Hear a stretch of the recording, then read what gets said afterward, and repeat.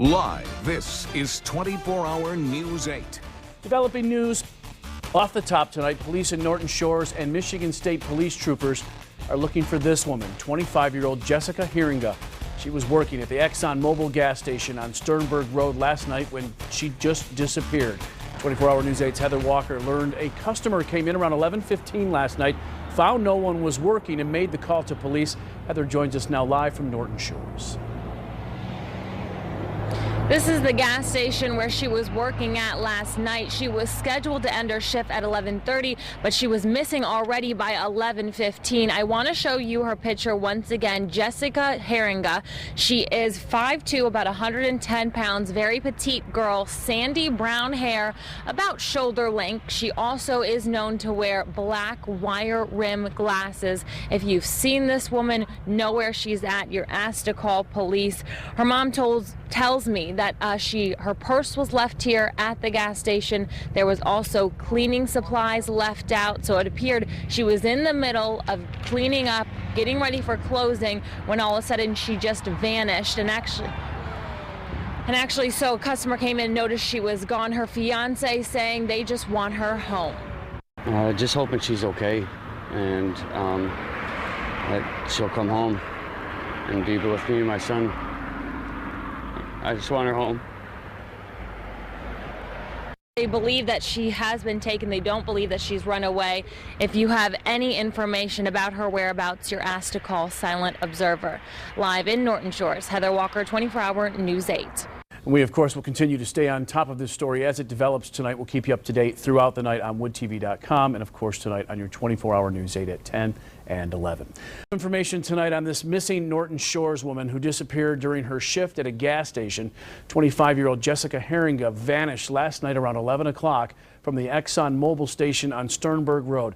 24-hour News 8's Heather Walker has been in Norton Shores all afternoon and has learned police are now looking into a tip that a gray van was seen in the area. Hey Larry, yeah, I've talked to Jessica's mom, her fiance, and police. No one knows what happened. Just hoping she's okay, and that she'll come home and be with me and my son. I just want her home. Jessica Heeringa was working the closing shift, which ends at 11:30. But by 11:15, customers came into the store and found the place empty. They called 911. What do you think happened? I don't know. Dakota Quaildyer is Jessica's fiance. The two have been together for 5 years and share a son. We miss her, love her. We need her home. Jessica's mom says the manager at Exxon told her cleaning supplies were left out, making it appear she was in the process of closing. Her purse was left behind and she had no cell phone because it was with her fiance. And at this point, does it appear that she was taken against her will? We have no idea. We have no indication yet of what happened. Chief Daniel Shaw with Norton Shores Police Department says right now they're tracking down people who know Jessica to see if she's with them. So the only thing that we have is there was a gray van or silver van seen near the Exxon station about that time. But whether or not it's connected, we have no idea. Her fiance talked to her about an hour before she went missing. She was just happy to come home and we were going to watch the movies. I don't know. She was really excited to come home. What's the last thing you said to her? I love you. I'll see you soon, baby. We reached out to Exxon Mobil. They did not want to talk to us. However, when I was there, a man was working on cameras. I asked if they were new. He said no, that they were fixing them. Police are now looking to see if anything was captured. If you have any information about her whereabouts or her disappearance, you're asked to call Silent Observer. In Norton Shores, Heather Walker, 24-hour News 8. She was a good worker. She wouldn't have left the gas station open, unattended, with nobody there. She only had 15 minutes before she was supposed to leave. It don't make any sense she would just take off. She would not do that. A 25-year-old mother vanished, and her mother now left searching for answers. Jessica Heeringa hasn't been seen since Friday night. She was at work at the Exxon Mobil gas station on Sternberg Road when she simply disappeared. A customer went inside that store around 11:15 Friday night, did not see anyone, and then called 911. Today, the Norton Shores Police Department declared the case an abduction, and they do have a suspect vehicle they're looking for. But first, here's what we know about Jessica. She's 25 years old, stands about 5'1". She has blonde, shoulder-length hair and blue eyes. Her family says she has wire-rimmed glasses but may not be wearing them now. She could be wearing also a blue-collared shirt that says Sternberg Exxon on it. Police say a witness saw a van in the area at the time Heeringa was believed to have gone missing, and they want to talk to the driver of that vehicle. They're looking for a silver or gray van, possibly a Chrysler Town & Country like the one you see here. The man driving that car is described as a white man between 30 and 40 years old.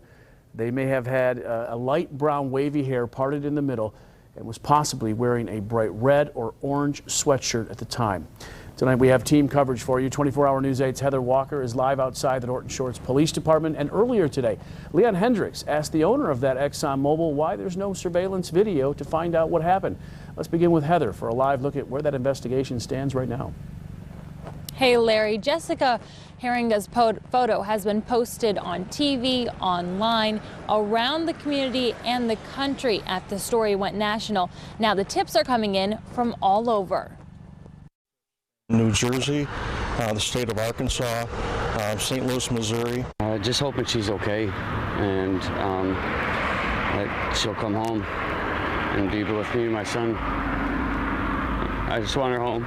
But I feel like it's somebody who has been in there, who knew that these girls are by themselves. It happened right before closing, maybe when they didn't think it was going to be busy. I don't know. I don't know if you've heard about the kidnapping at the Exxon station. For the last 2 days, family and friends have been passing out and posting flyers with her picture on it. Jessica was last seen around 10:50. Police say that's the time of her last transaction. We have spoken with the person that made the purchase there and cleared them of any wrongdoing, and unfortunately they did not see anything that would lead them to believe that there was something going on in the store that was, leading to that abduction. At 11:15, customers came into the store and found the place empty. Norton Shores Police Chief Daniel Shaw says in those 25 minutes, something very bad happened. Police say Jessica's car and purse were left behind. A cash drawer was out with nothing missing. Police have questioned and cleared 4 persons of interest. They say the owner and manager at Exxon are not persons of interest. Live in Norton Shores, Heather Walker, 24-hour News 8. Good evening, I'm Leon Hendricks in the newsroom. One of the big questions in this case, where is the surveillance video? Police say there was none, even though 2 years ago they asked that very same owner about installing such cameras. We went to him to ask him questions about that, but his focus, at least while we were there, was on getting us off of his property. Turn that off, please.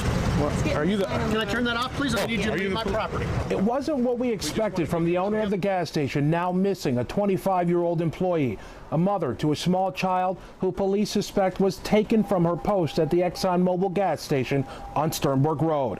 A day after Jessica Heeringa went missing, we saw workers working on surveillance cameras at the gas station. They told us they were fixing the cameras at the time.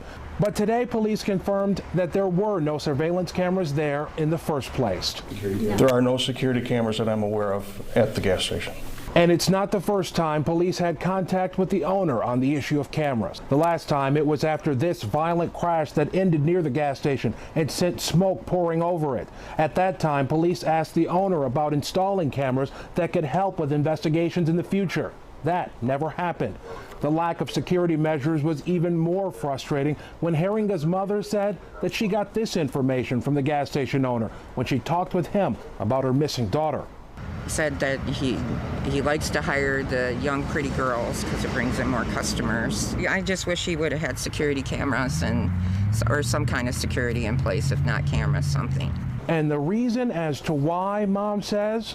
He only had like $3,000 worth of drive-offs on gas, so he didn't think it was worth putting in a $5,000 security system. It's one of many questions in a case with few answers. That's a business decision, and that's not mine.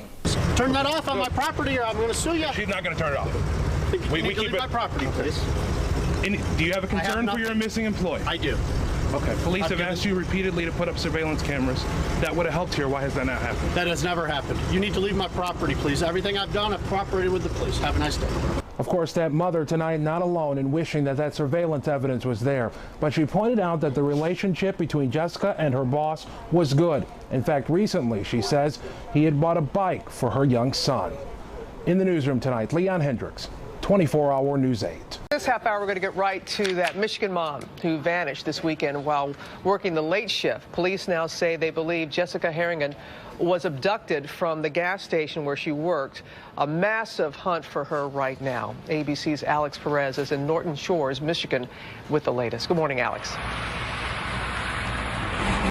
Good morning, Robin. Overnight, Jessica's family desperately waited for any word from police, but no luck. Now authorities say she was supposed to be on her way home when she disappeared. This morning, Jessica Heeringa's fiance is clinging to every ounce of hope while trying to keep their 3-year-old son calm. She's a good mother and she needs to come home. She has a family that loves her.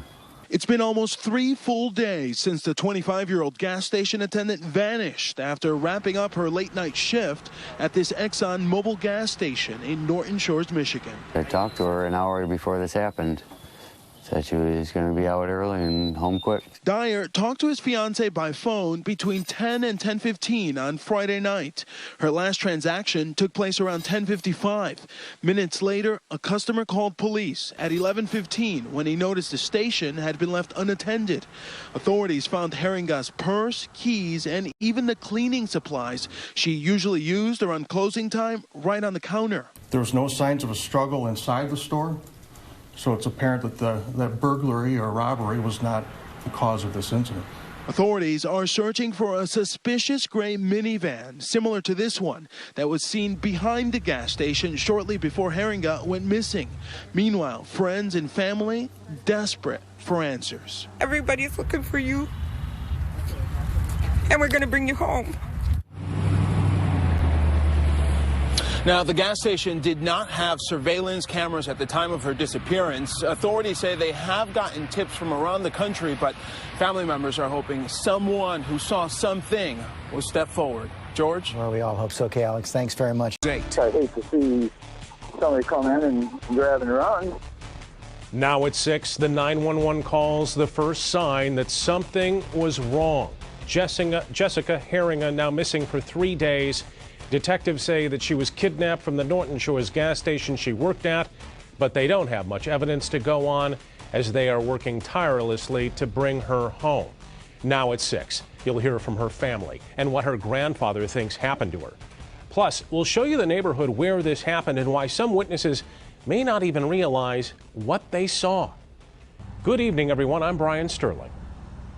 And I'm Susan Shaw, live here in Norton Shores, just outside of the Exxon station where Jessica Heeringa was last seen on Friday night. And since then, there have been very few answers having to do with her whereabouts. Here are the very latest developments that we're tracking for you tonight. We just received the 911 calls reporting Jessica missing. Investigators tell us that they have DNA in relation to this case, but won't tell us any more than that. There is a 20-person task force working this case right now, and a candlelight vigil will be held tomorrow evening at 6 at Points Mall, just down the road from this very gas station. You can donate to a reward program that will be used to pay people who come forward with any information in this case. And police are still narrowing in on this van. It's a silver minivan driven by a heavy white man around 30 or 40 years old. He has light brown, wavy hair, and it is parted in the middle. That's what we know about the suspect at this time. Muskegon 911, where's your emergency? I don't know if it's emergency. I just got to work. I'm at the Exxon gas station on Sternberg Road, kind of Sternberg, Grand Haven. Okay. And there's nobody here. It wouldn't allow me to pump gas, but I just walked inside. There's nobody. There's a car here. There's another car out front. But it just is very suspicious why there's nobody here. So you can hear that caller confused indeed. Tonight we do have team coverage bringing you new developments. We start with 24-Hour News 8's Ken Kolker at the police department tonight. Ken? Police sound almost desperate with no real evidence of what happened. So now they're relying on tips, anything they can get. A lot of interesting tips that we can follow up on. Whether or not they're solid, it's hard to say because we have so little to work with as far as physical evidence here.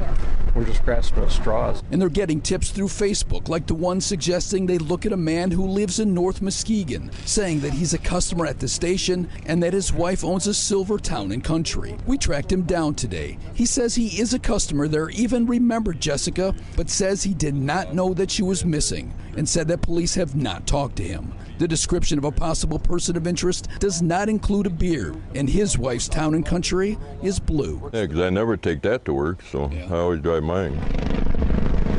Their search today included a state police helicopter and a task force that's getting help from the FBI. It also included family and friends, even strangers, setting up a Facebook page handing out flyers, which Jessica's mom saw for the first time. I look at her smile, and I hope to see that again, and I hope that she'll be smiling. I myself think that somebody has been watching her and knew she worked alone at night and waited until there was nobody around and snatched her. Police today say they're even more convinced that Jessica was taken by somebody she knew. Still, her mom remains hopeful and had a message for the abductor. Just do the right thing now and let her go. Don't let this go on any longer. Just let her go. Let her come home to her family. She has so many people who love her. She has a 3-year-old child that is missing his mother, and we would just like him to let her go.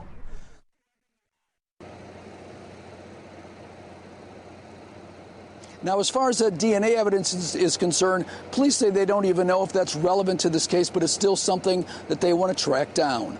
Live in Norton Shores, Ken Kolker, 24-Hour News 8. Okay, Ken, thank you. Well, there are a lot of potential witnesses in this case that may have information that they're not even aware of. 24-Hour News 8's Joe LaFergie joins us right now. You know, and it seems like we are really out in the middle of nowhere. Yeah, when you take a look around, Sue, you're right. There is the Exxon station, but if you look around a little bit, there's a strip mall behind us you can't see. There's an industrial park over here. There's a restaurant across the street from it. And if you come out of the Exxon station and take a quick left and go over the expressway, you are entering into one of the major traffic centers here in Muskegon. Volunteers are concentrating on those areas, like this apartment complex off Sternberg Road, just east of US 31. We want everyone to look at this. This is my neighborhood, and I'm a grandma, and I talked to the grandparents over there, and it broke my heart. This map shows the gas station's proximity to the expressway and other well-traveled areas. All around this area, there's not only a bunch of businesses and industrial complexes with many, many workers, but there's also the mall complex on the other side of US 31. So is this one of those things where even at 11:15 or 11 o'clock on a Friday night, there's still enough people around that might have seen something and it just might not realize it? Definitely. That's usually about the time some of the shops let out, and a lot of people go down Sternberg Road at this time to get back home. And that's why volunteers are out in full force, showing the 25-year-old missing woman's picture, reminding as many people as they can about the silver minivan seen in the area, letting people know they may not even realize they could be key to finding Jessica. You know, it's very possible someone saw something and really doesn't know they did. No one has seen 25-year-old Jessica Heeringa since Friday night at the Exxon station here in Norton Shores. And right now, I'm joined live with the Norton Shores Police Chief, Dan Shaw. Thank you so much for joining us tonight. Thanks for having me. Chief, we wanted to talk to you about this story and get that information out to the public because we know time is crucial in this case.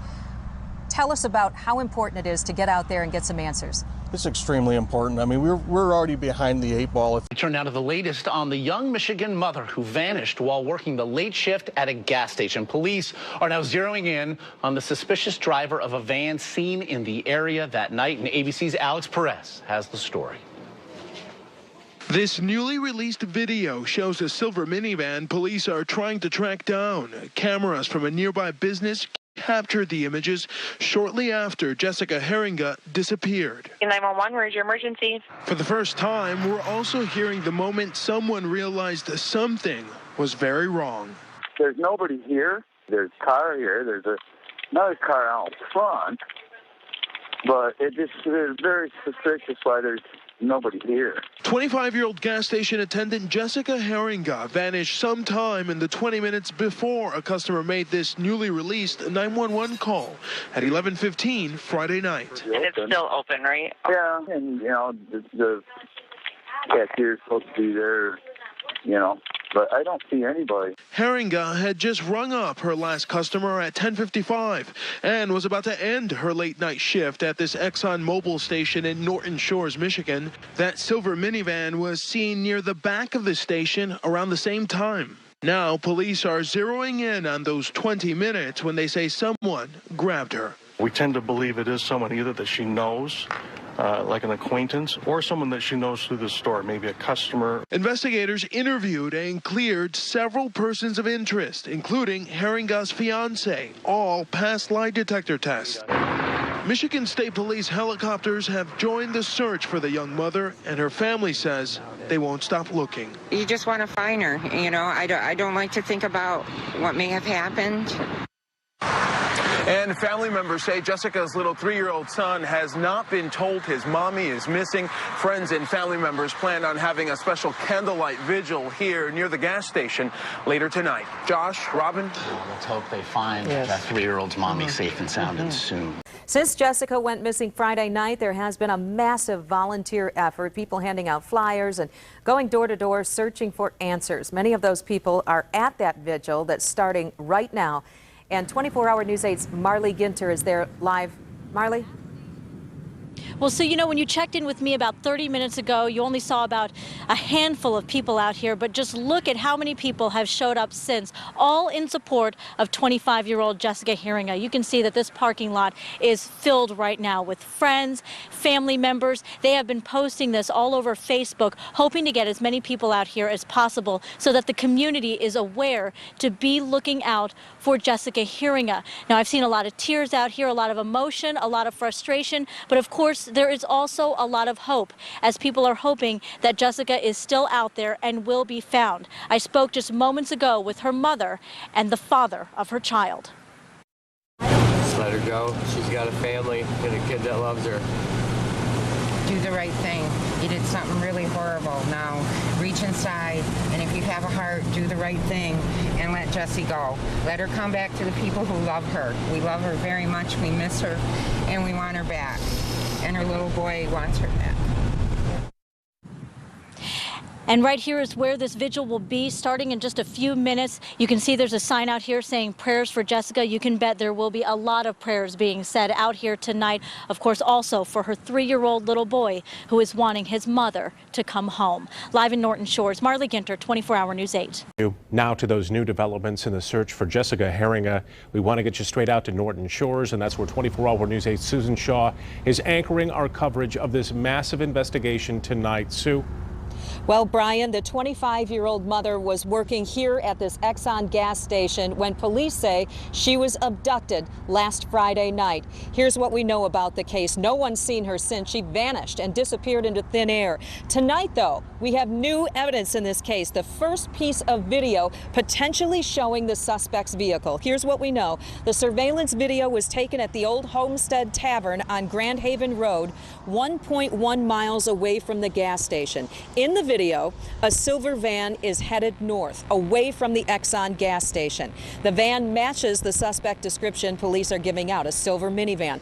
2 people saw the van near the station Friday night with a heavy-set white male driver around 30 or 40 years old. I'm here right now with 24-hour News 8's Leon Hendricks, who talked about that piece of video with Norton Shores Police Chief Dan Shaw. And Leon, I got to say that it's just chilling to think that she may have been in that vehicle. It is, and unfortunately, though, it's not enough evidence yet to give us an exact clue as to where she might be right now. And of course, that's the frantic search, but the latest development, it is news, and that's a good thing when it comes to trying to find a missing woman.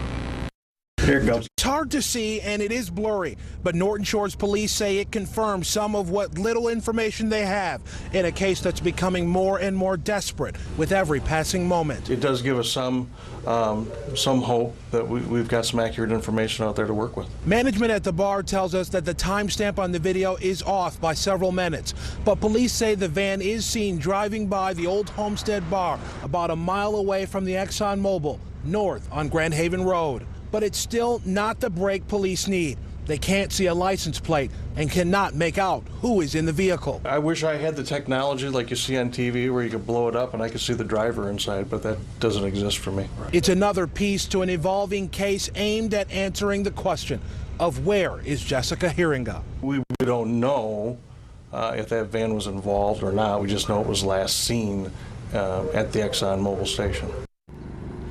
And of course, police hoping this might help someone jar memory. Of course, this does confirm that description of the van, the Chrysler Town & Country. They do believe the van in the video is indeed a Chrysler Town & Country. They're going to be sending this video off as well to try and get some of that technology put to work and see if they can clarify what they're seeing there. You know, it's any little piece of information that may help in this investigation.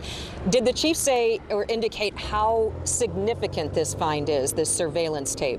Well, in and of itself, Sue, the chief said it's not really major as far as evidentiary value, but what would make it major is if someone now recognizes that. It does kind of confirm their timeline, and if someone recognizes that and can now say, I know who might have been driving that vehicle, that could be a big part to at least advancing police as far as knowing whether they can exclude even that possibility of that van being a major piece of this case. That's right, they just got to put it all together. Okay, Leon, thank you so much for that. This morning, police releasing this sketch of a possible suspect in the kidnapping of that Michigan mom, Jessica Heeringa. Police say that this man was seen driving away from the gas station around the time that she disappeared.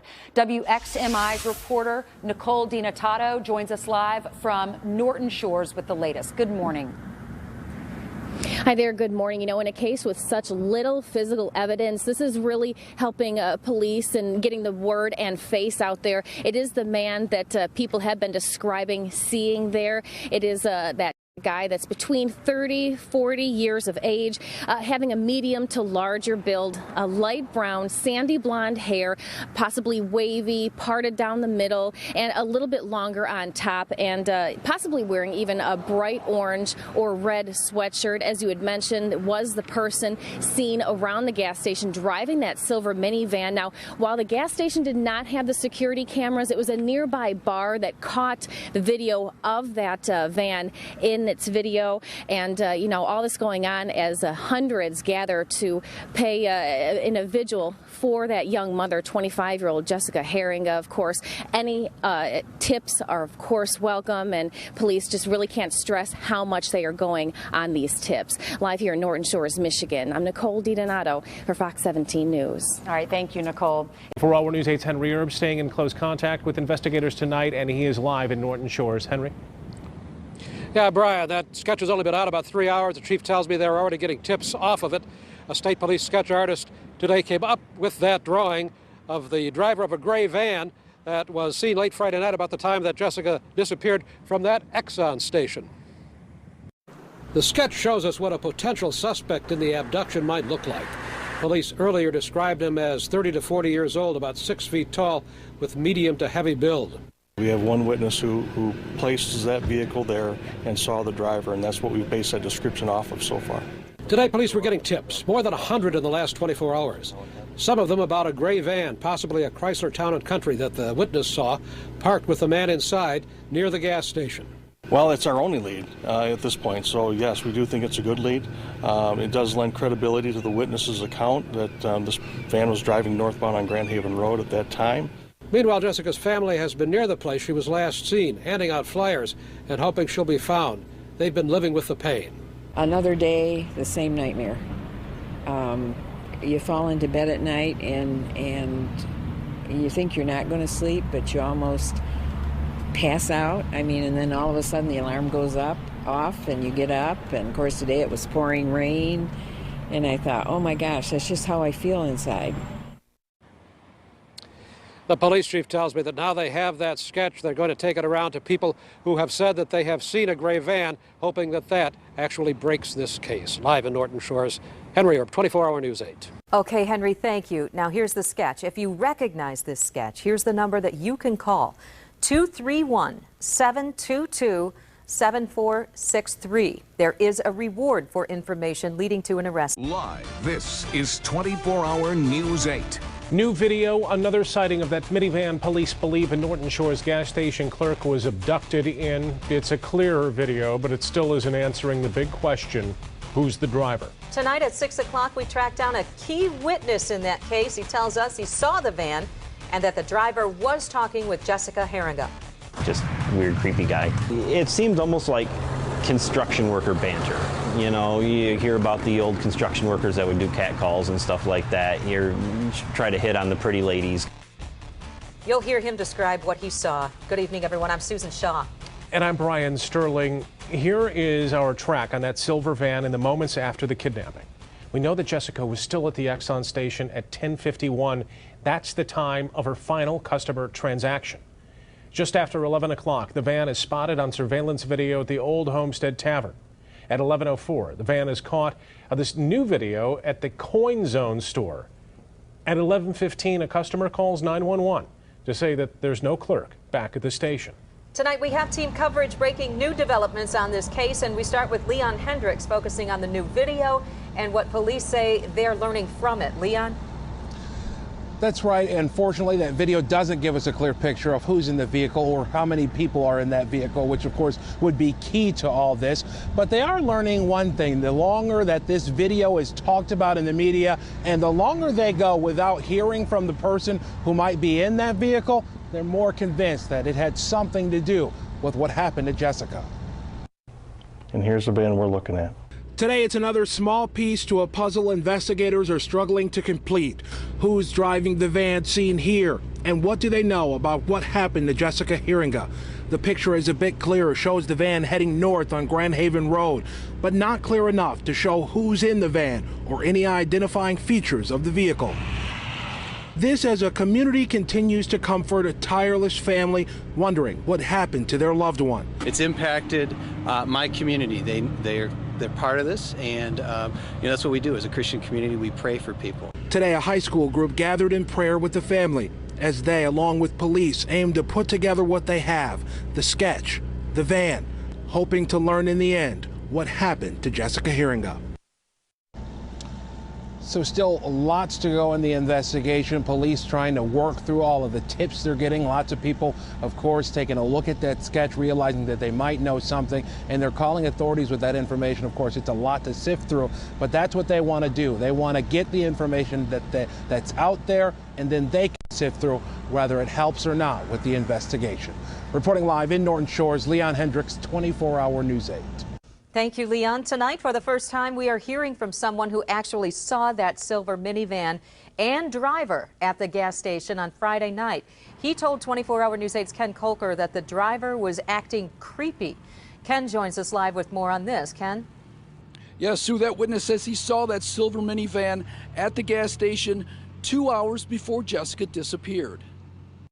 So I think it's a distinct possibility that he could have been scouting ahead of time. This is a Christian Van Antwerpen says he has told his story to police, that he stopped at the Exxon around 9 Friday night to get gasoline on his way home from his job at nearby Firehouse Qatar. Jessica was working there alone. One of the most incredibly friendly, helpful people that you would ever meet. Unfortunately, that makes her pretty susceptible to creepy people that want to do bad things to her. As Van Antwerpen was leaving, the silver minivan pulled up just after Jessica went outside to do some paperwork at the pumps.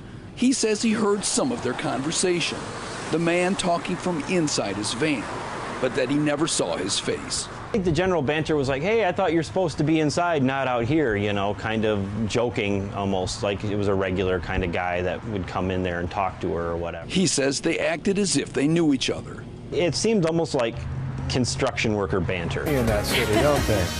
Police in Michigan now releasing a second surveillance video in the search of a 24-year-old mother. Her name is Jessica Heeringa. Investigators believe that she was abducted while finishing a shift at a gas station late on Friday night. Now, police say also this new video shows a silver minivan passing by the station at about the same time they believe that she vanished. They released a video on Monday. Both show a silver or gray minivan that is near the gas station. Former New York City Chief Investigator Steve Cardian is with me in studio, and good morning to you, sir. We are just getting news from the family in Michigan, Norton Shores, Michigan, that they're going to put out a video of her at home, which shows you, A, the desperation they have. Yes. And I think also to give viewers and people maybe even watching this program a different view of this woman in case they see her. You know, Bill, it's important that the family keeps their due diligence as the media in following this case. And by releasing that video, it's going to enhance, because they're going to see the personal side of Jessica. So hopefully that's going to help to some degree. All right, now you have a couple clues here. You got this silver minivan. I mean, it could be a Chrysler Town and Country. That's the way it's being described. How good of a clue, though, is that? It's a good clue to identify the suspect vehicle. Law enforcement's going to go and they'll do an online, offline search for the Department of Motor Vehicles, trying to match that year, that make, that model, and that color to registered vehicles from not only that state, but they'll begin in that state and they'll venture on outward. What do you mean online, offline? Computer's one way. What's offline? Offline, they'll do a search to try and match that specific car to a specific registered owner within that state. They'll narrow down some cars that have been destroyed. They'll narrow down some people that are far away, but hopefully it'll come up in close proximity to where the abduction occurred. So now you have two videotapes to work off of, but you cannot identify the license plate number. No, and that's problematic in identifying the individual. We have a good composite sketch. However, not having that plate number and not even knowing if the vehicle's stolen or not, law enforcement will go into the presumption that it's not, and that'll be a big break in the case once they can identify who that vehicle is. Now be the best investigator you can right now. You say check the history of purchases at that service station. Based upon his conversation with her, it would lead you to believe that he may be local. So they're going to look at purchases. They're going to go over credit card purchases. They're going to go over and speak to people that maybe have seen that individual in that van at that service station, maybe socializing with her or others. You say the timeline is good regarding the van? The timeline. What does that mean? The timeline is good in that it fits with the time that she was likely abducted, around 11 p.m. And shortly thereafter, the video was seen on surveillance tape. How many cases, including even the Boston bomber, we've identified through video? This is a good clue. That's a good point, because then you can match up the timeline and it gives you a better idea about where she was, yes, sir, possibly where she was going. On the screen there for our viewers, two numbers for you to have a look at there. They both go back to Western Michigan. Again, this area of Norton Shores. So we will get that out to our viewers. And Steve, thank you. Steve Cardian from with us here in New York City. Let's hope they find her. Yes, sir. And soon. And safe. Vic, there is now a $15,000 reward, and police say it's helping to bring in tips. But this morning, there is still no sign of the missing mom who disappeared, it seems, while just trying to make a living. These are the newest ones. Okay. So we got some small ones of him, and we got some full-size ones. Jessica Heeringa's family has been giving volunteers copies of this composite sketch of a man wanted for questioning. The 25-year-old mom went missing Friday while preparing to close a Norton Shores gas station for the night. Now, that's near Muskegon. Her purse was left behind. Jessica's mom actually hit the road and passed out flyers to two businesses that have already helped in the investigation, the Old Homestead Tavern and Boyer Coin. Both spotted what is believed to be Jessica's suspected kidnapper's silver minivan on their surveillance video. This is one clip just released. It tells police he headed north. Jessica's mom hopes that video and the police sketch can help her bring her daughter home. I actually think that it's a pretty good sketch, and that there's some features on it that maybe don't look exactly like him, but some of his features I'm hoping will stand out, like the hair, the close-set eyes, and everything, to somebody. Now, police say they are chasing down any and all leads. Last night, we're told they pulled over a silver minivan and arrested a man. It was a registered sex offender. They questioned him, but now they have released and they say he is not a suspect. But they're definitely hoping to find answers soon.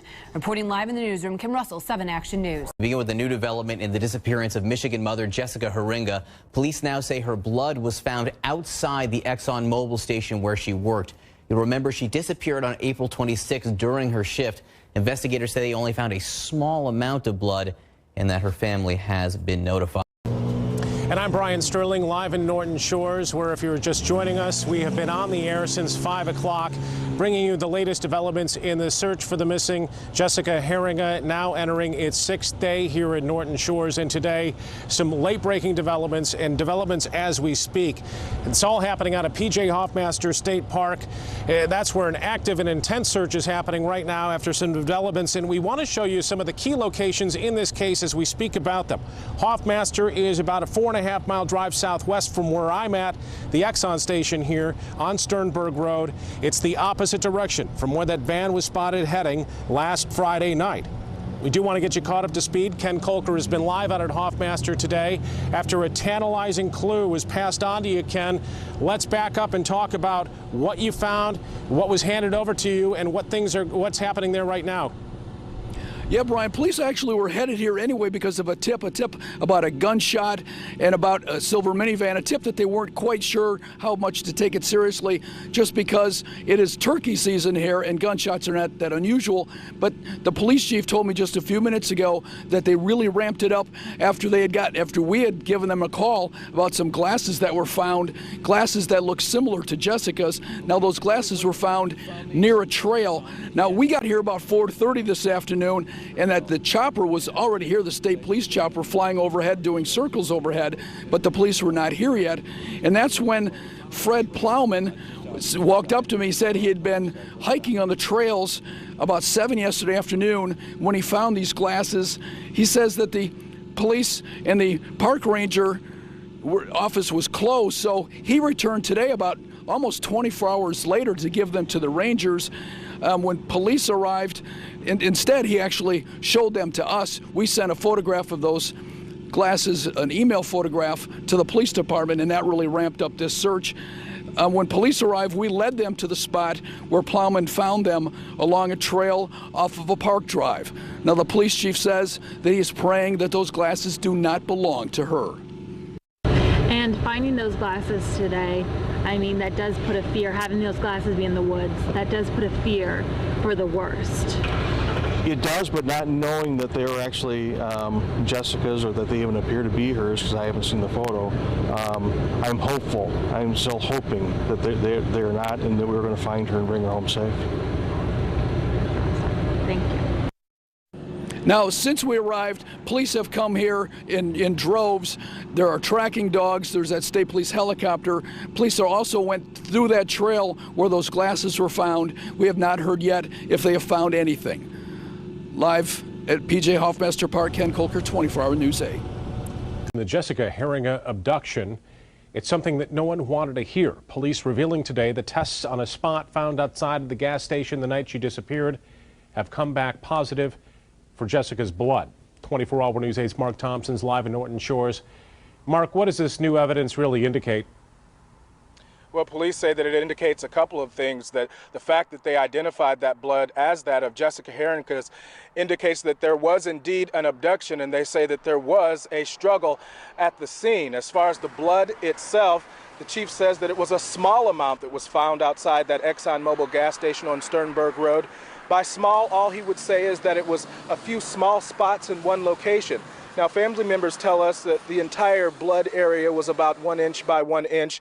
Now, this evidence was collected Friday night into Saturday morning on the night that they say that she went missing and was abducted. That would be April 26th and 27th. The samples were sent to the State Police Crime Lab in Lansing for analysis on Monday. Now, first, that substance had to be identified as blood. Then it was compared to Jessica's DNA provided by the family, which they did that on Sunday. They got the DNA samples from mom and dad, as well as Jessica's DNA off of a hairbrush and a toothbrush. And again, the blood found at the scene did match that of Jessica Heeringa. We also tried to determine how fast the analysis could be done, and selected what we believe to be the quickest lab at the time based on backlog and where we would go in the priority order. And so the State Police Crime Lab was selected. The swabs went to them, and they were able to quickly analyze that for us, because it does take some time to come up with DNA. You heard him say that it takes some time. Usually in cases like this, it could take several weeks at the very least before they would get those DNA results back. Now, of course, the chief and family, they were both hoping that that blood would be that of a suspect, which would have led them to an arrest. Back to you. But we do want to start with the other big news of the day, and this is blood found at the Exxon station where Jessica Heeringa was kidnapped. Looks like it may be a turn for the worse in this case. We have followed step by step since it happened 12 days ago. We are talking live to Norton Shores Police Chief Dan Shaw in just moments. At 5, we told you Shaw is now ramping up the investigation even more because he now knows Jessica is hurt and may need medical attention. So let's bring in 24-Hour News 8 Ken Kolker, who's been talking to Heeringa's family about how they're taking this news and what this means to them. Ken? Yeah, Marley, we spoke to Jessica's grandmother a short time after we learned about the DNA test results, and she says that police had already told the family. Jessica's grandmother says the findings prove what the family has known all along, that Jessica is a fighter. Our thought is that on one hand, we're glad it's just a small spot. To us, that means that she fought. A small spot, she was told, found outside the gas station. We were hoping that it would turn out to be the suspect's DNA, you know, to maybe get us closer to finding out who it was. The family believes the small amount of blood also shows that Jessica survived the struggle. And that she wasn't mortally injured, because there certainly would have been more blood. At least that's how we feel. Leaving them with hope that she will be found alive. Despite today's revelation, the family is still keeping a daily vigil here, not far from the Exxon station. Still handing out flyers to anybody who will take them. Oh, but it's such a roller coaster. In Norton Shores, Ken Kolker, 24-Hour News 8.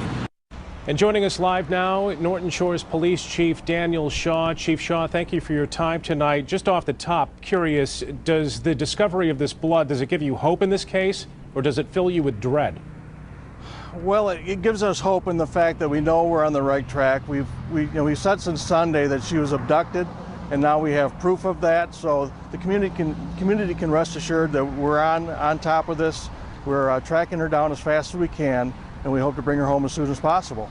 I know that your department has been working overtime on this case. What do we know about the sample of blood itself? Was it fresh, or could it have been there prior to her disappearance? I do not know that information. I believe it was collected Friday night or Saturday morning when we did our initial crime scene search. You guys are pretty certain, though, it had something, that blood came from the night that she was taken. Yes, we are quite certain of that. About her nightly routine working at that gas station, Chief, would it have been normal for her to be going out the back door prior to the end of her shift like that? Was she the primary person who worked that night shift? I understand she's the only person that was working that night shift. Why she went out the back door, we do not understand that yet.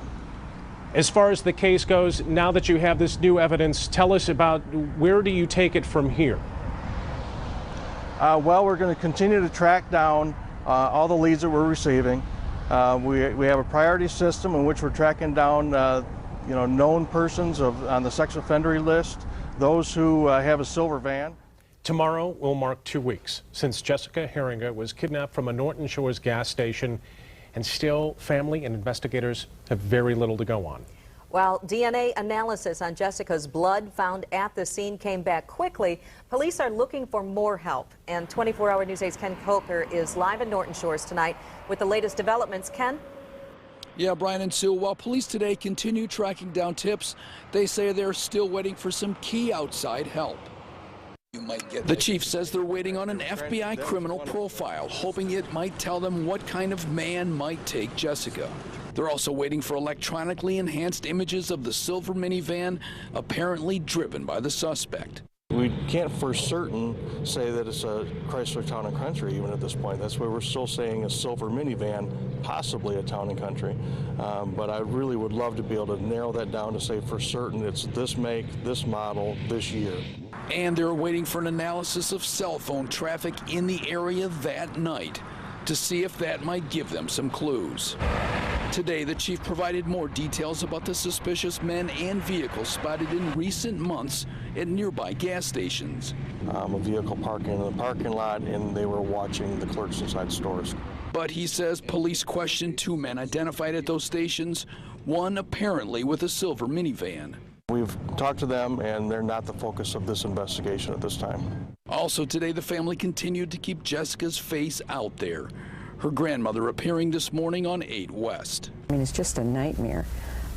No family, I think, ever dreams they would have to go through something like this. But that's okay. We'll go through it as long as we get Jessica back. Now, police today say that they're still confident they'll find Jessica and reunite her with her family. Live in Norton Shores, Ken Kolker, 24-Hour News 8. Police say 2 women took advantage of the search for Jessica Heeringa, playing on people's sympathies to line their own pockets. Well, now they're going to jail. 24-Hour News 8 Steve Kelsos at the live desk with the very latest. Steve. Good evening, Brian. Police say they stood out in front of a Walmart asking well-meaning strangers for money to send Jessica Heeringa's son to Chuck E. Cheese. Turns out they were more interested in delivering that money into their own pockets. Yesterday, both Joanne Vaughn and Susan Adams appeared in Muskegon District Court. Adams pleaded guilty to larceny and was sentenced to 93 days. Joanne Vaughn, she fought the charges but was unsuccessful. Judge sentenced her to 45 days. The search for Jessica Heeringa continues with very few leads. Heeringa disappeared from the Norton Shores gas station where she worked on the night of April 26. Police are still looking for that silver minivan and the man they believe may have been driving it. This is a sketch of that man that police have constructed. Anyone with information is asked to call Norton Shores Police Department or Silent Observer with that information. There is a $15,000 reward for information leading to the whereabouts of Jessica Heeringa. At the live desk, Steve Kelso, 24-Hour News 8. Said that he likes to hire the young, pretty girls because it brings in more customers. I just wish he would have had security cameras or some kind of security in place, if not cameras, something. He only had like $3,000 worth of drive-offs on gas, so he didn't think it was worth putting in a $5,000 security system. We reached out to the owner of the store. The person who answered said no to answering any questions. They're invited on any time. We all know that security systems, security cameras can get images of something when it's going wrong. I mean, how many of these videos do we have to see? For years, we've seen these convenience store videos where the technology gets better and better, the video gets sharper and sharper, and you can see whatever is going on in these convenience stores and get images of the cars, whether they're going through the store or parked outside the store. You can get images of robbers. You can get images of people who are attacking the convenience store clerks. We invite the owner of this establishment on any time. We have absolutely no indication that he has done anything aside from, let me show you what I did with my producer, Rich Duell. We have a security system that we accessed, and here I am, okay? Now, you can zoom in. Let's assume that our fabulous producer, who's a law-abiding citizen, actually was a criminal for a second. You can zoom in on his face, and then with a little tweaking, you would be able to get a crystal clear image of whoever that person is. And we wouldn't be talking about sketches. We would be actually looking for an individual that we could define in terms of height, weight, everything else. That, David, is why video is so effective.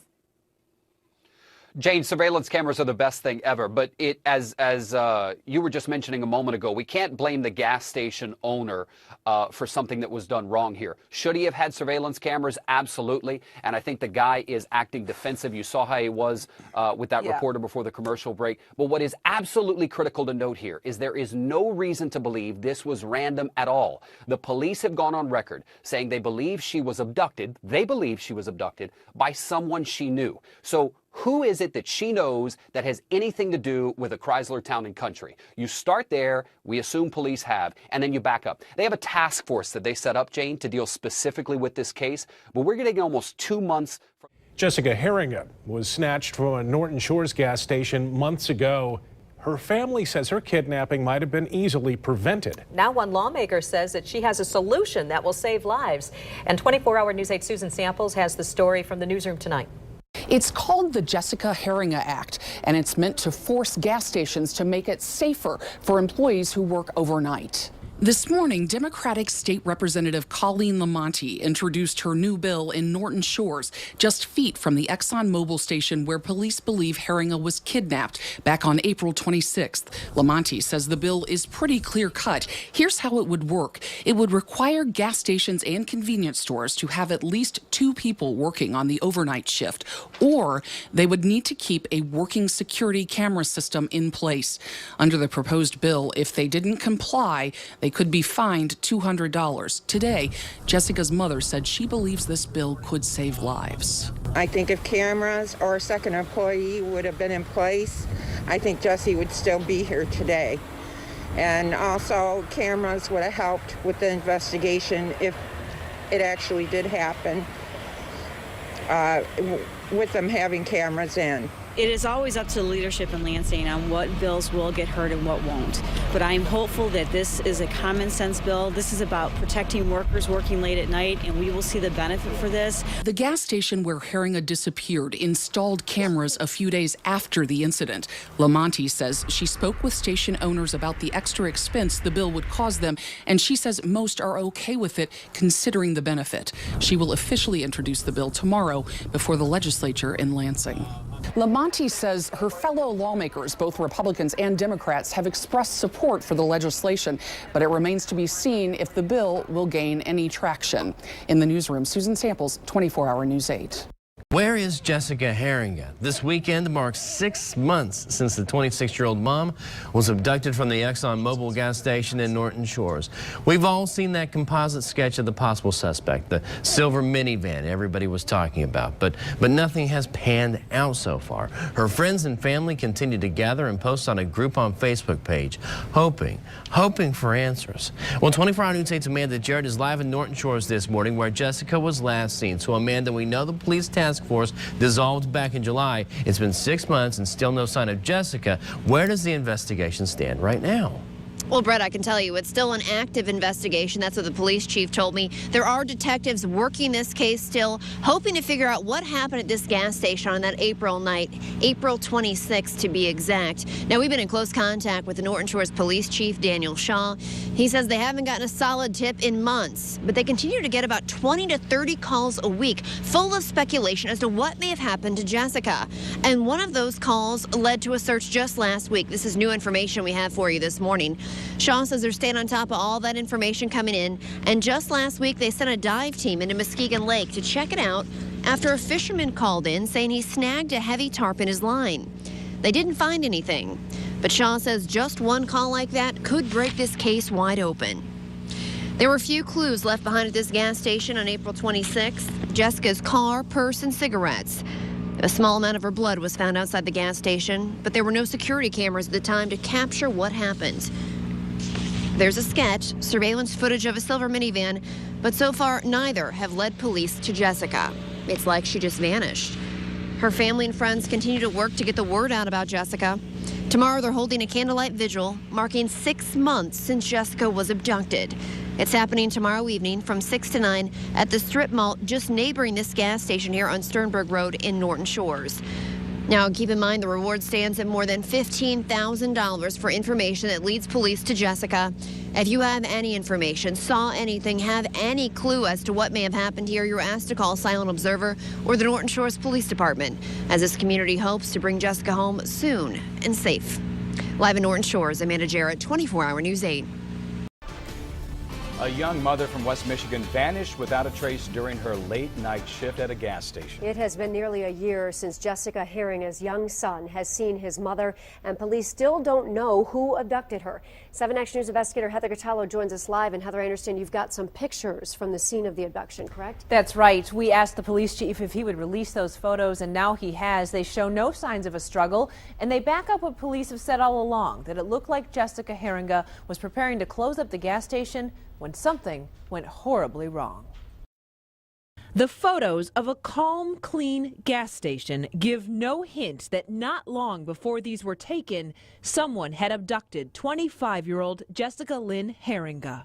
Muskegon 911, where's your emergency? We're coming up to Exxon gas station on Sternberg Road, and there's nobody here. I had walked inside. There's nobody. A customer called 911 when he could not find the young clerk inside the Exxon station in Norton Shores, Michigan. The officers that went in and searched for her initially found no signs of any struggle. There was nothing tipped over. The back door was locked and latched. These just released photos show Jessica's leather coat and purse left in the back room and a garbage can ready to be emptied. Police say it appeared Jessica had been closing up the gas station when someone abducted her between 10:55 and 11:10 p.m. on April 26, 2013. Is there any doubt in your mind that this was an abduction? Absolutely not. Her son meant everything to her, so that's one of the reasons why we don't think that she just walked away from the store and left everything behind. It's a mystery that has haunted Norton Shores Police Chief Daniel Shaw and Jessica's family for nearly a year. Jessica's now 4-year-old son is living with his father, and police have been searching relentlessly. In this room over here is where we had the intelligence analysts. Even though a large task force is no longer in operation, police have still executed dozens of search warrants and conducted about 1,400 follow-up investigations from the tips and information they received. Chief Shaw still wants to talk to the driver of a silver Chrysler Town & Country minivan that was seen behind the gas station that night at the time Jessica was likely abducted. A witness saw this man behind the wheel. Coming up tonight on Action News at 11, I'll take you back to the scene of the abduction and show you what key witnesses actually saw that night. I'll also show you how tips have led detectives all over the state, including bringing them here to Southeast Michigan. That's all tonight on Action News at 11. Jeff. We have uncovered a very close connection between the star witness and a person of interest in the Jessica Heeringa kidnapping. Target 8's Ken Kolker is in Norton Shores with one of the biggest revelations since that young mom went missing. Ken? This is where it all started here at this Exxon station nearly a year ago. And these are the images we all remember. Jessica's face and the case's two biggest clues, a blurry silver minivan caught on surveillance and a sketch of the suspect. But now Target 8 has discovered the woman whose description led to the sketch is the sister of a man that police have identified as a person of interest. It's ended up becoming quite a mystery, hasn't it? Uh-huh. And your kind of family was stuck right in the middle of it. Uh-huh. His son and daughter are caught up in the case, and he claims that police have harassed his son. No, they just kept calling him in. Yeah. At one time, I guess he was the #1 suspect. Really? Well, that's a little creepy. Yeah, that's stupid. He says his son had recently dated Jessica, even renting an apartment in hopes that she would move in. She did move in.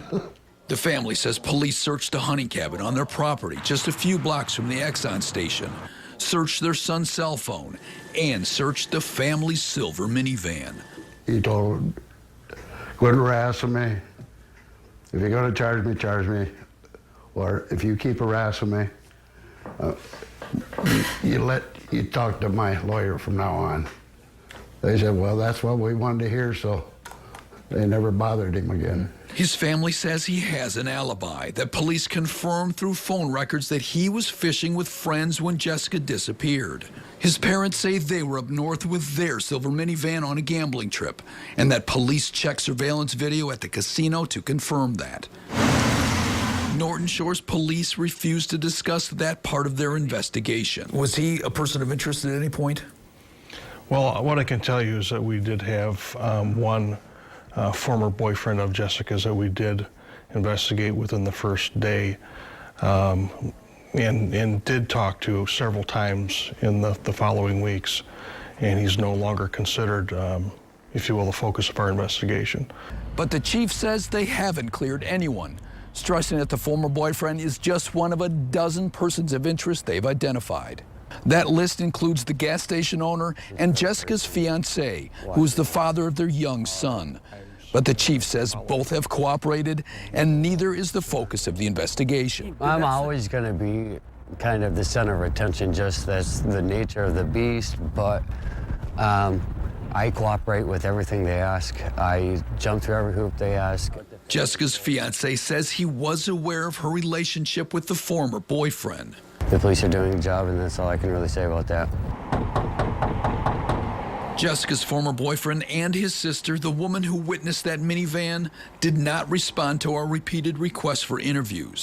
She still works at the Exxon station. Her father says she cries whenever she talks about the disappearance. This has tore her up. I wish she wouldn't have been witnessed it. Police say the sister and her husband were riding motorcycles about 11 o'clock the night of April 26th, about the time that Jessica disappeared while working alone. That, according to the husband, is when they spotted a suspicious van in the nearby mini mall parking lot. We seen the van in the parking lot, turned around with its lights off, and then we turned around and went back to check it out to see what was going on. And that's when they saw the van, now directly behind the gas station. And we see a van sitting there when then the hatch pops open, light comes on, and then the van door closes like something was caught in it, and they lifted it back up and then shut it again. They never saw Jessica, never saw a struggle. Then the van drove past them, which is when his wife got a good look at the driver. But nearly a year later, police still aren't sure if what the pair described played any role in the disappearance. But how confident are you that that driver even had anything to do with this? We have no idea. Tonight at 11, Jessica's family says it is frustrated with police that it's conducted its own searches, and they've asked Norton Shores Police to turn this over to the state police. Live in Norton Shores, I'm Targeted Investigator Ken Kolker. Straight out to reporter for local station WZZM, Lee Van Amede. Lee, what is the very latest? Well, the very latest is the Norton Shores Police Department is finally saying something for about a year. It'll be a year on Saturday since Jessica disappeared. They had been basically tight-lipped. Initially, they reported the silver van that you talked about, seen on surveillance video leaving the gas station.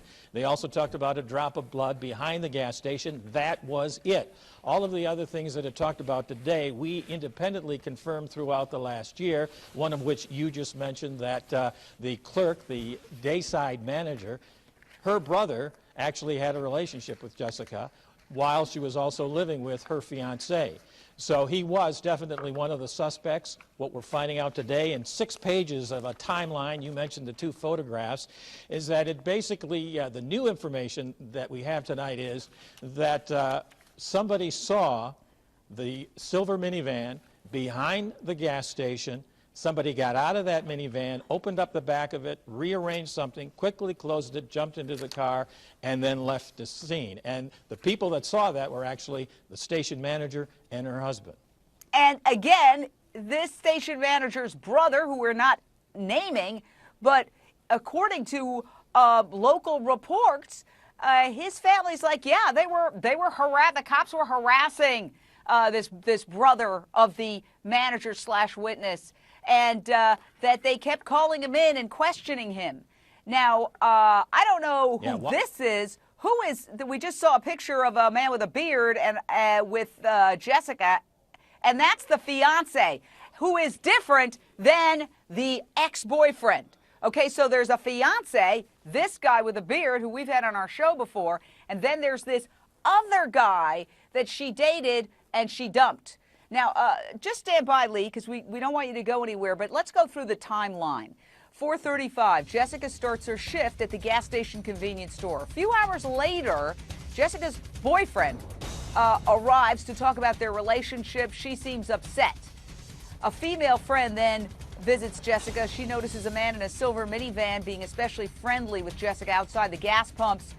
10:55, a customer enters, sees nothing wrong, business as usual. Jessica's there. But then about 5 minutes later, the store manager and her husband ride by on their motorcycles. They see this suspicious minivan parked with the lights off behind the store, and they pull over and watch until he drives away. Minutes later, several surveillance videos, and we're going to show you those videos, show the minivan driving down a nearby road. And then what happens is at about 11:10, a customer arrives, sees nobody in the store, calls 911, cops arrive. 15 minutes later. Now let's go into the lion's den. Lisa Lockwood, one of the nation's top investigators, author of Undercover Angel. I want to hold up here a square in my hand. This is the amount of blood that authorities found right outside the back door on the concrete below, and they tested it and they determined that indeed it was Jessica's blood. So you dovetail that with the guy in the minivan first showing up, making nice with her, then coming back later and parking in the back, turning off his lights, and then lickety-split fiddling with the back of his hatchback. Do the math. Certainly not a good sign, having blood on the scene. The way that store was set up as well, leaving her money behind, her purse behind, her jacket behind. The garbage can was set by the door. She wasn't expecting anybody. The door was shut when the witnesses said that we didn't see anybody. The door was shut. We saw somebody rearranging something in the trunk of the vehicle, and off they went. Unfortunately, they didn't get a license plate, but what police were able to do, and I'm not sure if they did it at that time without a license plate, is put out what's called a state police emergency radio network transmission saying we're looking for this silver town and country vehicle. We don't know the tag, but we do have a description of the driver. At the very least, that would have been extremely helpful. 911, where is your emergency? The corner of Riley Thompson and Automobile. It's on Automobile Road. We come up to this lady. She's laying in the road. I think she was hit by a car. Okay. She's got a head injury. Okay, so I'm at Riley Thompson and Automobile? Yeah, Is on, the person on Automobile Road. Okay, which way from? 4300 Automobile Road. 4300 Automobile. Okay, stay on the phone here with me, okay? I'm going to get some help right out there for you. Did you see what happened to her? She has a pulse. We just came up on her. Is she unconscious? Yes, she is. Okay, you stay on the phone with me. Is she breathing? She is breathing. She has a pulse. Okay, did you see who hit her? Does she have obvious injuries? She has a head injury. Okay. She's got a head injury, and she's laying face down. Okay, don't move her around, okay? Yep, we're not moving her around. Okay. Is she by herself? You need to hurry. She's all by herself. Okay. It's really irregular. My wife is a nurse, so she... Okay, sir, I got help that's going to start help. Okay. Okay. What's your name? My name is Mark Klimt. Okay. Mark, someone else here is starting some help. I'm going to update them about what's going on, okay? Okay. I don't know what to do. Okay, sir. Mark, what's your phone number? Okay. You need to hurry. Okay, sir, they're on the way already, okay? Did anybody see anything? What else? I don't know what else to do. Okay, sir. Just tell me if she's... Okay. Her pulse, and it's really weak. Okay. Weak pulse? She has not been moved, but she's halfway in the road. Okay. Get your car. The road is not busy. Okay. What kind of car are you in? I am in a Toyota Camry, Burgundy.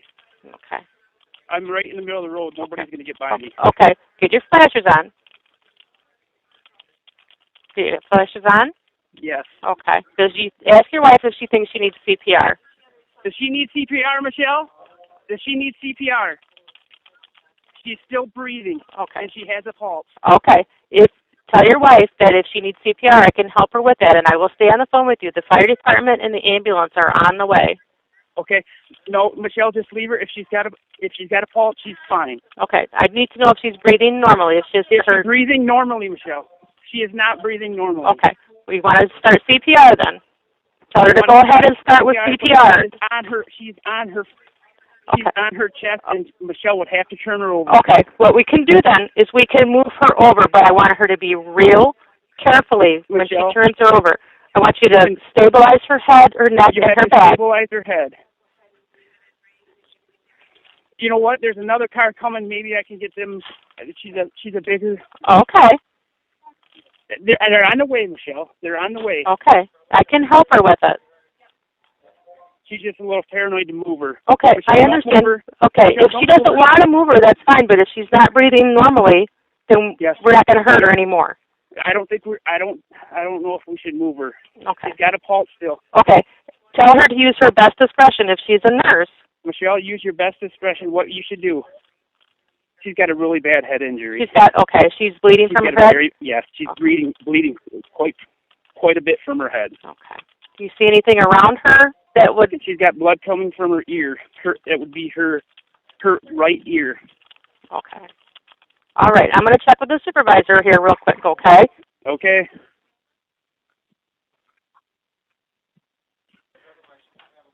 Okay. What I want her to do is I want her to turn her over. We're going to do CPR. We're not going to hurt her anymore if she's got that bad of a head injury and she's not breathing normally. Okay, I'm going to put you on voice so she can hear. Okay. She's getting modelly. Okay. Michelle, can you hear me? Yes. Okay. Okay. We got to start CPR if she's not breathing normally. I want you to go ahead and start. We're not going to hurt her anymore. Oh. Can you do that for me? I can stay on the phone and help you through it. This is what we're going to do. Okay. I'm going to hold her head, and you need to roll her body from... You just got to come over here, Mark, and take her hips and her shoulders, and I will hold her head. That's what I can. Okay. Okay, Michelle, you're doing it good. Once you get over, I want you to look in her mouth and see if... One. Okay, 1, 2, 3. Oh, my God. Okay, is she getting any air? Oh. Is she breathing? Not. Okay, is CPR going to help? I'm going to open her airway. I'm doing a jaw thrust on her. Okay, you're doing a great job, Michelle. She's not breathing, though. Okay, I want you to start with CPR, okay? Do you remember how to do it? I remember how to do it, but my husband's going to have to hold her. I got her. Okay, you guys are doing great. Just grab her behind here. Right. Hold both sides. Just hold both sides and hold her airway open and her head steady. I'm here for you if you need anything from me. All right. Stay there, Charlie. Michelle, make sure you get good deep breaths in her. Yep. I can't. She's got blood all over her face. Okay. I don't have anything to... Okay, you can just do chest compressions. You don't have to put air in her mouth. Just go with the chest compressions. You guys can take turns if you need to. Oh, she's making funny noises when I do this. Okay, that's fine. You're not going to hurt her if she's not breathing. Just go ahead with the chest compressions. Let's get that blood through her. Holy cow. Where is somebody? They're on the way. It's 4300 automobile, right? You're going to hear sirens real shortly. Automobile. Okay, you're going to hear sirens real shortly. They're driving there. Is somebody else stop now? No, nobody. Okay. You guys are doing great. I know it seems like it's taken a very long time. They're driving there as fast as they can. Keep going, Michelle. You're doing good. You guys are doing great. You can take over for her if you need to, okay? Keep going. Oh my gosh, who could do this? You're doing great, Michelle. I know, but who could hit a woman and just leave her? Okay. Okay, I'm starting to hear some Yeah, those are for you. Oh. Keep going, Michelle. I know this is hard. Let's do it. You're doing great. Hold it together just a little longer, okay? Come on, you can do it. Come on, honey, you can make it. Oh, come on. Mark, you can help her, okay? Are you helping her? Okay. I hold her neck, I guess, the way she's telling me to. Okay. Go on, Michelle. Keep going. Okay, you hear the sirens? I want you to keep doing the chest compressions till someone takes over for you. He's almost here.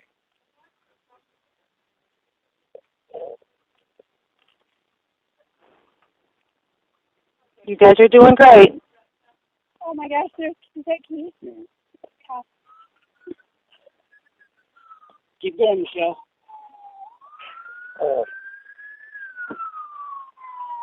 Keep doing it till he gets there, okay? Yeah. He's getting ready. He's got to get some stuff out. He's going to be right there for you. He's right behind me. No, back to the nurse. Keep it going. Yeah, okay, thank you. We found her face down. Face down. This is where she was like. Stabilized her neck. Okay. Mark? Yeah. Mark, your phone number. That's correct. Okay, you guys did a great job. I'm going to let you go and have him take over for you. Okay. All right, thank you, sir. Bye-bye. In a search warrant to obtain her husband's cell phone records, police say the victim had been shot 3 times in the back of the head. and reveal that she suffered bruises to her wrists, hands, back, and leg. It's not clear what caused the bruises. Her husband told police he couldn't explain them. Bletsch was still alive with a weak pulse when neighbors found her on Automobile Road, not far from her home, just after 6 in the evening on June 29th. She died a short time later. She was wearing jogging clothes, but police found other belongings nearby, including her cell phone, sunglasses, and headphones. Investigators say they also found 3 .22 caliber shell casings near her body. Detectives say her husband and daughter were at the family cabin in Luther at the time. The husband told police he was driving home later that night when he noticed emergency lights up the road. 10 minutes later, police notified him of the death. A task force got search warrants for cell phone providers in the area, as well as the victim's Facebook page, Instagram, and her email addresses. They also got search warrants for her husband's email address and phone records. Records don't show what, if anything, police found. The husband's attorney told us that police told him last week that his client is not considered a suspect or a person of interest. Now, we tried reaching Muskegon County Sheriff officials today several times, but they did not respond to our messages. Live in the newsroom, Ken Kolker, 24-hour News 8. First, let's go to our exclusive guest, the deceased woman's sister, Jessica Josephson. Jessica, first of all, my deepest condolences. I am so sorry you are going through this complete and utter nightmare. We want to help solve. Maybe there's somebody out there who knows something, and we want to urge them to call in. So tell us about your sister. She's described as a very well-liked neighbor. Her record is absolutely squeaky clean, nothing. You know, she's a mother, she's a wife, she coaches basketball, is my understanding, and she jogs. Does she have any enemies? Who would want to do something like this? No, we don't. She doesn't have any enemies. She's well-loved in the community. Everybody loved her friends, her family, the patients she took care of. She's an amazing woman. Amazing. Now, did she have a regular schedule where she would go jogging and take this path? Because that's what we're reading in published reports. It wasn't a regular, like every day she would go that, you know, go for a run, but she was active. She would go biking. Her and her daughter would go out walking. She would go running from time to time. When she ran, she had a route. You know, she would go that way and to a certain street and turn around and come home. And I understand that where this happened, according to one neighbor, is kind of at the start of where there's a patch of no homes. Yes, yeah. So somebody sees her jogging in an area where there are no homes, and essentially, and I hesitate to use this word, I know this is very, very painful for you, kind of, you know, executes her, and we don't know why. Now, let's ask this question. When was the last time you spoke to her, and how was she feeling? Was she happy? She's married. She has a beautiful 11-year-old daughter. What was going on with her? Nothing was going on with her. Like we said, she's always happy. You know, she never had an issue with anybody. I don't know the exact time I spoke with her last, but, you know, every time I talked to her, it was always, you know, what are you doing? You want to come over? You know, planning something or just hanging out? You know, always upbeat. Never down about anything. She had no worries, no enemies, no problems at home, nothing. She was How long happy. Had she been married? I understand her husband is a Boilermaker by trade, and he was out of town with their 11-year-old daughter at the time. Do you know what he was doing out of town? They were mowing a field. They were going camping. You know, they were preparing for that. What? No, he's out. He's out of the county, and you're saying he's mowing a field. They were going camping, you know, up there, and you know, getting ready for the holiday weekend. Okay, you know, it was his uncle's cabin. And he was helping out by mowing at the uncle's cabin? Yeah. Him and his daughter had went up, you know, take care of the land, get it ready for everybody, all her friends, you know, everybody was going camping for the holiday. So in other words, that's an area where the family normally goes, and he had gone up earlier as we're approaching the July 4th holiday to kind of get the place ready for the rest of the family who would have like a family gathering? Yeah, definitely. Yep. And, you know, I just asked this because We just have to look at all aspects. How was their marriage? Everything good in that area? Oh, yeah. Good marriage. He's a good man, a good father. She loves him dearly. And she do everything. She held this, household together. She did everything. Well, and there's absolutely no explanation that anybody could think of. As one relative said, there is no explanation that makes any sense. Do you have any theories about what happened to your precious sister, Jessica? I have no theory. It's just an awful thing for somebody to do to anybody, let alone my sister. It's horrible, absolutely horrible. She has an 11-year-old daughter. How is the family dealing with that? How are they explaining this? From an 11-year-old child's point of view, she's surrounded by friends, her cousins, she's handling it, I think, well for a child her age. It will be something she will deal with the rest of her life. Did your sister have any ex-boyfriends from the past who may have been obsessed with her? Did she have any financial or business dealings? No. She's been with Kevin for almost 20 years. They married, this year would have been their 5th wedding anniversary. There's nothing like that. No. And his business is no lawsuits, nobody would want to target her to get back at him? No. They're, like I said, they're both well known throughout the community. He's a wonderful man. He doesn't have any qualms with anybody.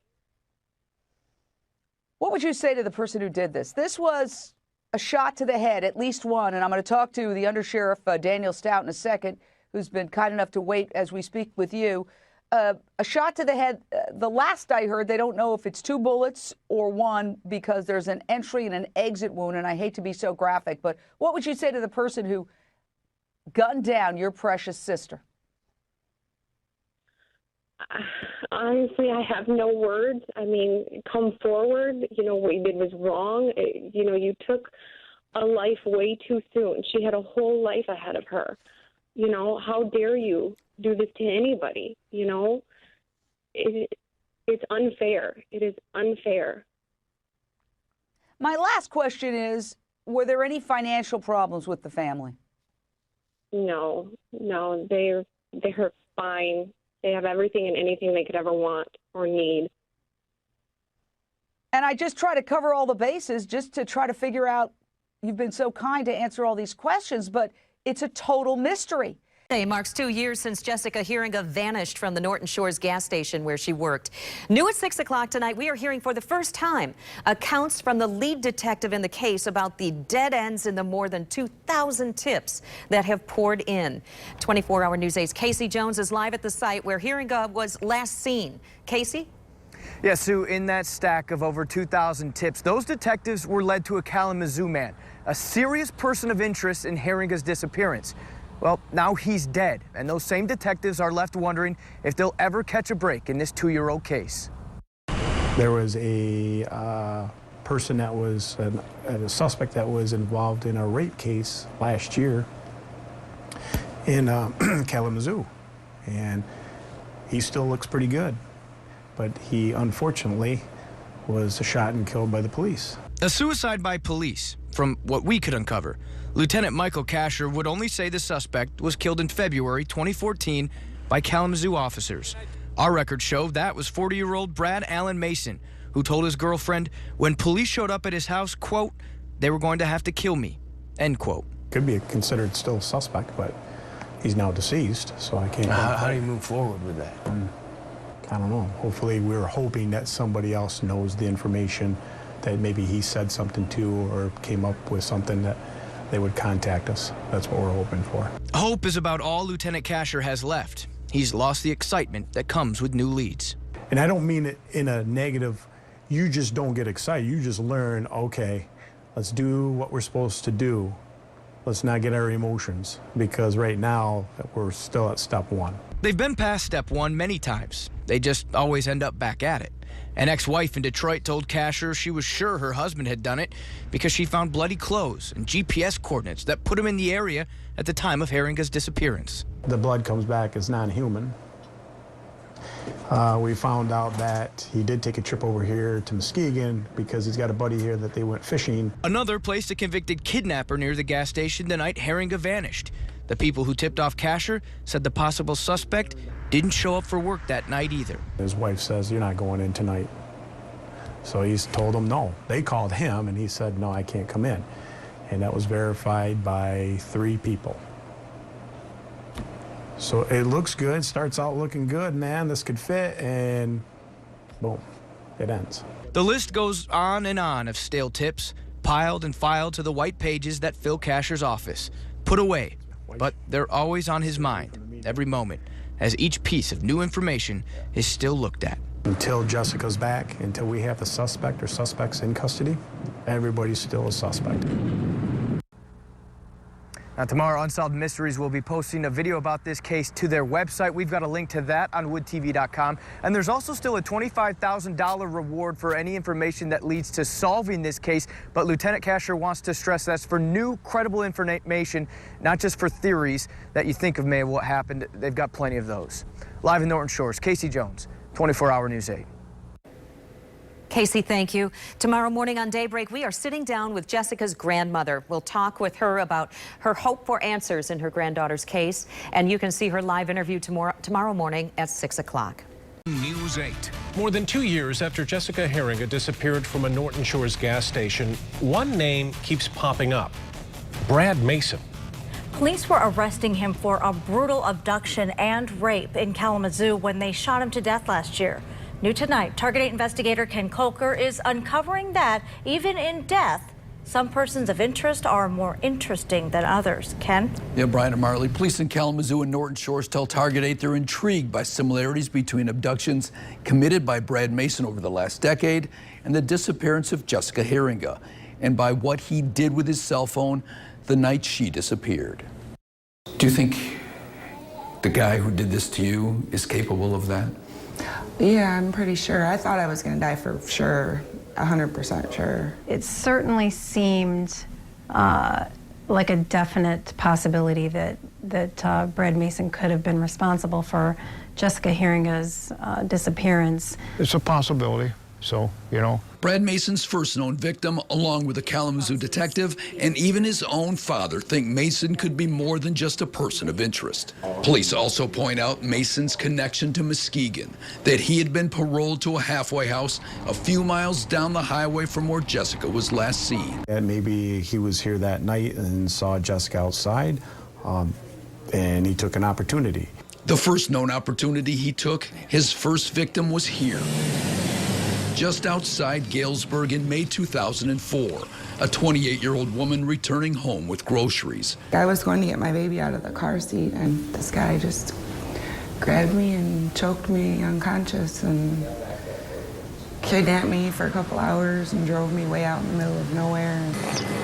Into a field a few miles away, where he raped her repeatedly. I was like, oh my gosh, he's gonna cut me into little pieces now, and I didn't know what was gonna happen. She says he acted as if he had done this before. Because he was like really weird about like wiping out the fingerprints out of the hole inside of the truck. He later cried, then dropped her off near her car where her baby was still sleeping. Kalamazoo Sheriff detectives identified Mason as a suspect early on, but Mason denied it. The victim couldn't identify him, and he left no DNA. The truth is that it hurts because it's real.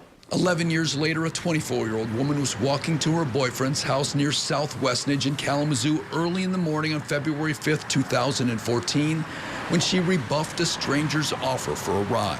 Minutes later, he was back, punching her in the face, driving her away, choking her with his hands and with a strap, threatening to kill her. She was held for several hours, repeatedly sexually assaulted, tortured.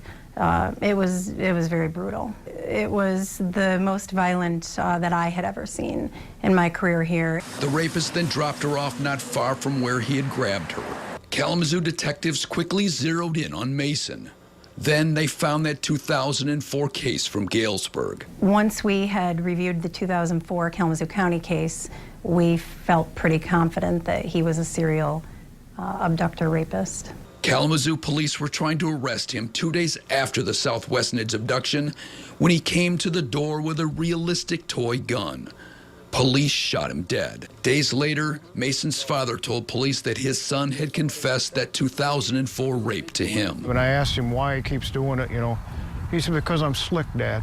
He said, I think I'm smarter than they are. It was Kalamazoo detective Kristen Cole who later noticed the similarities between Mason's attacks and the Jessica Heeringa abduction. Both victims were petite white females. Both victims had glasses. Mason had punched his Kalamazoo victim in the face, causing her to bleed. Police found traces of Heeringa's blood outside the gas station. Then there was the composite of the Heeringa suspect. It looked to me like it could be a possibility that it was Brad Mason. Norton Shores detectives took it from there, but it went nowhere. They had hoped he had left a trail of credit card receipts, maybe even at the Exxon, but he used only cash. Searches turned up nothing at his Kalamazoo apartment. They hoped his phone had pinged on cell towers around Norton Shores the day Jessica disappeared, but he had turned off his phone at 9 that night. He also did it those nights that he abducted those other women. The bottom line, no direct links to Jessica Heeringa, but no alibis either. That's a fear of mine.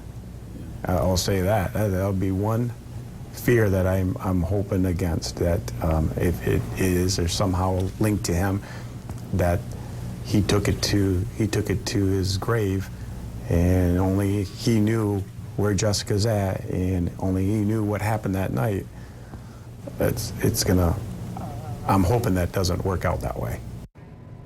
Now, police say they have identified other persons of interest as well. They hope somebody who knew Mason will come forward with either a link to Jessica or with an alibi so they can move on with the case. Ken, the one lead that police in Norton Shores had with the Heeringa case was surveillance video of that silver minivan. Any link? Right now they have not, tied him with the silver minivan, but even his own father says he had access to a lot of different vehicles. I mean, he had been convicted of auto theft in the past, so he ran a chop shop at some point. So, so many who knows? Frustrations here because only using cash, turning off his cell phone, just anything that police can grasp at, he covered. Absolutely. Wow. All right. Ken Colker, thank you for that. Now, police are, though, still looking for tips about what happened to Jessica. You can call Silent Observer. There is a $26,000 reward. Also, right now on woodtv.com, we have a complete timeline showing all of the key moments in the case. It has been a year to the day since Rebekah Bletsch's murder in Muskegon County's Dalton Township. And so far, investigators have been unable to track down her killer. Tonight, 24-Hour News 8's Tom Hillen sat down with a detective to find out what they're doing to bring the suspect to justice. It was just after 6 o'clock, just like it is now, a year ago, that neighbors found Rebekah Bletsch's body right here, where flowers now sit to memorialize her. Do you feel like you're closer than you were a year ago? It's hard to say, to feel like you're closer, because we just keep clearing different possibilities, but there's still, you have to keep an open mind. So at this point, we don't have, it's not like a case where we have a suspect that we're focused on. Detective Lieutenant James Christensen says the investigation is still ongoing. They will now go back over the case to see if something a year later jumps out at them. Has it been frustrating? Yes, yeah. It's very frustrating to keep working on it and not have answers, but at the same time, like I said, you just got to keep positive that the answers are out there. We just got to keep looking for them. Tips still come in, and they look into every one, but still have come up empty. You look at it optimistically. You hope that this is the one that's going to provide some good information. So you kind of keep a positive attitude about it, and this, even though it's been a year, a lot of cases have gone longer than that and still been solved. Bletsch was found along the side of the road, shot 3 times in the back of the head. There are still several pieces to the puzzle missing. The biggest one, Detective Christensen says, is who did this. Do you ever lose hope? I wouldn't say lose hope. I lose sleep, but I haven't lost hope. He says they will work until her killer or killers are found. We're confident at some point it will get solved. There is a $10,000 reward that remains tonight for information that might lead to an arrest in this case. If you do have information, detectives are asking you to call the Muskegon County Sheriff's Department or Silent Observer. We have information inside of our story right now at woodtv.com on how you can contact them. In Muskegon County, Tom Hillen, 24-Hour News 8.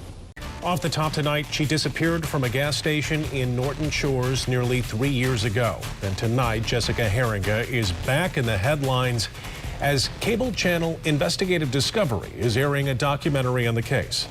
24-Hour News 8, Sarah Hurwitz sat down with the lead investigator on this case. She's live with where the case stands now. Sarah? Lieutenant Michael Kasher is featured prominently in that documentary tonight, talking about the night that Jessica Heeringa disappeared from this gas station nearly 3 years ago on April 26, 2013.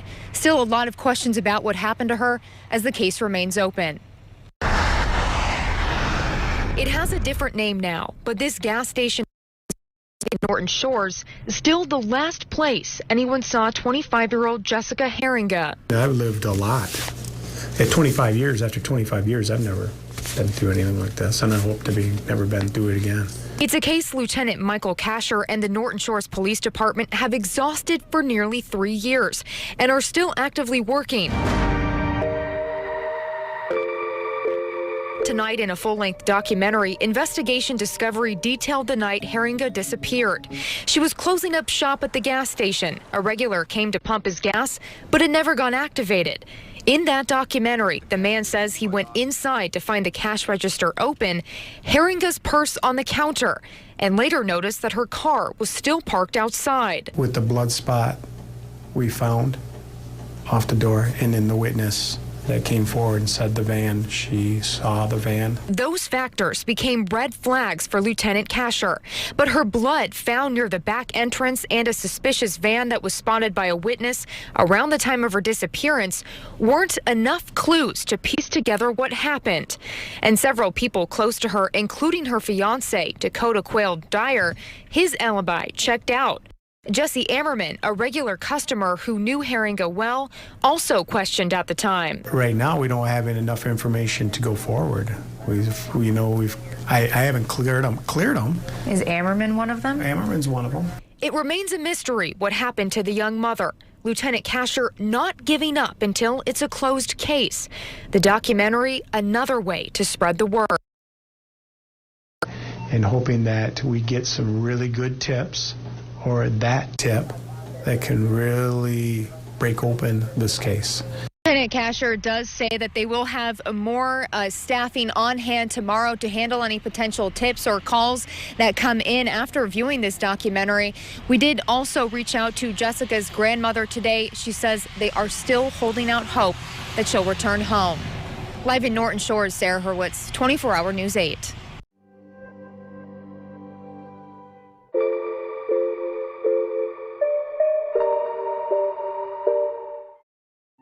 On that breezy April 2013 evening, one of Jessica's regular customers swings by the station. Craig Harpster works late nights at an industrial park across the street, and if he needs gas, he usually comes by right before Jessica closes shop. I frequent the gas station quite often. Went to pump gas, was paying with cash. The pump had to be activated inside. Jessica is normally very attentive to customers, but for some reason, the gas pump never turns on. Craig goes inside the store to see what the problem is. Hollered, hey, anybody here? And nobody responded.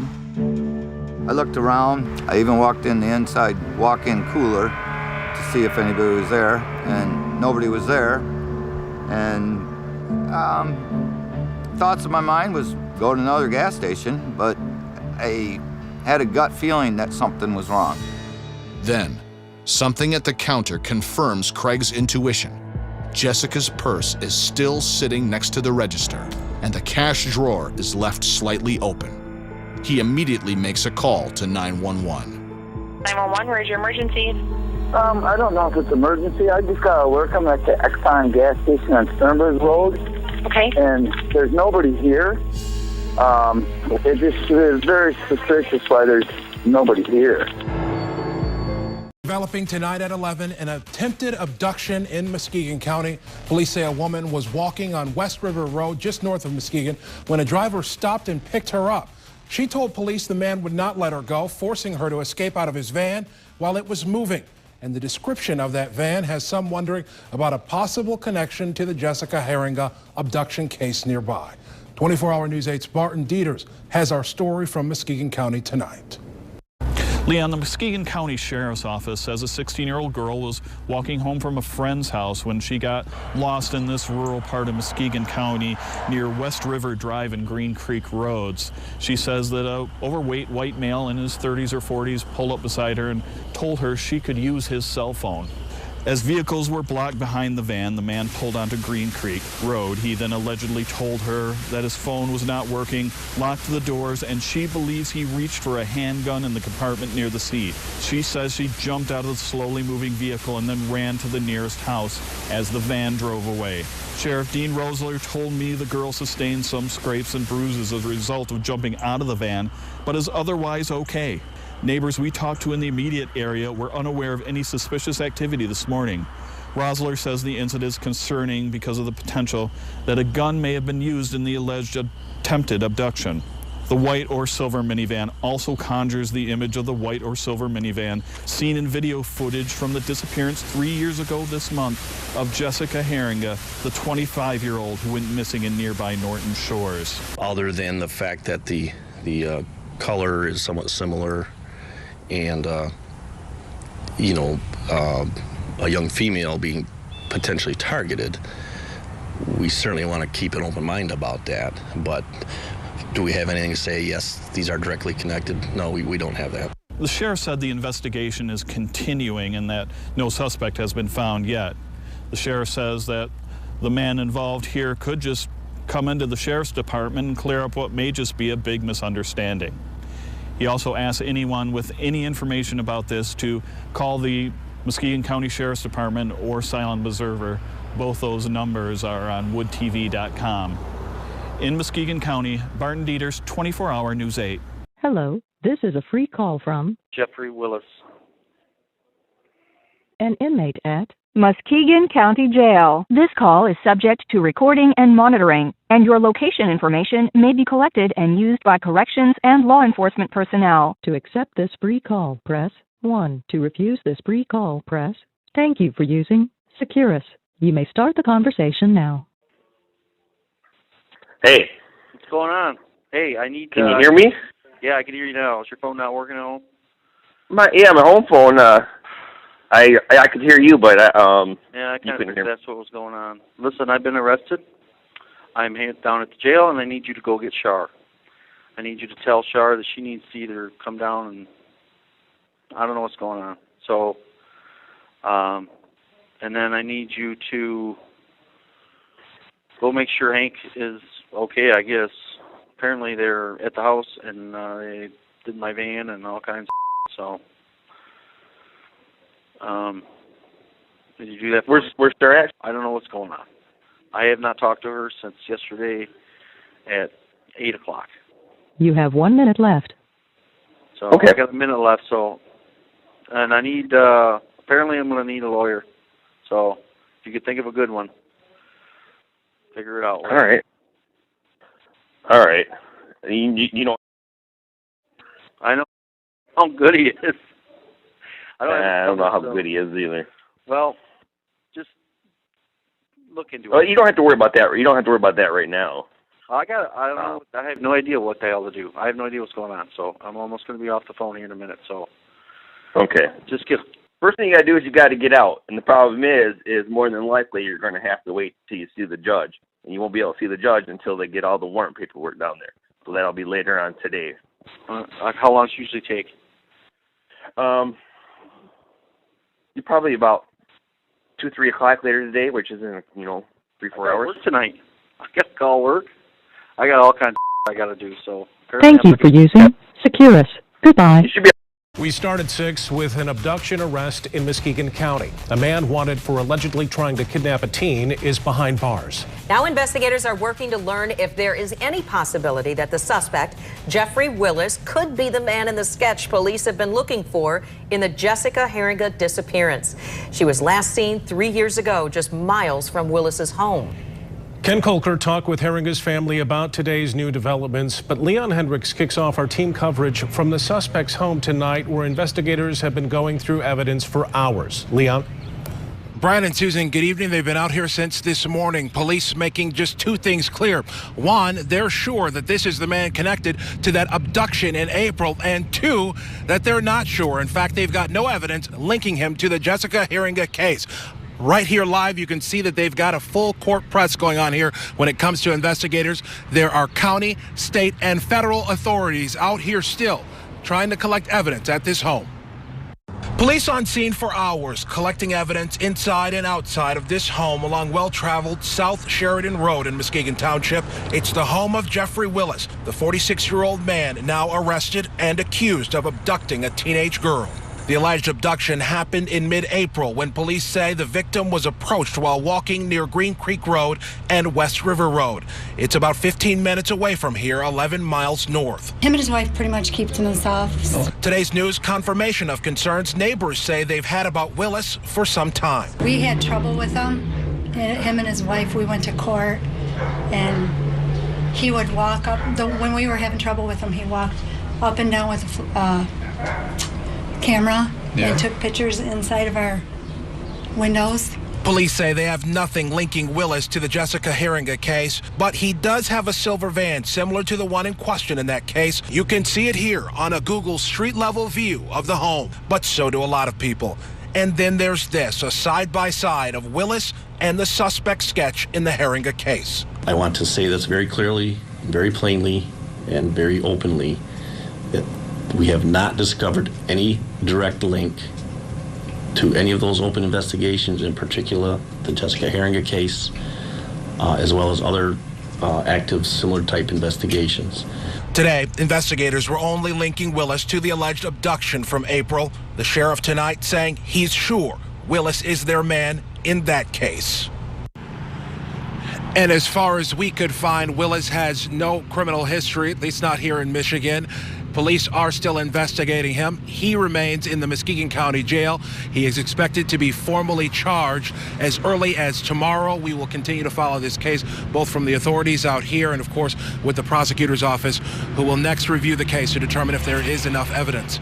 Right now, we're reporting live in Muskegon Township. Now back to you, Brian. Leon, when they looked at Willis before because of his van, how extensive was that particular encounter with authorities? You know, authorities didn't go into much detail about exactly what they did, but they said they came out here, they looked into the van, and they were able to not connect him to the Heeringa case. But they said they still haven't been able to positively clear him, but they found nothing linking him to the case. That's the emphasis they were putting on today. But this whole situation, this alleged abduction now, of course, making them rethink the whole possibility. Yeah, right. As evidenced by their investigation out there tonight. Thank you, Leon. Absolutely.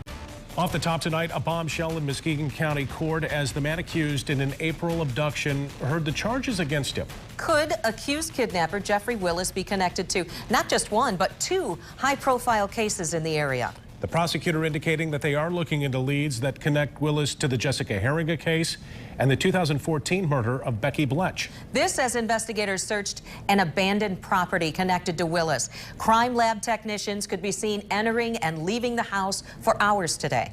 It's a big story. We've got team coverage for you on both of these developments. We'll start tonight with Joe LaFurgey, who was in the courtroom where we learned some of this disturbing new information, Joe. Disturbing indeed, Brian. Of course, there's been a lot of speculation over the last couple of days about Jeffrey Willis's possible connection to the Heeringa case. The mention of the Bletsch case made the mystery deepen even further. But today, Willis was in court in connection with a recent kidnapping. As Jeffrey Willis was led into court, the prosecutor describing frightening evidence found in the vehicle he allegedly used, calling Willis an extreme risk to public safety.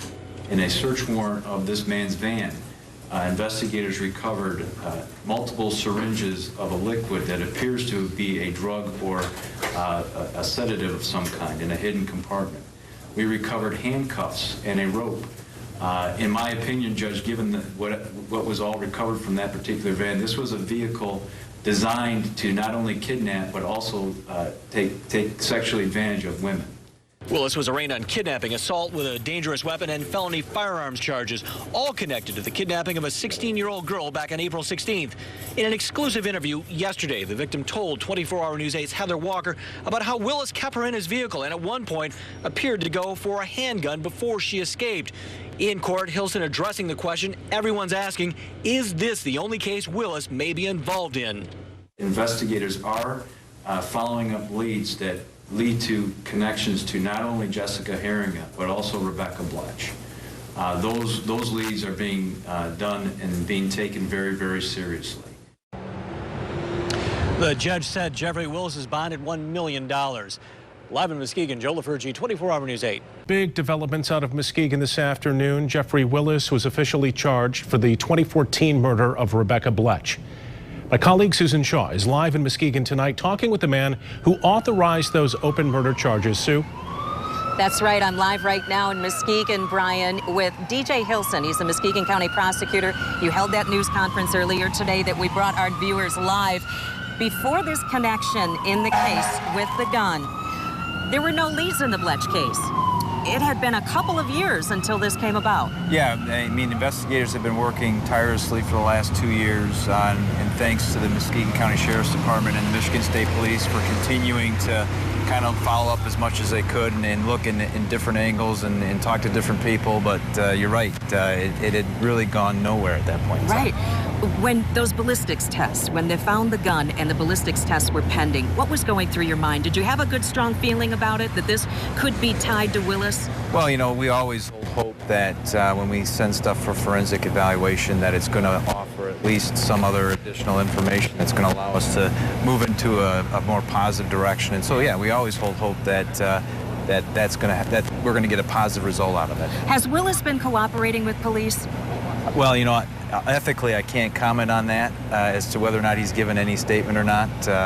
You know, let's just say that he was arrested and he's in jail. Okay. Are there any other agencies that have been contacting you in connection to this case where maybe they hope that they can try and figure out if Willis could have been involved in some missing persons cases in other areas in West Michigan or even other states for that matter? Well, I'm hoping that as a result of today's press conference and what we've been doing and certainly the news attention that if there are agencies in the state or out, you know, our neighboring states that have a similar circumstance or maybe a description that's similar to our defendant, that they will reach out and contact our local law enforcement agencies and let that communication happen between the two. Has Willis been questioned about other cases, perhaps since he's a person of interest in the Jessica Heeringa case? Not that I'm aware of. Okay. Is it possible he had those child porn charges that were also brought against him today? Are any of those cases possibly local? Could there be more charges against Willis in connection to those charges that you talked about in the news conference earlier? Well, you know, certainly we're going to continue to dig. There's a lot of pieces to look through. Okay. And as we dig through that, if we uncover more, absolutely, we're going to make sure that this man is charged and pays for the crimes that he committed. Okay, so no charges that are imminent right now. Okay.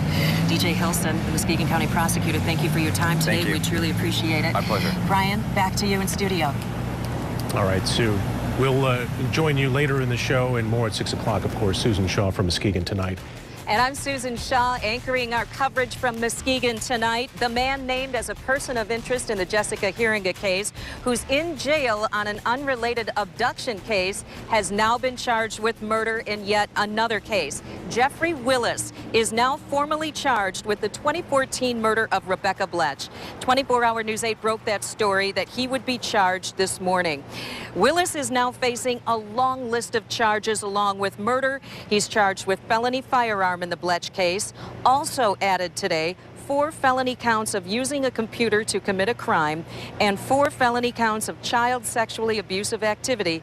And Willis was arrested last week and charged with kidnapping and assault in connection to an April 16th abduction. This afternoon, investigators were back at Willis's home and a home belonging to his deceased grandfather, looking for any evidence that they may have missed during their previous search. They told us on the scene that they didn't have any new information to share. They wanted to make sure that there was no stone left unturned. We've had team coverage for you all day long on this, and of course that continues right now. 24-hour News 8's Leon Hendricks talked with the Bletsch family, who have waited years for justice. I'm joined right now by Ken Kolker, who explains what led to these charges against Willis having to do with the Bletsch murder. You know, Sue, now that they've actually charged Willis with Rebekah Bletsch's murder, the question now becomes, you know, had he struck before? I know that investigators will be willing to sit down and share information if other agencies throughout the state or neighboring states have questions or questionable conduct that they want to talk about. What the prosecutor won't talk about is the other high-profile case, the disappearance of Jessica Heeringa 3 years ago from a Norton Shores gas station. During this statement, there will be no reference at all to Jessica Heeringa. Police have identified Willis as a person of interest in that case, but so far, no known evidence. Today's charges all came down to the courage of a 16-year-old girl and an alleged murder weapon that Jeffrey Willis hung on to for 2 years. The girl told police she was abducted last month by a stranger as she walked home in northern Muskegon County. She told police she jumped from the moving minivan as the suspect aimed a gun at her. I think she's a hero. I think that her bravery and her courage led us down this path, and she probably doesn't realize how much of a hero she really is. When police arrested Willis, they found evidence in his van: handcuffs, rope, liquid-filled syringes, and a handgun. They sent that gun to the State Police Crime Lab, along with bullets and shell casings from Rebekah Bletsch's murder. The casings and the projectiles were found to match the ballistics to the .22 caliber pistol that was found in Mr. Willis's vehicle. The prosecutor said there's no indication that Willis knew Rebekah Bletsch. Besides being a sick individual, I don't know. I don't know what his motive was. Willis also was charged today with multiple counts involving child porn. Now, 2 of those counts involve actually having a hidden camera in his bathroom and videotaping young girls in that bathroom. That's according to the deputy who was in court today. So that's when they confiscated his computer and found those images. Exactly. They confiscated actually an external hard drive in his home during their search there, and they saw those images and realized that that was his bathroom, and that at his own home, and he was taping girls that he brought in there. I'm not sure. The prosecutor today said he wasn't sure who those girls were. Okay, well, we'll continue to follow that angle. Ken, new details now in the Jeffrey Willis case. We were able to get documents just unsealed today that show what police did in the days before they busted him and some of what they found. He's accused of kidnapping a teenager, the murder of Becky Bletsch, and he's also a person of interest in the Jessica Heeringa disappearance. Ken Kolker is live with these new developments. Ken? Now, search warrants revealed new details into the investigation that led to Jeffrey Willis's arrest and the fear that police had that he might strike again before they could catch him. On May 11th, 6 days before Willis's arrest, a Muskegon County detective watched him outside Meyer on Harvey Street in Muskegon. Willis just sat there alone in his silver minivan for 15 minutes, then drove slowly through the parking lot. I can only speculate as to what he was doing there and why he was there, but certainly law enforcement was there watching him, and had he tried to do anything, he would have been stopped almost immediately. Records show they kept an eye on him 24 hours a day. And began surveilling him and making sure, keeping eyes on him so that he did not potentially victimize anybody else. Police said they wanted to make sure he wasn't stalking anyone. They checked inside his van while he was working at Herman Miller. Less than a month before that, a 16-year-old girl allegedly escaped from his van. Records show he had threatened her with a gun with an orange tip. That eventually led police to identify Willis as a possible suspect in the kidnapping, but they didn't have enough to make an arrest. So they got permission from a judge to watch him for a month, or at least until his arrest. They arrested him May 17th after at least a week of surveillance. The search warrants don't mention Jessica Heeringa, the young mom who disappeared from a Norton Shores gas station in 2013. But the warrants do list what they found in his van and his home, including handcuffs, syringes, kidnap and kill videos, and guns. They also revealed they found 5 printed internet pages of a list called Serial Killers of the U.S. Now, Willis is already charged with kidnapping the 16-year-old girl and with the 2014 murder of Rebekah Bletsch. Now, the prosecutor today gave no timetable for possible charges in Jessica Heeringa's disappearance. Live in Muskegon, Ken Kolker, 24-Hour News 8. Okay, Ken, thank you for the live report. Our coverage of the Willis investigation continues at woodtv.com with an interactive timeline of the case. And you can also find all of our past stories. We will continue to uncover new developments as this all moves forward. There may be more victims. Jeffrey Willis is charged with the murder of Rebekah Bletsch, kidnapping a teen, and is being investigated for Jessica Heeringa's disappearance. Now we're learning that Willis is also being looked at for a 1996 death. Angela Thornburg was found dead off of a rural road in Fruitport. She was just 15. 24-Hour News 8's Heather Walker is digging into the case. She's live with another exclusive development tonight. Heather? That's right. I spoke with the family today. They tell me that they've been contacted by investigators and that the Thornburg case has now been opened and reviewed. She was found partially clothed in a heavily wooded area. Our reports from 1996 show the 15-year-old was found by a hunter off of I-96 and East Fruitport Road. There were no apparent signs of trauma, and the death certificate said the cause of death was unknown. Investigators at the time said it was probably a homicide, and family to this day believe she was murdered. We wanted Angie to come home. We did the flyers. We pleaded with her to come home. Originally, Angela, or Angie Thornburg, was considered a runaway. She went missing on September 20th of 1996. Reports from 96 say she ran out a back door of her boyfriend's house when her mom came to pick her up. The Muskegon County Sheriff's Department says there were periodic sightings of the teen up until 4 days before her body was found on October 17th, almost a month after she went missing. A neighbor living near the site where she was found said that area was only used for hunting. At the time of her death, police were looking for a serial killer who they believe murdered at least 10 young women in Grand Rapids area. But investigators in Muskegon determined Thornburg's murder was not related, and the case went cold. Thornburg was a freshman at Fruitport High School when she died. Now, Willis also graduated from there and worked at the district until 1999 when he was fired for looking at porn on a school computer. Reporting live in Muskegon tonight, Heather Walker, 24-Hour News 8. Okay, one of, I guess, a couple of cases now, police looking to see if Willis may be connected to. You wonder how far they'll go back. Oh, absolutely. I mean, I spoke to actually the chief in North Muskegon right now, who tells me he has turned over at least one case to them from 2014. So definitely there's going to be a number of cases that they're going to look at now. Whether they find that he's connected or not, that's going to have to, we're going to have to just wait and see. Absolutely. Heather Walker reporting live tonight. Thank you, Heather. So here's an update of where all these cases stand right now. Willis again charged with kidnapping a teen in Muskegon County last month. He was charged yesterday with killing Rebekah Bletsch in 2014, the gun he owned matching evidence at Bletch's crime scene. Now, we continue to stay in touch with police in Norton Shores. They're calling him a person of interest in Jessica Heeringa's disappearance, but they have yet to find any direct evidence connecting him. We'll stay on top of all of this. We'll break developments as they come in. The man accused of killing Rebekah Bletsch and kidnapping a teenage girl may have been targeting other women. Today, one of those other potential targets told us that she was among a handful of women stalked by Jeffrey Willis. 24-Hour News 8's Ken Kolker is breaking that new development tonight in an interview you'll only see on 8. Ken? Right, and so the Muskegon woman was clearly shaken by what she said police told her, that Willis had been stalking her maybe for more than a decade. It makes me nauseous to think about it, to be quite honest. Yeah. Because you think, what if, you know? Wendy Sylvie says state police detectives met with her last week before Willis was charged with the June 2014 killing of Rebekah Bletsch.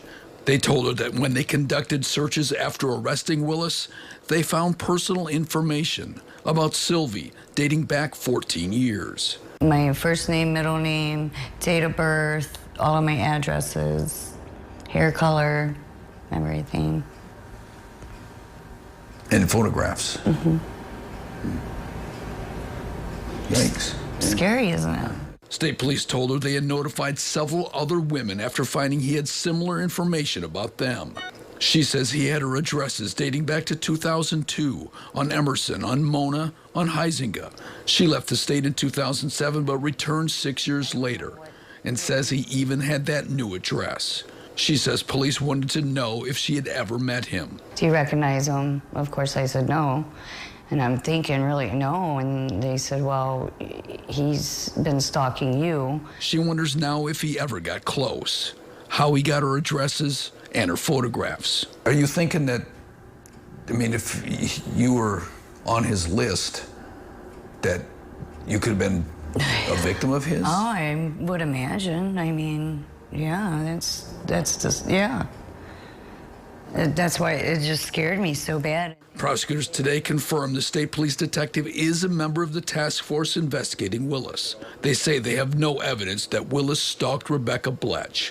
She was out jogging when he allegedly shot her 3 times in the back of the head. He's also accused of kidnapping a 16-year-old girl in April while she was walking home. When police arrested him, they found handcuffs, rope, and liquid-filled syringes in a secret compartment in his van. He obviously had disgusting, evil, psycho thoughts, and he's just a sick man.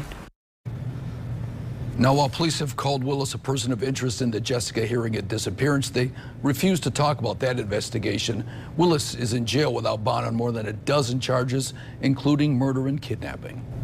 Yeah, Ken, it seems like they've got a lot of leads that they're following down. What's next for Willis?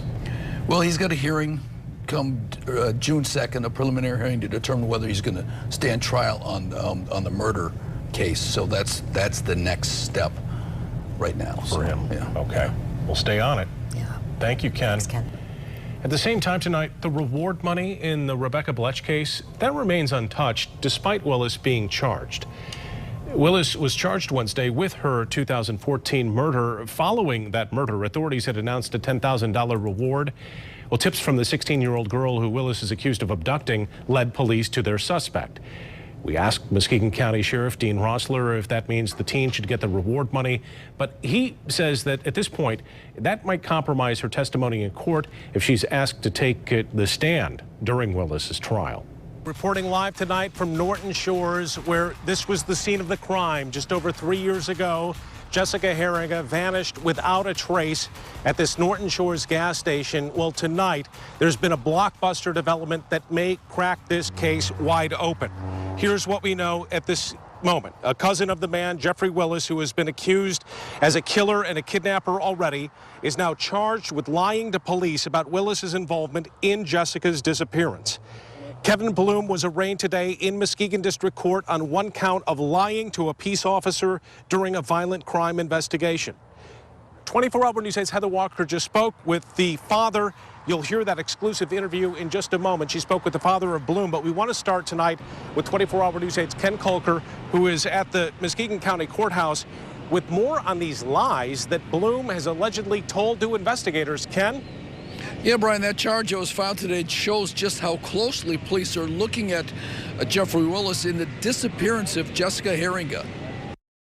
I can assure the court that the lies involved here are not about insignificant details. He said they involve details about the Jessica Heeringa investigation that Kevin Bloom could have gotten only from his first cousin, Jeffrey Willis. Details that have not been made public. Willis already is charged with murdering Rebekah Bletsch in 2014 and kidnapping a 16-year-old girl this past April. He has been identified as a person of interest in Heeringa's 2013 disappearance. This is an ongoing investigation and involves three very serious matters, the kidnapping, the murder of Rebekah Bletsch, as well as the disappearance of Jessica Heeringa. Bloom is a sergeant at the state prison in Muskegon who has been suspended without pay. It was the second straight day he was charged with lying to police. In this case, he allegedly lied when he told police in May that he, quote-unquote, had no knowledge about Jeffrey Willis's involvement in the abduction of Jessica Heeringa. The charge came the same day police searched woods in northern Muskegon County. Police told neighbors it was for Jessica Heeringa. They left empty-handed. Yesterday, Bloom was charged with lying to police about the last time he had seen Willis and that he had never seen Willis with a gun. Investigators are still working to determine the validity of the information that Mr. Bloom has given us and to what extent that means that Mr. Willis was involved in these other cases. Prosecutors today pushed for a high bond for Bloom, fearing if released, he could jeopardize their investigation. Mr. Bloom may present a threat to damaging or removing evidence that may be associated with that case. Now, the judge did order Bloom held in the jail on a $100,000 bond. Now, despite the new charges, Willis is still being called a person of interest, not a suspect in the Jessica Heeringa disappearance. Now, tomorrow, Willis is expected in court on the charge of murder involving Rebekah Bletsch, and we're told that that will be held. And, of course, we'll be there to cover it. We start with the Jeffrey Willis investigation as we learn more about the information his cousin has given to police. Officers say some of it's bogus, and they've now charged him with lying to police. 24-Hour News 8's Leon Hendricks is live in Muskegon with what we've learned today. Leon? Brian and Susan, good evening. The lead investigator in the Jessica Heeringa case appeared before a judge here at the Muskegon Hall of Justice. He told that judge that Kevin Bloom told him that he and Jeffrey Willis were both involved in the Jessica Heeringa disappearance. But he quickly recanted that story. Now officials tell us they don't know what to believe. It is likely that the detective who interviewed Kevin Bloom thought he'd come upon his big break. Jeffrey Willis's cousin had told him that Willis was indeed involved in Jessica's disappearance. Further, he told police that he helped him, quote unquote, take care of Miss Heeringa. But then police say he took it all back, telling police, quote, he was lying about the account and he knows nothing about the missing person or that Jeffrey Willis was involved, end quote. Prosecutors said they are certain Bloom, a former state prison officer, has lied to police in connection with the Heeringa case and the murder case of Rebekah Bletsch, the jogger who police say Willis shot and killed on the side of a Muskegon County road 2 years ago. What was a lie and what was the truth, prosecutors say they aren't sure at this point. The same day police obtained their lying warrant against Bloom, they were out searching on a wood line along an open field on Beatty Road in Muskegon County. Officers confirmed they were searching in connection to the Heeringa case, though they would not say what led them here. Now, for now, both Willis and Bloom remain locked up here at the Muskegon County Jail. At this point, no one has been charged with abducting Jessica Heeringa, but clearly that case is getting yet another shot of energy as police continue their investigation into both of these men. Right now, we are reporting live in Muskegon. Leon Hendricks, 24-Hour News 8. Yep, Leon, one can only wonder why he was lying in this instance. Leon Hendricks, thank you. Here's an update on where Jeffrey Willis's high-profile cases stand. He is charged with murder in the 2014 killing of Rebekah Bletsch. Last week, a judge ruled there was enough evidence to send his case to trial. He remains a person of interest in the Jessica Heeringa case. He is not facing any charges in her abduction. He is charged with kidnapping a teen in Muskegon County earlier this year. That teen was able to escape, which led to Willis's arrest.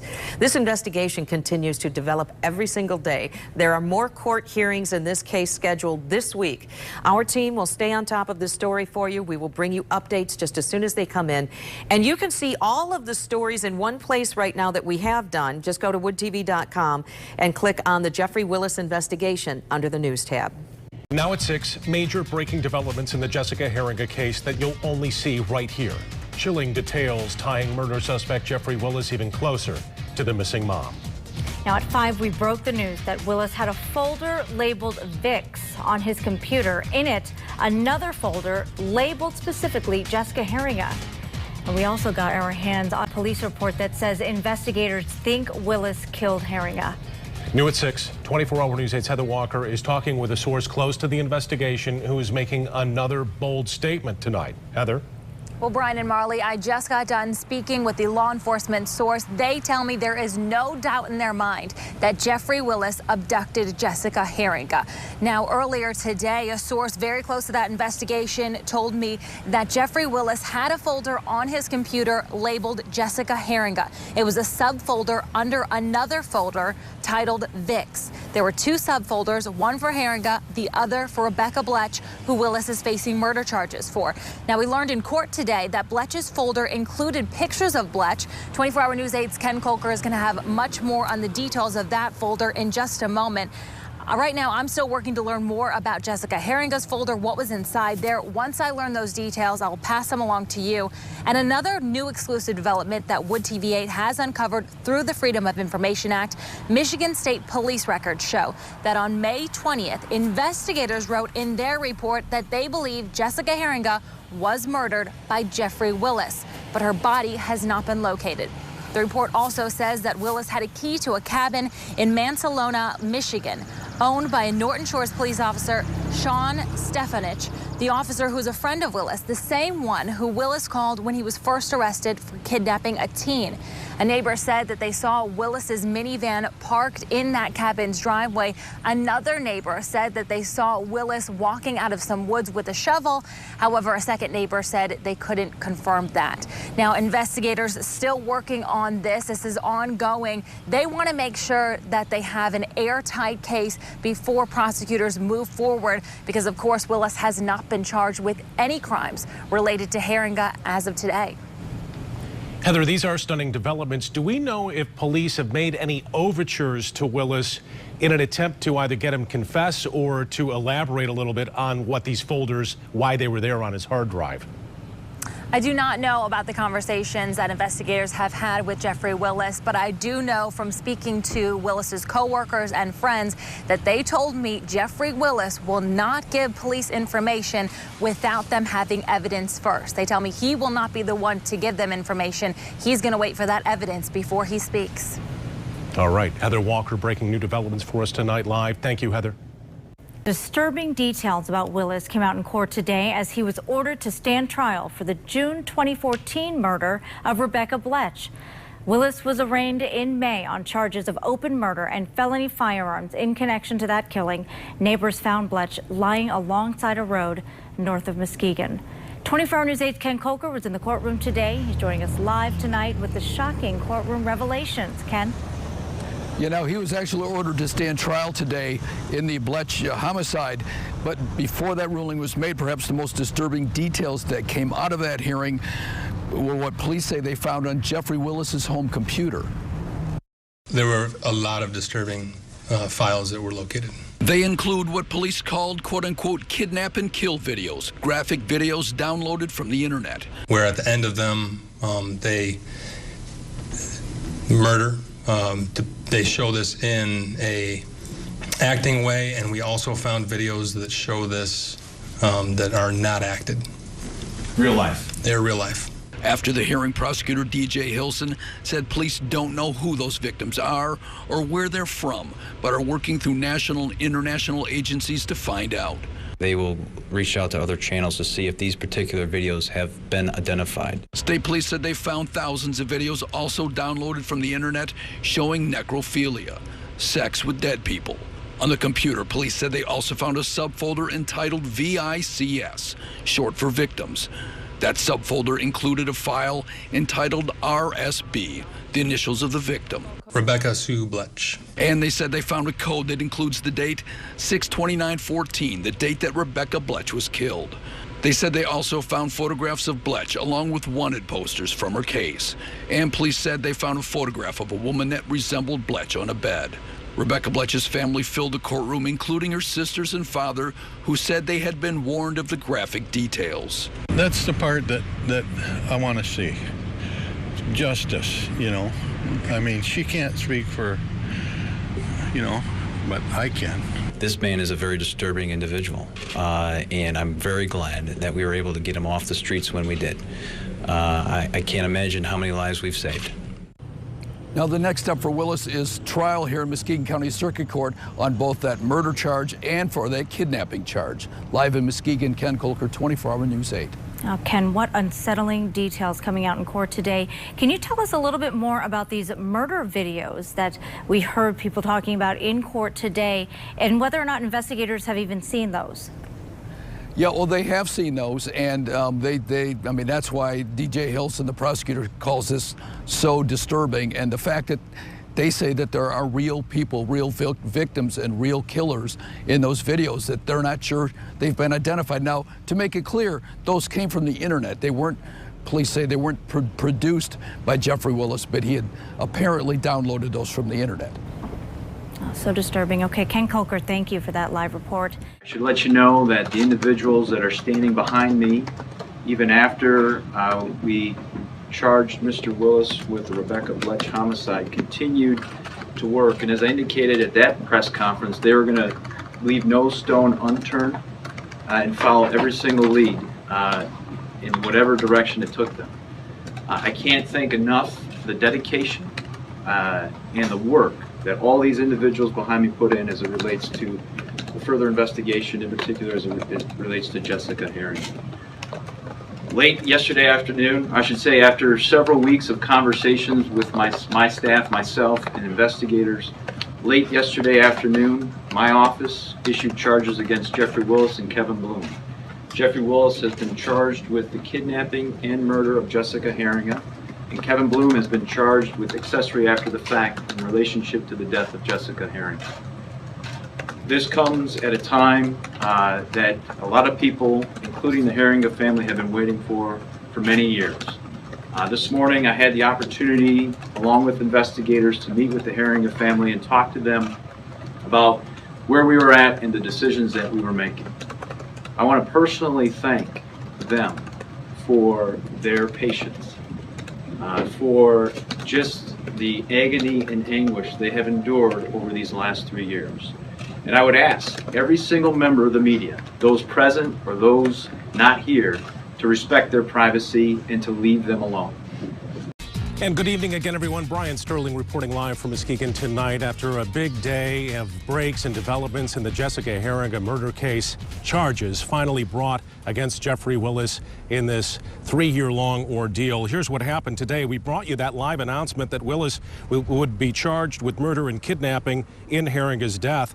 Also today, Willis's cousin, Kevin Bloom, facing charges as well as being an accessory after the fact in Jessica's murder. The judge denied Willis's bond. Bloom's bond is set for $250,000. The man who announced these charges today, Muskegon County Prosecutor DJ Hilson, joins us live from the courthouse steps tonight. I would say congratulations, but that's probably premature just based on this case still has one more hurdle to go. How confident are you? Well, I mean, obviously, I felt confident enough to issue charges, and when we do that, especially when I make that decision, I feel pretty confident that we're going to be able to be successful in bringing justice in this particular case to Jessica. So, you know, there's no guarantees, but we will be working very diligently and very hard to put our best case forward. We talked about the 3-year ordeal. At one point in time, this case looked like it was a true cold case, but then some big breaks started to happen as the investigation led to one step after another. For the investigators and all the men and women who worked on this case, what sense of pride do you have that you were finally able to bring this to the finish line? Well, it's a bittersweet victory because obviously we're still dealing with a tragedy. But for investigators and myself, this is always the ultimate goal in any investigation. And certainly the more time that passes, you know, you try not to get down, you try not to get depressed, you try not to lose the momentum and speed. And we did catch some very good breaks, and that brought us to today. And so I think today we as investigators and certainly we as prosecutors are celebrating in the fact that we can start now the court process in this particular investigation. Still in the investigation, as was acknowledged today in the press conference, police checked this van out. They had a look at Willis early on. How frustrating is that? Well, you know, look, I mean, he was one of several hundred people that were looked at, and certainly had investigators had any hint of criminality on his part on that particular day, you know, maybe we get one more step closer in time. But they searched his van, they searched his phone, they had an opportunity to talk to him, and found nothing. And so obviously they had to keep moving on because they were following up on several hundred tips during that time in the investigation. Muskegon County Prosecutor DJ Hilson, a big day for you and your team. Again, we will now await for the preliminary exam as the evidence starts to unfold in court. Yes, sir. Thank you for your time live tonight. Sue, that's the latest from Muskegon tonight. Of course, they're getting ready for that prelim. A lot of the evidence then comes out. These are the reasons we'll detail why they zeroed in on Willis and why they think he did do this. We'll send it back to you. Certainly looking forward to that preliminary hearing. Brian, thank you for the live reporting. We are continuing to follow the very latest developments in the Jessica Heeringa investigation. And 24-Hour News 8's Brian Sterling is in Muskegon with the founder of the Facebook page, Find Jessica Heeringa. Brian? Sue, her name is Carrie Mitchell, and she's joining us live here from outside of the courthouse in Muskegon tonight.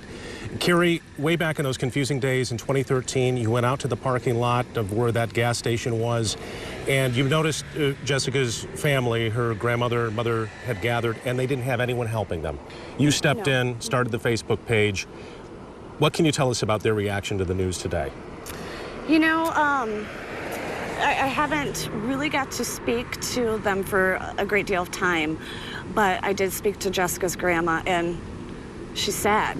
She's shocked. She's shocked. I think that's all we could both say to each other is, I'm shocked. We were talking off camera about why this is such a compelling case for so many different reasons. You boiled it down to one very important one. Yeah, she's a mom, you know? She's a local mom, and she had a little boy. Nobody wants to see a little boy lose their mommy, and this is just horrific. 30,000 people followed this case on that Facebook page, providing tips, and in the course of that investigation, did anyone ever give up the sense of hope? Because as we were talking off camera, this was a cold case. They didn't have anything to go on, then suddenly a big break. In the meantime, did you lose hope? No, never, never. Until 10 o'clock this morning, I never lost hope. 5% of me believed that, yes, maybe Jeffrey Willis had something to do with it. 95% of me always believed that Jessica was going to come home, that they were going to find her, that we were going to get answers. But never did I think it would end like this. And they still want to bring her home. Yes, yes, definitely.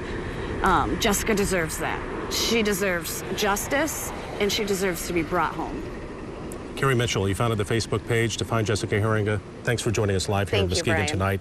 A lot of emotions here again today, Sue. Again, the family closing ranks. They don't want to talk to the media, understandably, and they're processing this as well. Sue, we'll send it back to you. Absolutely. 30,000 people on that Facebook page had quite an impact, Brian. Muskegon 911, where's your emergency? See, I just got alert. I'm at the Exxon, and there's nobody here. It is very suspicious. One of the most incredibly friendly, helpful people that you would ever meet. Unfortunately, that makes her pretty susceptible to creepy people that want to do bad things to her. I'm in complete shock, as well as the family is in complete shock. Of course, we always wanted to find Jessica, and we never gave up hope. We just did not feel that we would find her this way.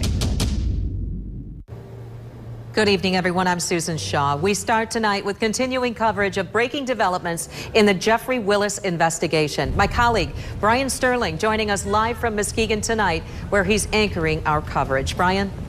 Sue, more than 3 years after Jessica Heeringa's puzzling disappearance from that gas station late at night, prosecutors announcing today that they think they have her killer. Jeffrey Willis, who stands accused of a long list of disturbing crimes, is now charged with kidnapping and murdering Jessica Heeringa. His cousin, Kevin Bloom, also hit with new charges today, accessory after the fact. We have all of those angles covered for you tonight, and new at 6, you'll hear from the family of Rebekah Bletsch, who Willis is accused of killing a year after Heeringa was abducted. Tonight, though, we want to start our team coverage with 24-Hour News 8's Ken Kolker, who has been on top of this investigation not only all day long, but since the case started 3 years ago. Here's Ken's report. This individual, Mr. Willis, is a monster. And a former factory worker, married, father of one, charged now with murdering, kidnapping Jessica Heeringa 3 years ago in April. The prosecutor says he figures Willis killed Jessica, a young mother of one, shortly after taking her from the gas station where she worked. There's a time window of about 24 to 48 hours after her abduction, and it appears as though that is probably when she passed away. At some point after that, prosecutors say Willis's cousin, Kevin Bloom, then a state prison sergeant, helped Willis. He is charged with accessory after the fact. In the days and weeks after the disappearance, Jessica's family held vigils. But her family was not here today and didn't want to talk publicly. I want to personally thank them for their patience for just the agony and anguish they have endured over these last 3 years. The prosecutor today refused to discuss evidence. He wouldn't say if it was DNA, Willis's silver minivan, evidence from his computer, the frequent visits he allegedly made to the gas station. As for Bloom, he originally told detectives he had seen Jessica tied up in the basement of Willis's grandfather's house, but later said he made that up. Is there some kind of a plea deal going on involving Kevin Bloom in this? Again, ethically, I cannot answer those questions. The prosecutor says he doesn't know what motivated Willis, a man who collected videos of necrophilia and murder. Ultimately, I think this was part of who he was as a person. The prosecutor also wouldn't say if police were any closer to finding Jessica's body. We are actively pursuing any and all leads on where Jessica may be laying to rest right now. Now, the prosecutor at that press conference wanted to give credit to the state police, the Muskegon County Sheriff's Department, the FBI, and the Secret Service, but mostly the Norton Shores Police Department for finally cracking this case. Back to you, Brian. Ken, the prosecutor said that all of this is kind of an indicator of who Willis is as a person. Do we know if this is going to go any wider than Willis and Bloom at this point? Is there something bigger at play here? Well, you know, the prosecutor did say that they're still open to looking at Willis in any other cases, open cases that might be out there, but, you know, that's pure speculation at this point. All right. Ken Kolker reporting live tonight. Thank you, Ken. Our crew was in court as both Bloom and Willis were charged late this afternoon, and 24-Hour News 8's Evan Dean was also inside that courtroom. He got to see both of those men up close and in person. He joins us live tonight. Evan. Yeah, Brian, first up was Jeffrey Willis. Now, we really haven't seen much emotion from him in previous court cases, but today, watch closely here. You can actually see a slight smirk on his face after he glances at the prosecutors. Willis stood silent as the new charges were read to him, charges of open murder and kidnapping in the death of Jessica Heeringa. Now, documents show that in the kidnapping charge, Willis is also accused of restraining Heeringa with the intent to sexually assault her. Prosecutor DJ Hilson said in court that he'll need several hours to present all of the evidence he's compiled against Willis in this case. Willis's preliminary hearing is set for October 4th at 1:30 in the afternoon. Now, just minutes after that, his cousin, Kevin Bloom, was charged with accessory after the fact in Heeringa's death. That means Bloom allegedly knew about Jessica's murder after it happened and that he helped cover it up and protect Willis. Now, keep in mind, he was just sentenced to 96 days time served for lying in the case. He would have been released today had the prosecutor not gone forth with these charges. That new charge is a 5-year felony. Bloom's preliminary hearing is scheduled for October 18th. We will, of course, be in the courtroom as each of these cases move forward. Brian, back to you. Evan, yeah, I asked the prosecutor, DJ Hilson, about that look in court. He said, oh, you noticed that? And then he said, challenge accepted. So we'll wait to see what happens at that prelim. Thank you, Evan. The Heeringa family was not at that press conference where the charges were announced. The prosecutor says they don't wish to make any comments at this point in time. But the family of Rebekah Bletsch was in attendance. Willis is, of course, also charged with her murder from 2014. 24-Hour News 8's Heather Walker spoke with the Bletsch family after the announcement. Yeah, Bletch's father has been very vocal. I think I've seen him at every court hearing, at every press conference. And today he told me that his thoughts are with the Heeringa family, and he's thankful that at least now they have some type of closure. I am happy that there's resolution for that family. Personally, knowing all the pain that I've gone through in my family, I know they've gone through a mountain of pain and will continue to for a great while. And it's good to know that this man, the brutal murderer of my daughter and their daughter, is going to sit in a courtroom and he's going to pay for his crimes. Nick Winberg was front row during the press conference, proudly holding a Bible and a picture of his daughter with scriptures written on the back. His daughter's always on his mind, but today he was focusing on the Heeringas. I am absolutely elated that this is coming to an end for them. Winberg has never met Jessica's family, but he's been praying for them. And I'm glad to see my prayers have been answered. The Bletsch family and the Heeringa family are finally seeing someone pay for the lives they've lost, thanks to a very brave 16-year-old who escaped from Willis and aided police. What do you want to say to that 16-year-old? I'd say, Thank you for what you've done in regards to my family, and I wish you all the best. Willis is a psychopathic murderer, and it's sad that these kind of people are roaming around out there. It'll be a good day when all this is finally brought to a resolution. I think that's the thought that everyone has. It's going to be a good day when we get those guilty charges and we can kind of wrap this case up. We were talking earlier with Carrie Mitchell, who started that Facebook page about Jessica and about how the family just didn't want to give up hope. They, until 10 o'clock this morning, still held out hope that she might come home. Right, and I think that was part of the reason why they weren't in attendance today, why they haven't wanted to speak to media, because, you know, these charges, while it is a resolution, while it's a step towards justice, it's also you know, the reality that their daughter is gone. I mean, this is a murder charge. Yeah. And so that hope of her coming home, unfortunately, has been crushed. So many families destroyed by these actions, that's for sure, and dealing with the fallout tonight. Heather Walker reporting with us in Muskegon tonight. Thank you, Heather. Of course, Willis, as you recall, was put on the radar when he was arrested for the attempted kidnapping of that 16-year-old girl back in April. That youngster from Muskegon says that she was walking down the road when a van pulled up. She said that she wanted to use his phone and hopped into Willis's van. We talked with her back in May as she described that encounter.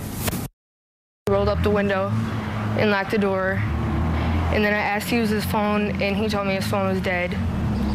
And then I thought something was weird, so I asked him to stop. And he was just staring at me, and he was slowing down, but he wasn't stopping. And then he reached and pulled out a gun. So I jumped out of the car, and he chased me down. Well, he went to the back of his car, stopped the car, and ran to the back of his, and was still pointing the gun at me. And I was just screaming not to kill me. And I love my family, and don't do anything, and don't hurt me. And then he yelled that he was just kidding. And then I just ran into a girl's house screaming and crying, and he must have took off. Absolutely chilling. Heather Walker did reach out to that teenager today. She says that she has too much anxiety to talk on camera, but she is glad that the Heeringa family does have some answers and maybe some closure in this case. That's the latest from Muskegon tonight. Again, another busy day.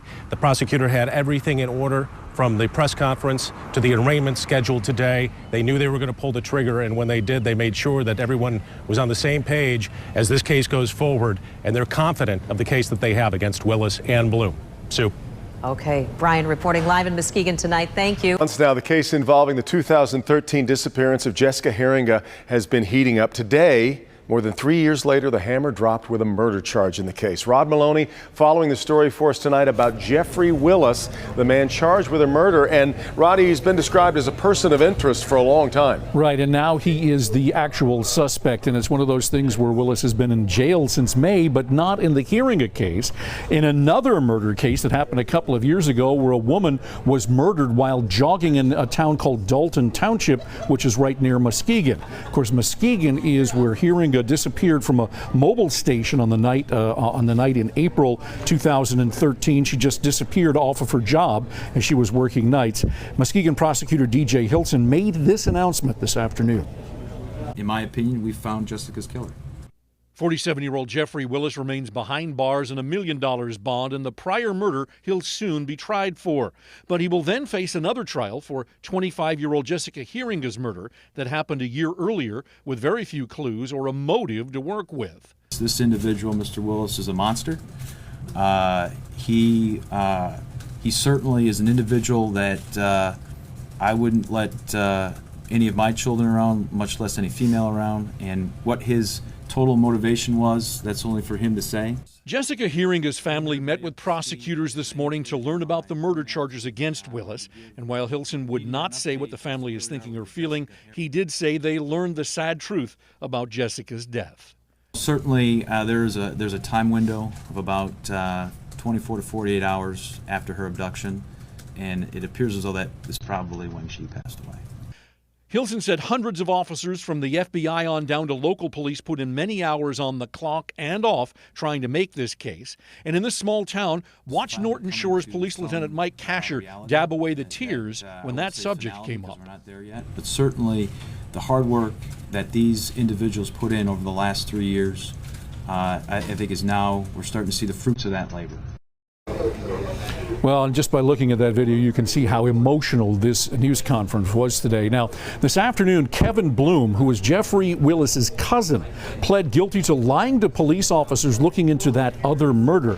And he was given 96 days in jail, essentially time served in that case. But he is not finished with court because as part of this murder indictment or this murder charge, the cousin, Kevin Bloom, is also being charged as accessory after the fact in the Heeringa case. In that case, he could face up to 4 years in prison. Back to you. One of those tricky cases, Rod, where you're trying to move somebody from person of interest to suspect, but you don't have a lot of evidence. You don't have a body to go on. You don't have a lot of evidence to go on. Well, and there was a young woman, 16 years old, who allegedly had been abducted by Willis in the early morning hours, and she jumped out of the silver van that apparently was used in the Heeringa case and ran to a house, was able to pick Willis out of a lineup, and the police are saying she's the hero in this case because she's the one that was able to link Willis to all of these cases, and it's going to be her testimony that's going to be vital in this prosecution. It's fascinating to watch them make their case. All right, Rod.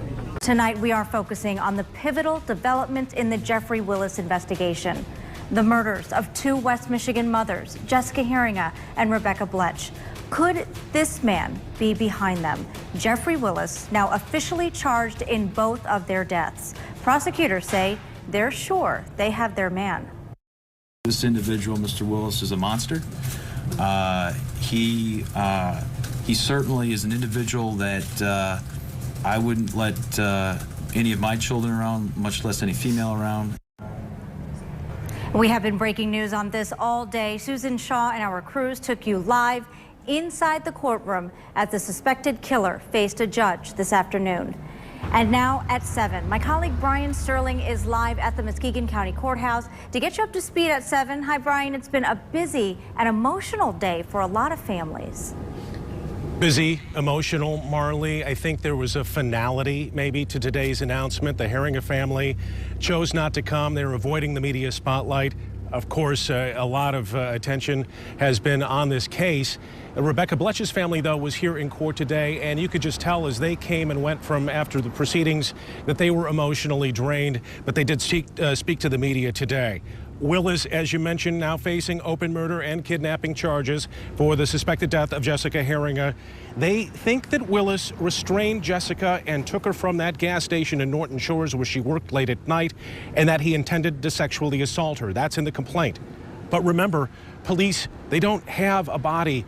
Jessica is still out there somewhere, so what evidence do they have? Well, they're keeping all of that very close to their vest today, and of course it won't come out until that preliminary hearing later on. Willis already charged, as mentioned, with the shooting death of Rebekah Bletsch.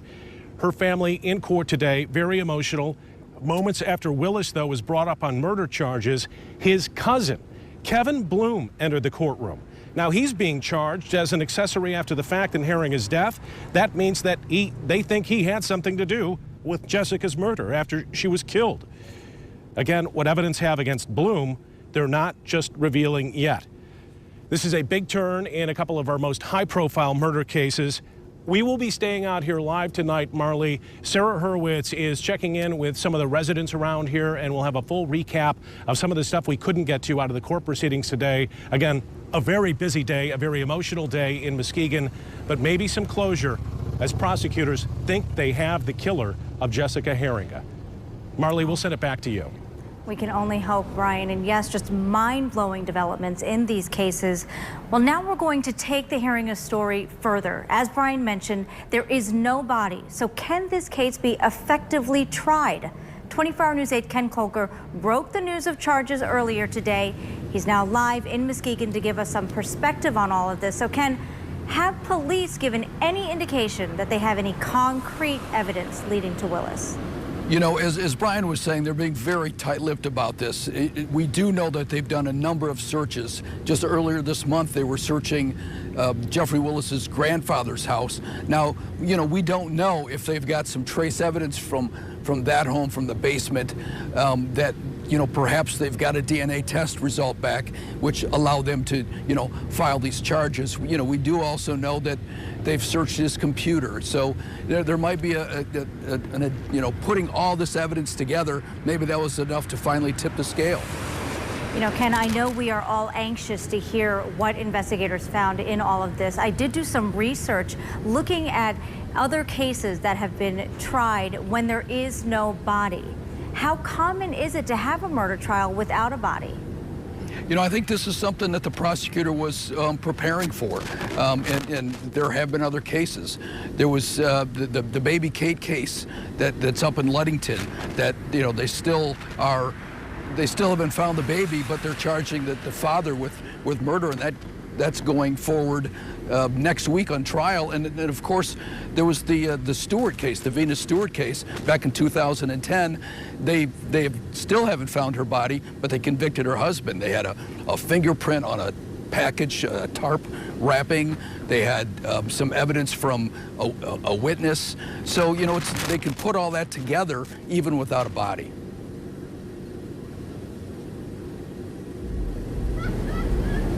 Yes, it can be done, that's for sure. I noticed, too, that the United States, in comparison to other countries in the world, had many more cases where they convicted somebody in a murder case without a body. So we will be holding our breath, waiting to see what happens in this one as well. Ken, thank you for that live report. This is the first step in justice for Jessica and Becky, and we will follow it through to the end. A lot of families and friends in the Muskegon area have been forever hurt, forever changed by this, and our hearts go out to them during this very difficult time. We are focusing our attention on the horrific, violent murders of these two West Michigan mothers, Jessica Heeringa and Rebekah Bletsch, and specifically the 46-year-old Muskegon man now charged with their murders. His name is Jeffrey Willis. Tonight, we're pulling off the mask, revealing other sides to him we have yet to see, and finding out how someone accused of doing such vile acts could live among us undetected. At least in my career, I haven't run across an investigation or a gentleman like this, and I hope I never do again. I trust my wife around him. I trusted my kids around him. I think everybody liked him until this came out. You know, that's what's scary about this, is that there are people out there that can live two different lives. Those are the people I guess we should be the most afraid of. And tonight we are taking a very hard look into who Jeffrey Willis is and exposing his double life to attempt to understand how a suspected killer was able to lurk in our midst, but also to show that there were scattered signs and clues that he could be the monster he's now accused of being. Here's Target 8's Ken Kolker. If Jeffrey Willis is everything police say he is, he's a serial killer, or was well on his way. That is, until a 16-year-old girl made a run for it on a lonely road. And police say Willis's stolen pistol jammed twice. This individual, Mr. Willis, is a monster? But Target 8 found there's much more to Jeffrey Willis than what is revealed in court documents. It's scary to think that, you know, it really could be anyone.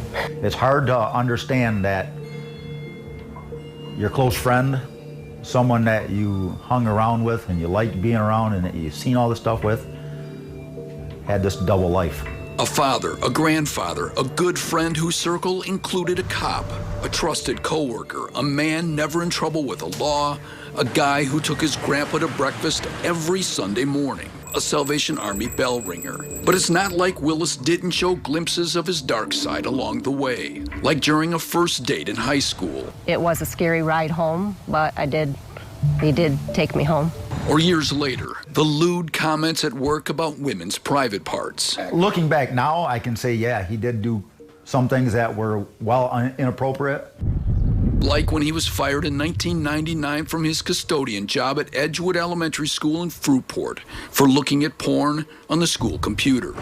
Or the time in 2007 he secretly videotaped a woman while following her out of the Sam's Club parking lot in Fruitport Township, leading to a police report that went nowhere. Until his arrest in May, though, nobody had put it all together. That's what's scary about this, is that there are people out there that can live two different lives. Especially, the Muskegon County prosecutor says, when the dark side is so dark, darker than anything he's seen in his career. Well, to me, that says that he's very cold and calculating, because it does take some thought, it does take some effort. It does take really just some strategy in order to pull that off. And so you're not just doing that on a whim, you're not doing that on the fly. The headline in the 1988 Fruitport High School yearbook on top of the track team's page seemed almost prophetic. Catch me if you can. Jeffrey Willis, a senior, was a sprinter, and a good one.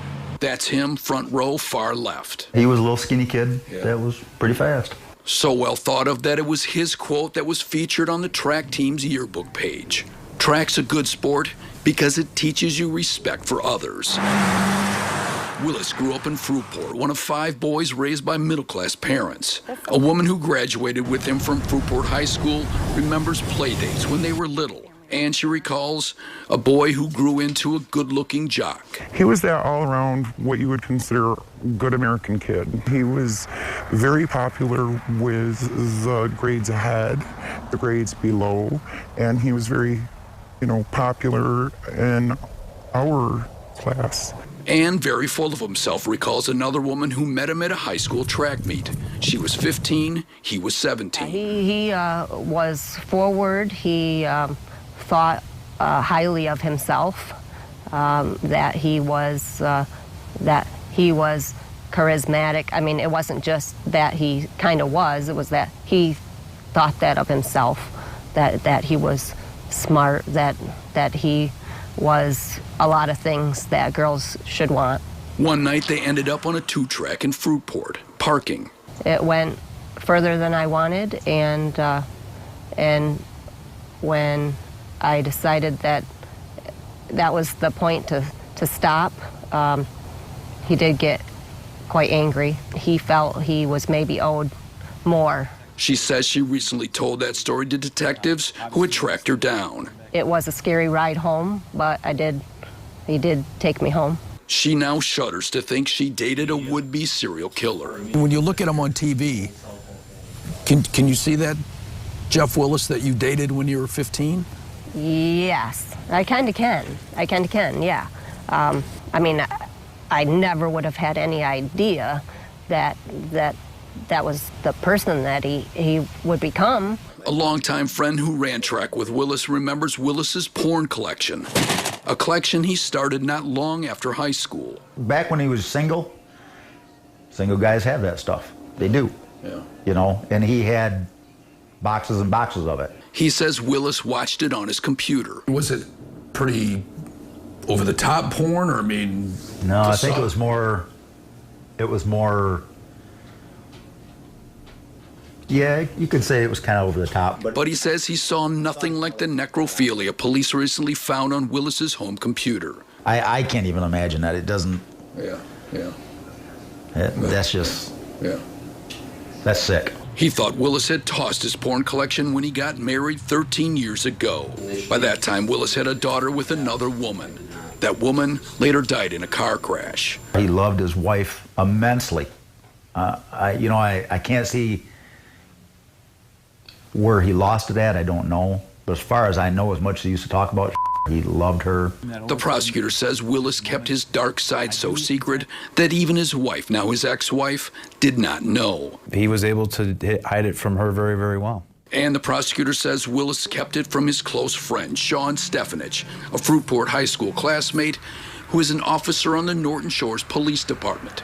It's the same department investigating Jessica's disappearance. It was Stefanich who Willis called from jail immediately after his arrest in May. Listen, I've been arrested. I'm down at the jail. I need you to go get I need you to tell that she needs to either come down and I don't know what's going on. So, and then I need you to go make sure Hank is okay, I guess. Apparently they're at the house and busted my van and all kinds of shit, so. Willis's immediate family declined to talk to us. The friends and classmates we did talk to didn't want to be identified. There's a backlash, okay? And like I said, people still don't talk to me. People look at me as I'm the person that's friends with that monster that, you know. The longtime high school friend worked with Willis for more than 15 years at Herman Miller in Spring Lake Township, both third shifters. As far as I know, everybody liked him. He could talk to anybody you know, and you'd never know the monster walking on the other side of the curtain. Willis, he says, would do anything to help a friend. If I needed a trailer, he had extra trailer. If I needed some kind of tools that I didn't have, I'd come on over, get them, take them. Willis had all kinds of jobs at Herman Miller, most recently driving a high-low and picking up leftover plastics and wood pallets for recycling. His friend says they played cribbage during breaks, played Xbox after work, shot target practice together. I trust my wife around him. I trusted my kids around him. You know, there wouldn't be any time, like my wife said, any time during the night, if he'd have stopped over, she'd, yeah, come on in, Jeff, no problem. But he also recalls some of Willis's crude comments to women at work. But did he cross the line? I mean, obviously. Yeah, quite a few times. Like when he talked to a woman, a recent hire, about her private parts in crude language he was reluctant to repeat. He'd do the majority of it one-on-one. With the women? Yep, where nobody else is around. And he just kind of laughed about it and left. He said he wasn't surprised when another coworker testified against Willis in a recent court hearing. He asked for my panties quite a bit. All right. Always wanted a pair of my underwear. When she testified that he asked her a question about her underwear. I can see that. Yeah? Oh, yeah. He wonders if Willis's weight, nearly doubling while working at Herman Miller, somehow played a role in how he treated women, or how Willis believed women were treating him. A lot of it could have been his weight. Jeff got considerably big. He was close to 300 pounds. Outside of work, his friend says Willis was closest with his cousin Kevin Bloom, a prison sergeant at West Shoreline Correctional Facility in Muskegon. They've been tight, since childhood. They were close. They've been close. They were close all through all this. Bloom is now charged with accessory after the fact, after he told police he saw Jessica Heeringa, obviously dead, in the basement of Willis's dead grandfather's home. Bloom also told police he helped bury Jessica along old railroad tracks, a story he later recanted. The only person that I know that knows anything about Jeff, and if there's any secrets left with Jeff, would be Kevin. Them two are tighter than Siamese twins. The longtime friend is not sure when, but in recent years, Willis became obsessed with a fantasy game, Magic: The Gathering. It's a game much like Dungeons and Dragons, played one-on-one with cards. You got cards and you're flipping over, and this one here challenges that one, this one challenges that one, this one can beat that one because of different powers. It's just all, it's like chess, but in cards. Police say Willis was playing Magic: The Gathering on April 26, 2013, the night they say he kidnapped Jessica. He played at Points Mall, they said, right behind the Exxon gas station where Jessica worked. But police discovered this only recently. I'm not into that. I never was. I know nothing about the game. I suspect as this moves along, I'm going to become an expert in what it is and what it meant. But the prosecutor says he wants to know what, if anything, Magic: The Gathering says about Willis. There's a niche out there where people enjoy, I guess, living in a world of fantasy as opposed to reality. And whether this was all part of his psyche and personality, that's for a doctor, an expert to tell me. The longtime friend says he last talked with Willis at work, 3 hours before his arrest in May. Willis, what did you plan to do with the girl? His good friend was suddenly accused of kidnapping a 16-year-old girl who had gotten lost in April while walking home in Fruitland Township. She allegedly jumped from his moving van, and it was her escape that eventually led to his arrest. I really thought he was going to kill me, and I thought he was going to take me. But his friend thought this had to be a misunderstanding. Maybe he was trying to give her a ride. She overreacted, jumped out because he turned one wrong way or something like that there, and it got blown up. Then his friend learned about the rape and bondage tools police found in Willis's silver minivan. The handcuffs, syringes, rope, chain, metal hook, sex toys, the video camera. And the necrophilia videos, the kidnap and kill videos with real-life kidnappings and murders that they found on his computers, and a list of serial killers. So now I can understand now a lot of stuff. You start getting into stuff like that, something's going on up in your head. The search of Willis's home also revealed he had been stalking women for years, keeping photographs, addresses, dates of birth, though none of those women ended up dead. It makes me nauseous to think about it, to be quite honest. Yeah. Because you think, what if, you know? Now Willis is charged with murdering Rebekah Bletsch, a married mother of two, shot 3 times while out jogging near her home in 2014. And last month he was charged with kidnapping and killing Jessica, a single mother of 1 whose body has not been found since she disappeared in 2013. You see it on TV and you think, man, how can somebody not see that? I'm that person, I just didn't see it. He's angry at his friend. I'm angry big time. I'm angry that he crossed that line. I'm angry that he did this to these women, these families, these parents, their siblings. But he also tears up at the loss of friendship. I miss him immensely. Yeah. I miss being around him. I apologize for this. I miss, you know, he was my friend. He was, you know, his journey has taken him someplace where he shouldn't be. And now he's got to pay. He's got to stand up, be a man, and take it. He says he has many questions for Willis. Being that we were friends for so long, I'd kind of like to know where the breaking point was. I don't know. I've never seen it. I have no idea. You know, I pound myself in the head trying to figure this out. Where was the snapping point?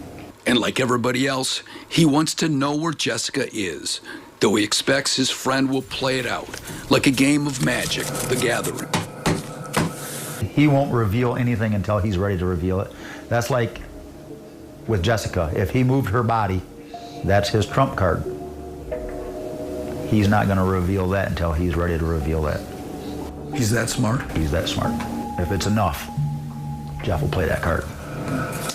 Until then, he'll go to his grave with it. And I'm sorry to say it like that to the families, I really am. I hope like hell he mans up. But you don't see it. But I don't see it.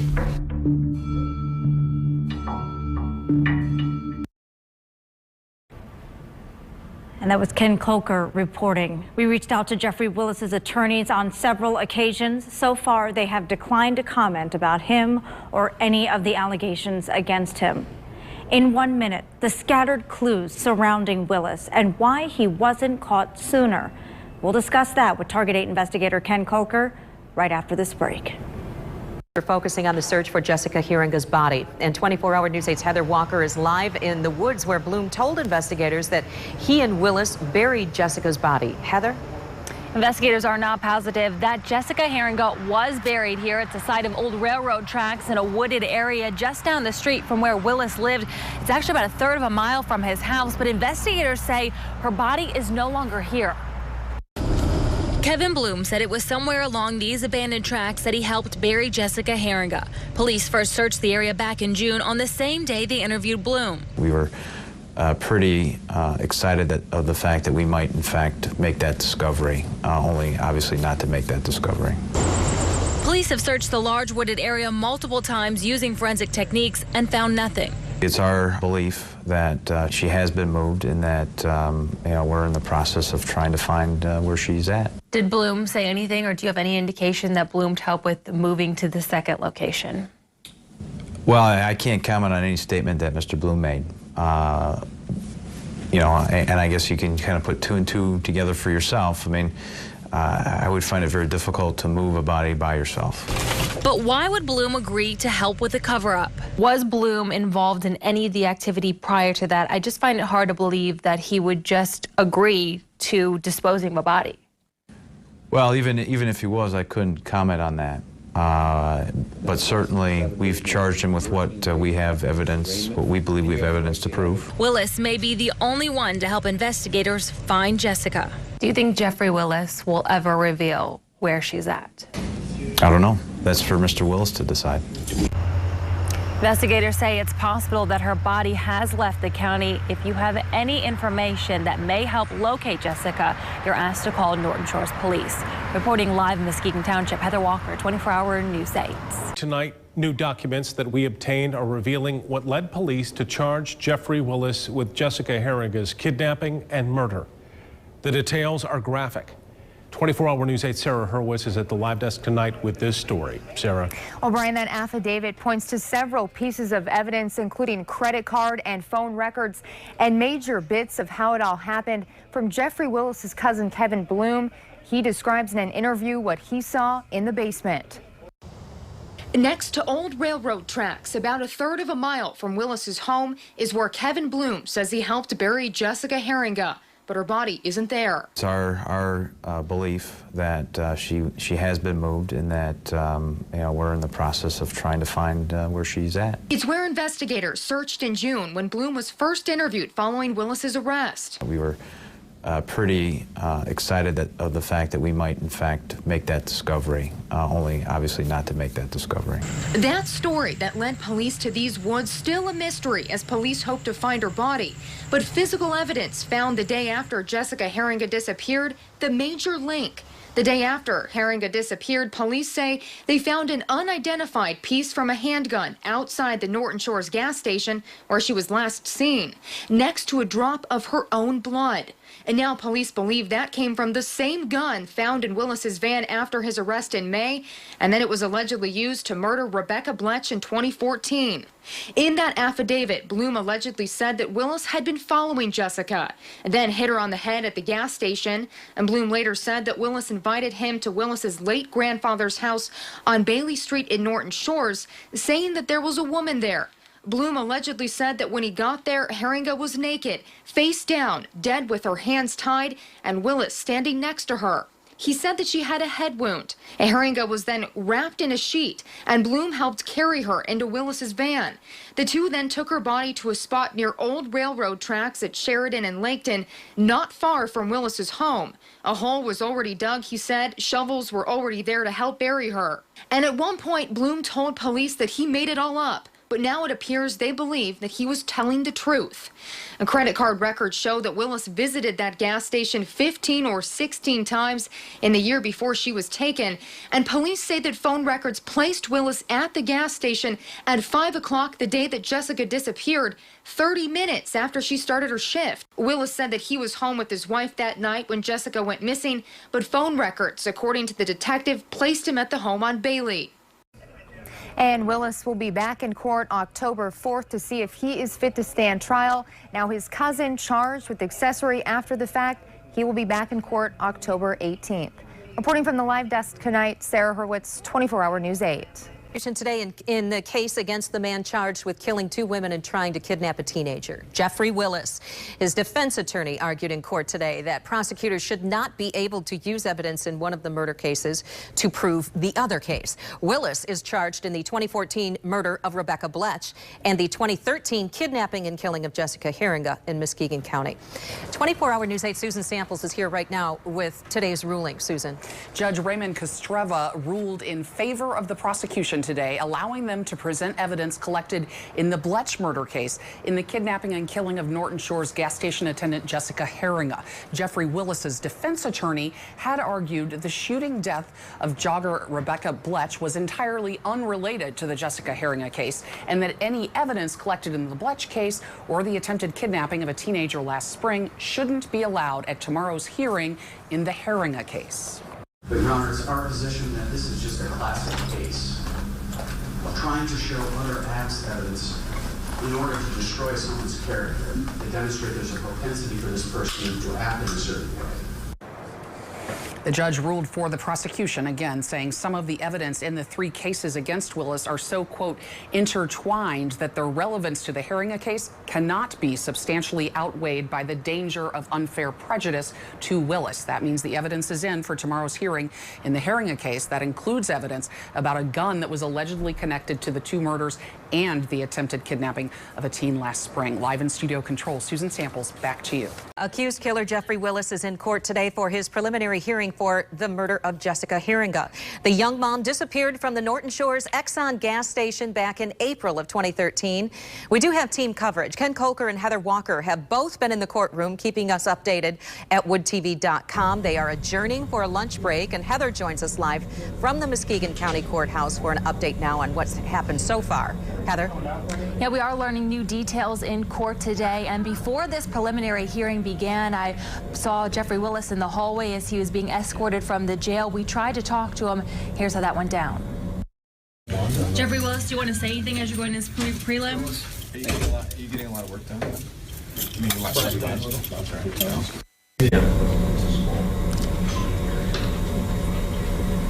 Yeah, you can see there Willis had no response, just a smile. 6 people have taken the stand today, including the father of Jessica Heeringa's son and her boyfriend at the time, Dakota Quayle Dyer. The defense questioned him to try to create doubt that Willis is responsible for her disappearance.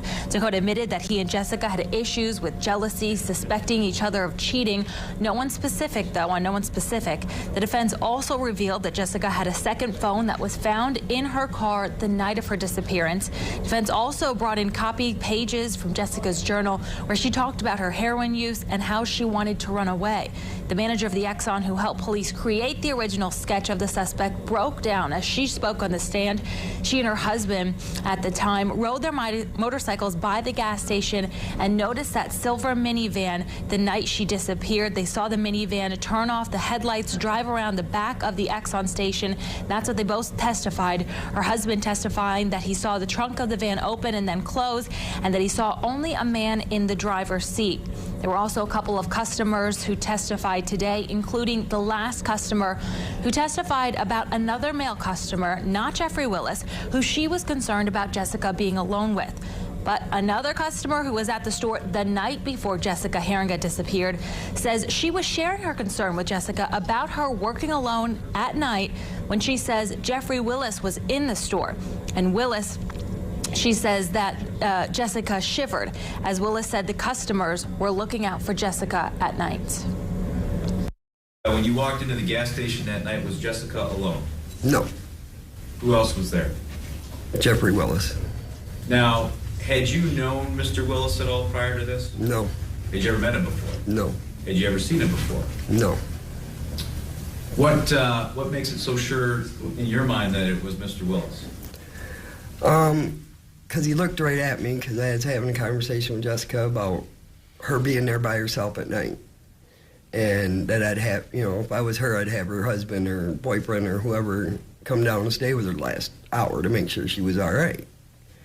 And she said, he turned around, looked at me and said that she's got her customers looking out for her too.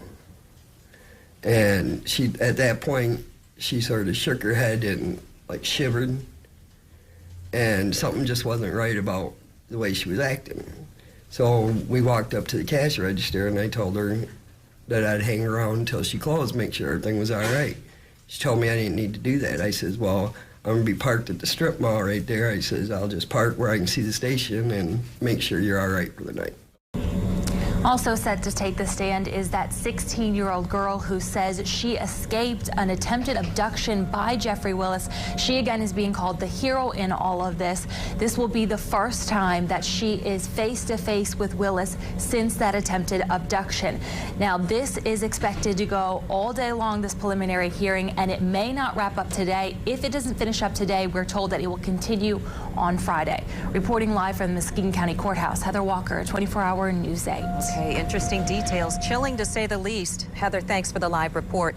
Good evening, everyone. I'm Marlee Ginter. Now at 7, the man accused of killing Jessica Heeringa was in court today for the first major hearing in the case. Prosecutors are working to prove there's enough evidence to send Jeffrey Willis to trial for Heeringa's murder.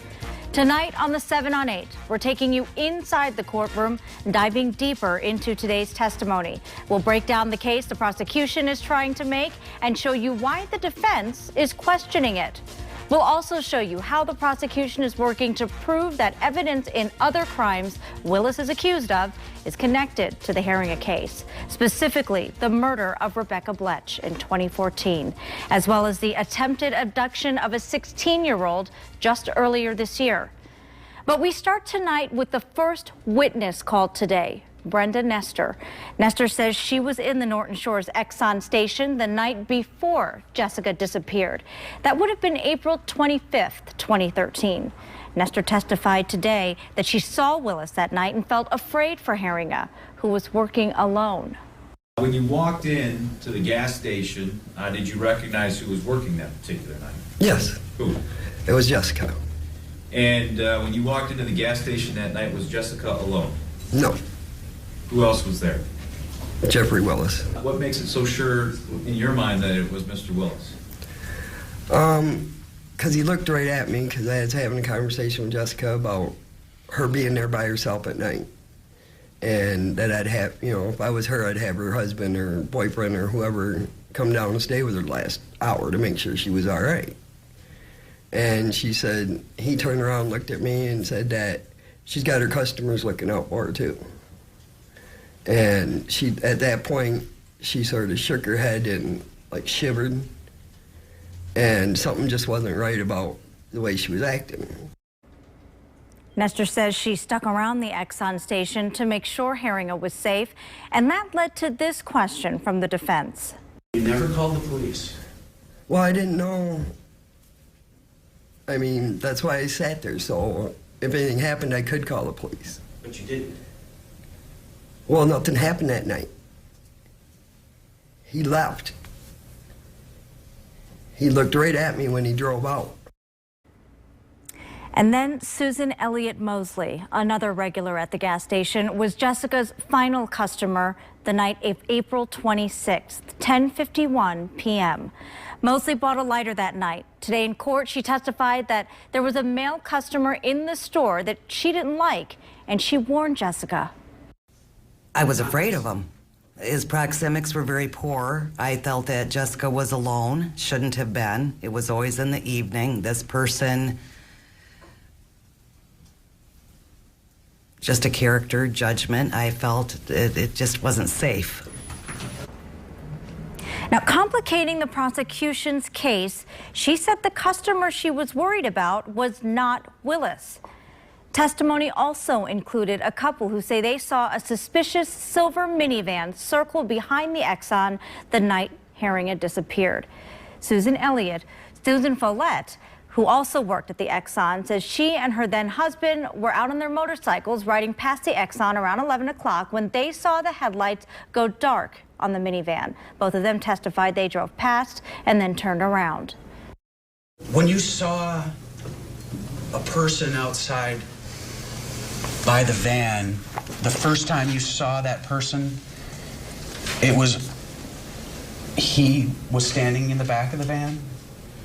No, I didn't see a person back there. I could just tell something was happening back there. Like, you could see movement, but I couldn't see any person. Okay, when was the first time you realized there was a man? When he walked to the driver's seat. As the van passed in front of you, that's when you got the best view of the driver, right? Yes. Okay. And did he turn and look at you? He did. Okay. Very casually, like he did nothing wrong. Okay. Driving a normal speed, you would say, for driving down the circle? Shortly after 11 o'clock, Craig Harpster arrived at the gas station. He then ended up calling 911.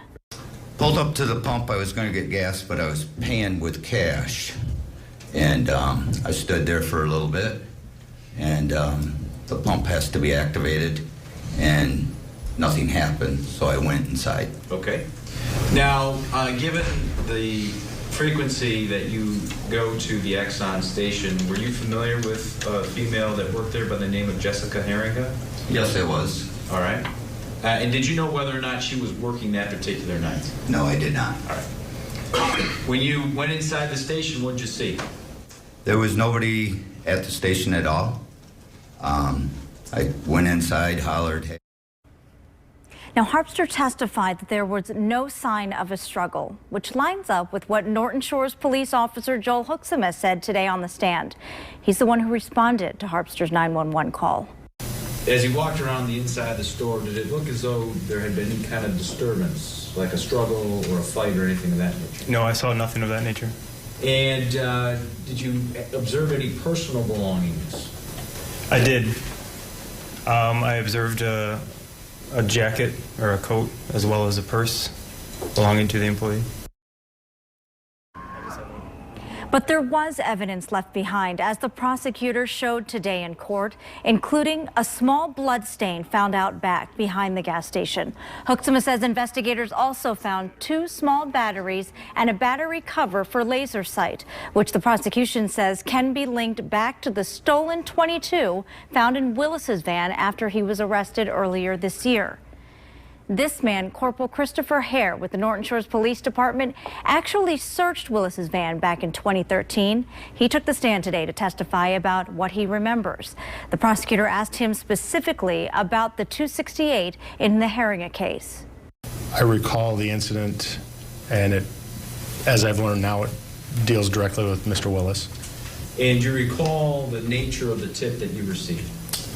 That a gentleman that goes by the name of Willis generally comes through their drive-through in a silver minivan, and he generally wore a red shirt.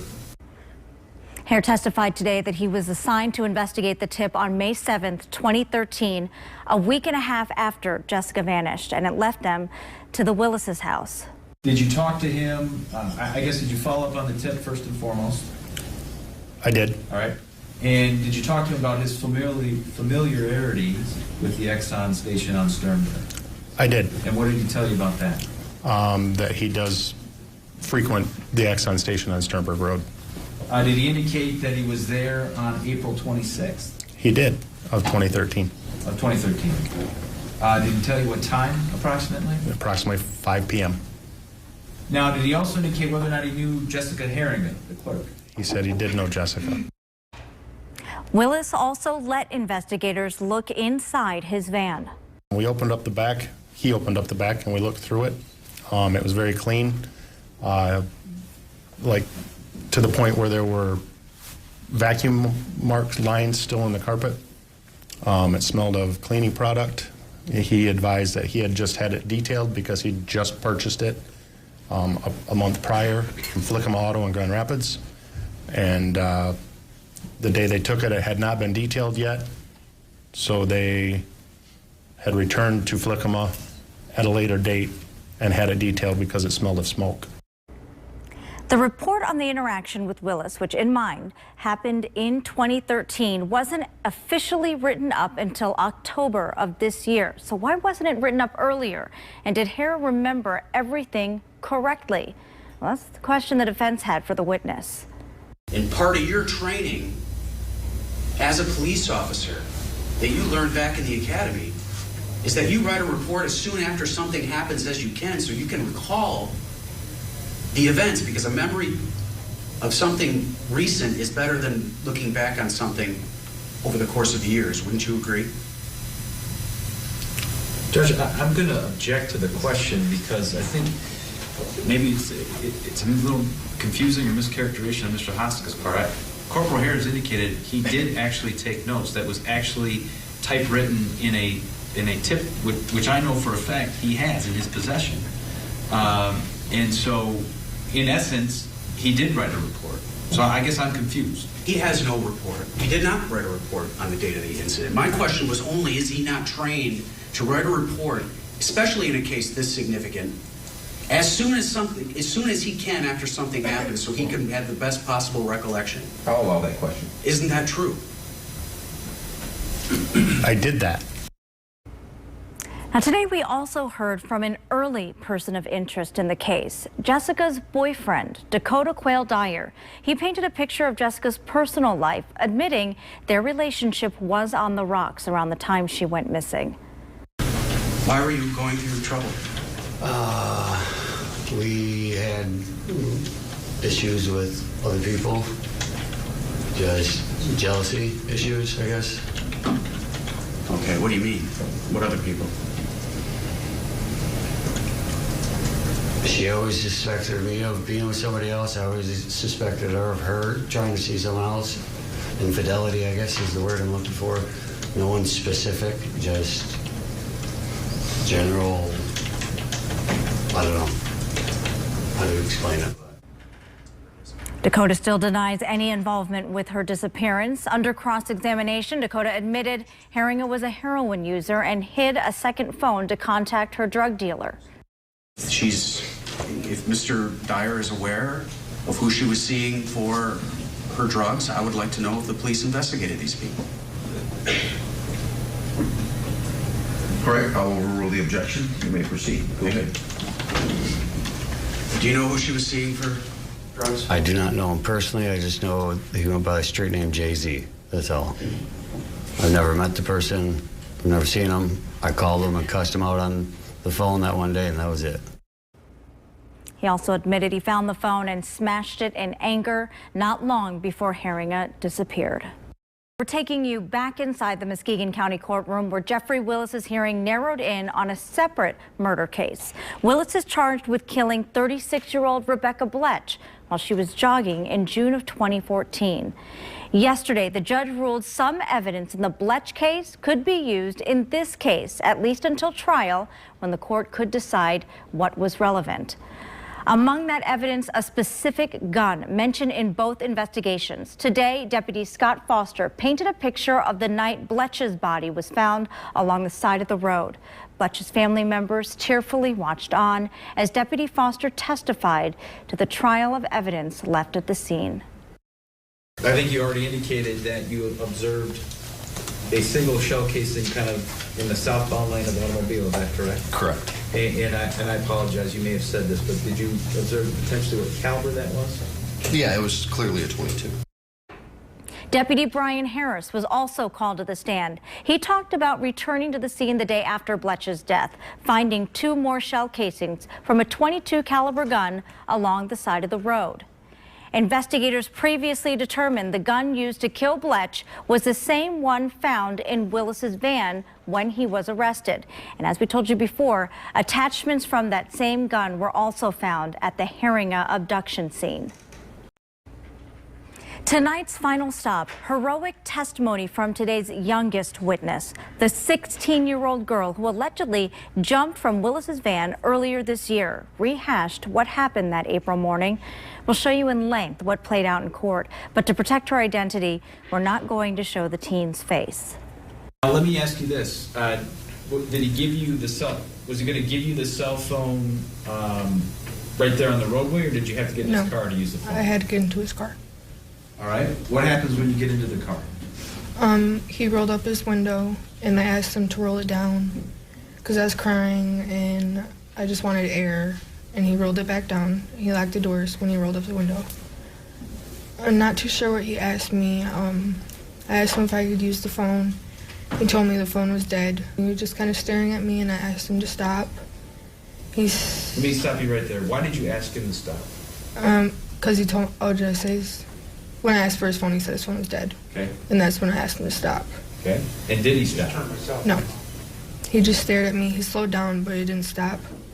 And that's when he reached for the gun and pointed it at me, and I jumped out. He went behind his van and aimed the gun at me, and I just yelled at him to please not kill me, and that I have a mom.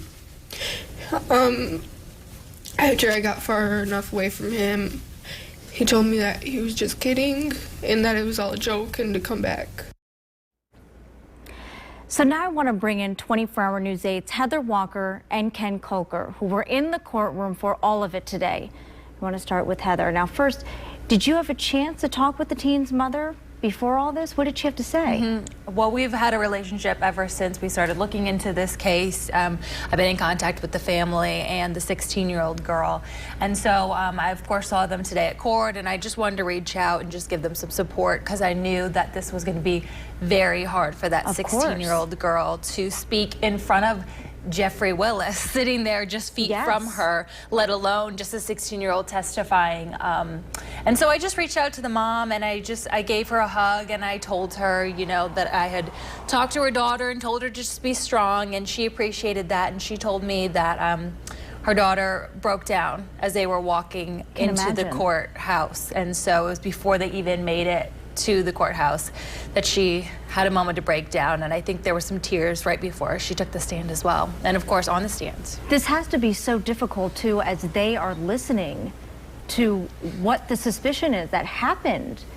to Jessica. Absolutely. I mean, even when they were showing the pictures from the crime scene of Bletsch, actually the 16-year-old's mother was sitting near the Bletsch family, and both of them just in tears and comforting each other, because you're absolutely right. That 16-year-old's mother was thinking that could have been her daughter. Exactly. Yeah, there was a moment in court just before the 16-year-old's mom finally left the courtroom where she reached over and embraced Rebekah Bletsch's sister. So clearly, those two families have reached out to each other and are giving each other support. And you have all of these people who are connected in some way with these 3 different crimes.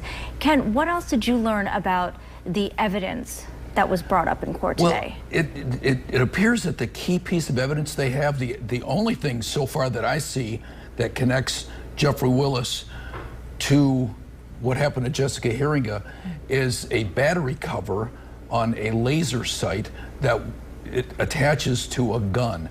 And it had the name of the same kind of gun. It's a very specific gun. Very specific gun. A Carl Walther. Yeah, it had that name on it, and it goes to the gun, same kind of gun that they found in Willis's van after the abduction.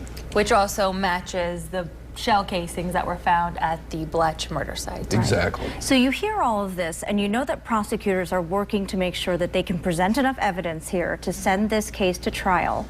But the defense is questioning all of this. Yeah, it's interesting is the defense is trying to throw out other possibilities. I mean, the testimony of Jessica's boyfriend, Dakota, the father of their child, you know, he was brought in by the prosecution, but it almost seemed to help the defense more because he acknowledged that Jessica had had abused heroin, and that she had a second phone that she used just to talk to her drug dealer. And then they also talked about the fact that they had had a fight not too many days before, and that in a journal she had written that she wanted to leave, run away. Ken Kolker, Heather Walker, thank you so much for sharing all of that insight into the courtroom, because as you can imagine, so much was heard today in the courtroom. We want to make sure that we bring you there as well. The hearing will resume Friday, and Heather and Ken will be back in the courtroom. 24 Hour News 8 will once again have complete coverage right here and on woodtv.com. A new twist tonight in the hearing to decide if Jeffrey Willis will stand trial for the kidnapping and murder of Jessica Heeringa. The prosecutor in court today says that he believes that Willis is a copycat killer. 24 Hour News 8's Ken Kolker has covered this case since the very beginning, since Jessica Heeringa went missing. And Ken was in court once again today for day 2 of testimony. Ken? Now, for the first time, we're hearing the prosecutor's theory that Jeffrey Willis was a copycat killer, that he was actually copying a pair of serial killers known as the toolbox killers. It's this particular piece of evidence. It started with an argument over a list of serial killers found in Willis's shed, whether it could be used as evidence. On that list are a couple of individuals who in 1979 abducted and killed 5 girls. They were called the toolbox killers. Now, we've got some evidence to suggest that the defendant was trying to emulate the toolbox killers, in my opinion. I think it's really relevant. That led to a somewhat heated exchange. All it does is prejudice the already prejudiced pool against Mr. Willis. The judge allowed it. What is Exhibit 88? It's a document that appears to be from Wikipedia that says list of serial killers in the United States. It's 5 pages. With a mark next to 2 who worked together. Lawrence Bittaker and Roy Norris. These 2 gentlemen used a van and they abducted, raped, tortured, and killed these 5 women. They were known as the toolbox killers because most of the tools they used were normally kept in household toolboxes. Police say they found 2 toolboxes in Willis's van after his arrest in May. We have 4 batteries, rope, a section of chain, another section of chain hooked up to handcuffs, a metal J-hook, and part of a leather strap that I can see in the photo. That's a ball gag and a battery. The prosecutor says Willis is a serial killer himself. He's accused of kidnapping and killing Jessica Heeringa in 2013, though her body has not been found. He's also accused of killing Rebekah Bletsch the next year, then kidnapping a 16-year-old girl this spring. Her escape broke the case. Now, this preliminary hearing will actually resume Monday afternoon, and when it's done, the judge will not only have to decide whether to send Willis to trial for Jessica Heeringa's kidnapping and murder, but he'll also have to decide whether Jessica Heeringa was actually murdered. Live in Muskegon, Ken Kolker, 24-Hour News 8. More details continue to come out in this case. Ken, thank you for the latest. Breaking right now, Jeffrey Willis will go to trial for the murder and kidnapping of Jessica Heeringa. We carried the judge's decision live about a half an hour ago. Good evening, everyone. I'm Susan Shaw. And I'm Marley Ginter. We also brought you a live interview with the prosecutor just moments ago. And now we need to get straight to 24-Hour News 8's Ken Kolker live in Muskegon to walk us through what played out today. Ken? Yeah, we're actually in the courtroom where this ruling came down about 20 minutes ago, and it was an extraordinary 4-day preliminary hearing with 30 witnesses. And the judge issued his ruling today that Jeffrey Willis will stand trial in the Jessica Heeringa disappearance, which means the judge believes Jessica Heeringa was kidnapped that night in April 2013 from the Exxon, and that she is dead. The judge says there's no other explanation for why Jessica disappeared without her purse, her coat, and her car. He pointed out the blood stain in the parking lot, more he called a blood smear, 2 to 3 inches wide. Also, the battery cover for a gun laser sight and 2 batteries used in a laser sight found near that blood stain. He also pointed out that Willis admitted to being a regular at the Exxon, that he was there earlier that day. He says phone evidence shows Willis lied about being home the night she disappeared. The judge also looked at the testimony of the 16-year-old girl who escaped in April leading to Willis's arrest. He looked at the restraints and other evidence found in Willis's van. He says the common thread in this case is the .22 caliber handgun found in Willis's van after his arrest. Then, of course, there were the VIX files on Willis's external hard drive with Jessica's initials and a code for her date of disappearance. Now, the list of serial killers found in his shed was also something the judge pointed out, along with the kidnap, rape, kill videos on his computer. Now, before this ruling, the prosecutor and defense attorneys gave their closing arguments. The defendant's method of operation was he was not leaving any of his victims alive. That's true with Rebekah Bletsch. That's certainly true. I suggest to the court via probable cause that it's true with Jessica Heeringa, and that certainly would have been the case had the gun not malfunctioned for MJN. There's no question that the evidence suggests and shows that the defendant was attempting to shoot her because she was running and escaping. He keeps no victims alive. Ms. Follett saw the person who was with the Chrysler Town and Country in the back of the Exxon station that night the best. She saw a tall man with pretty blonde hair and no facial hair. Twice, sketch artist with the police department drew who she described. And these are the pictures, Judge, and this isn't Mr. Willis. Not by any stretch. We know that he had facial hair at the time. The hair is different. There's no facial hair. Younger. It wasn't him. Now, the next step, of course, are the trials for Jeffrey Willis for the murders of Jessica Heeringa and for Rebekah Bletsch. Now, the prosecutor acknowledged that it's a higher level, a higher standard in those trials, so he acknowledged it's going to be difficult. It's going to be more difficult, obviously, than what happened over the course of the last 4 days. Live in Muskegon, Ken Kolker, 24-Hour News 8. Ken, you were in the courtroom. Do you have anything that you can add about Willis's reaction when the judge made this ruling? You know, I saw no visible reaction from Willis when that ruling came down. There was nothing that I saw. He, didn't change his demeanor. It didn't appear anyway.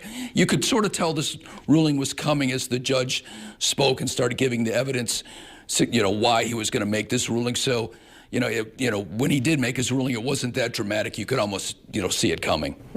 Okay, Ken Coker reporting live from Muskegon County. Thank you, Ken.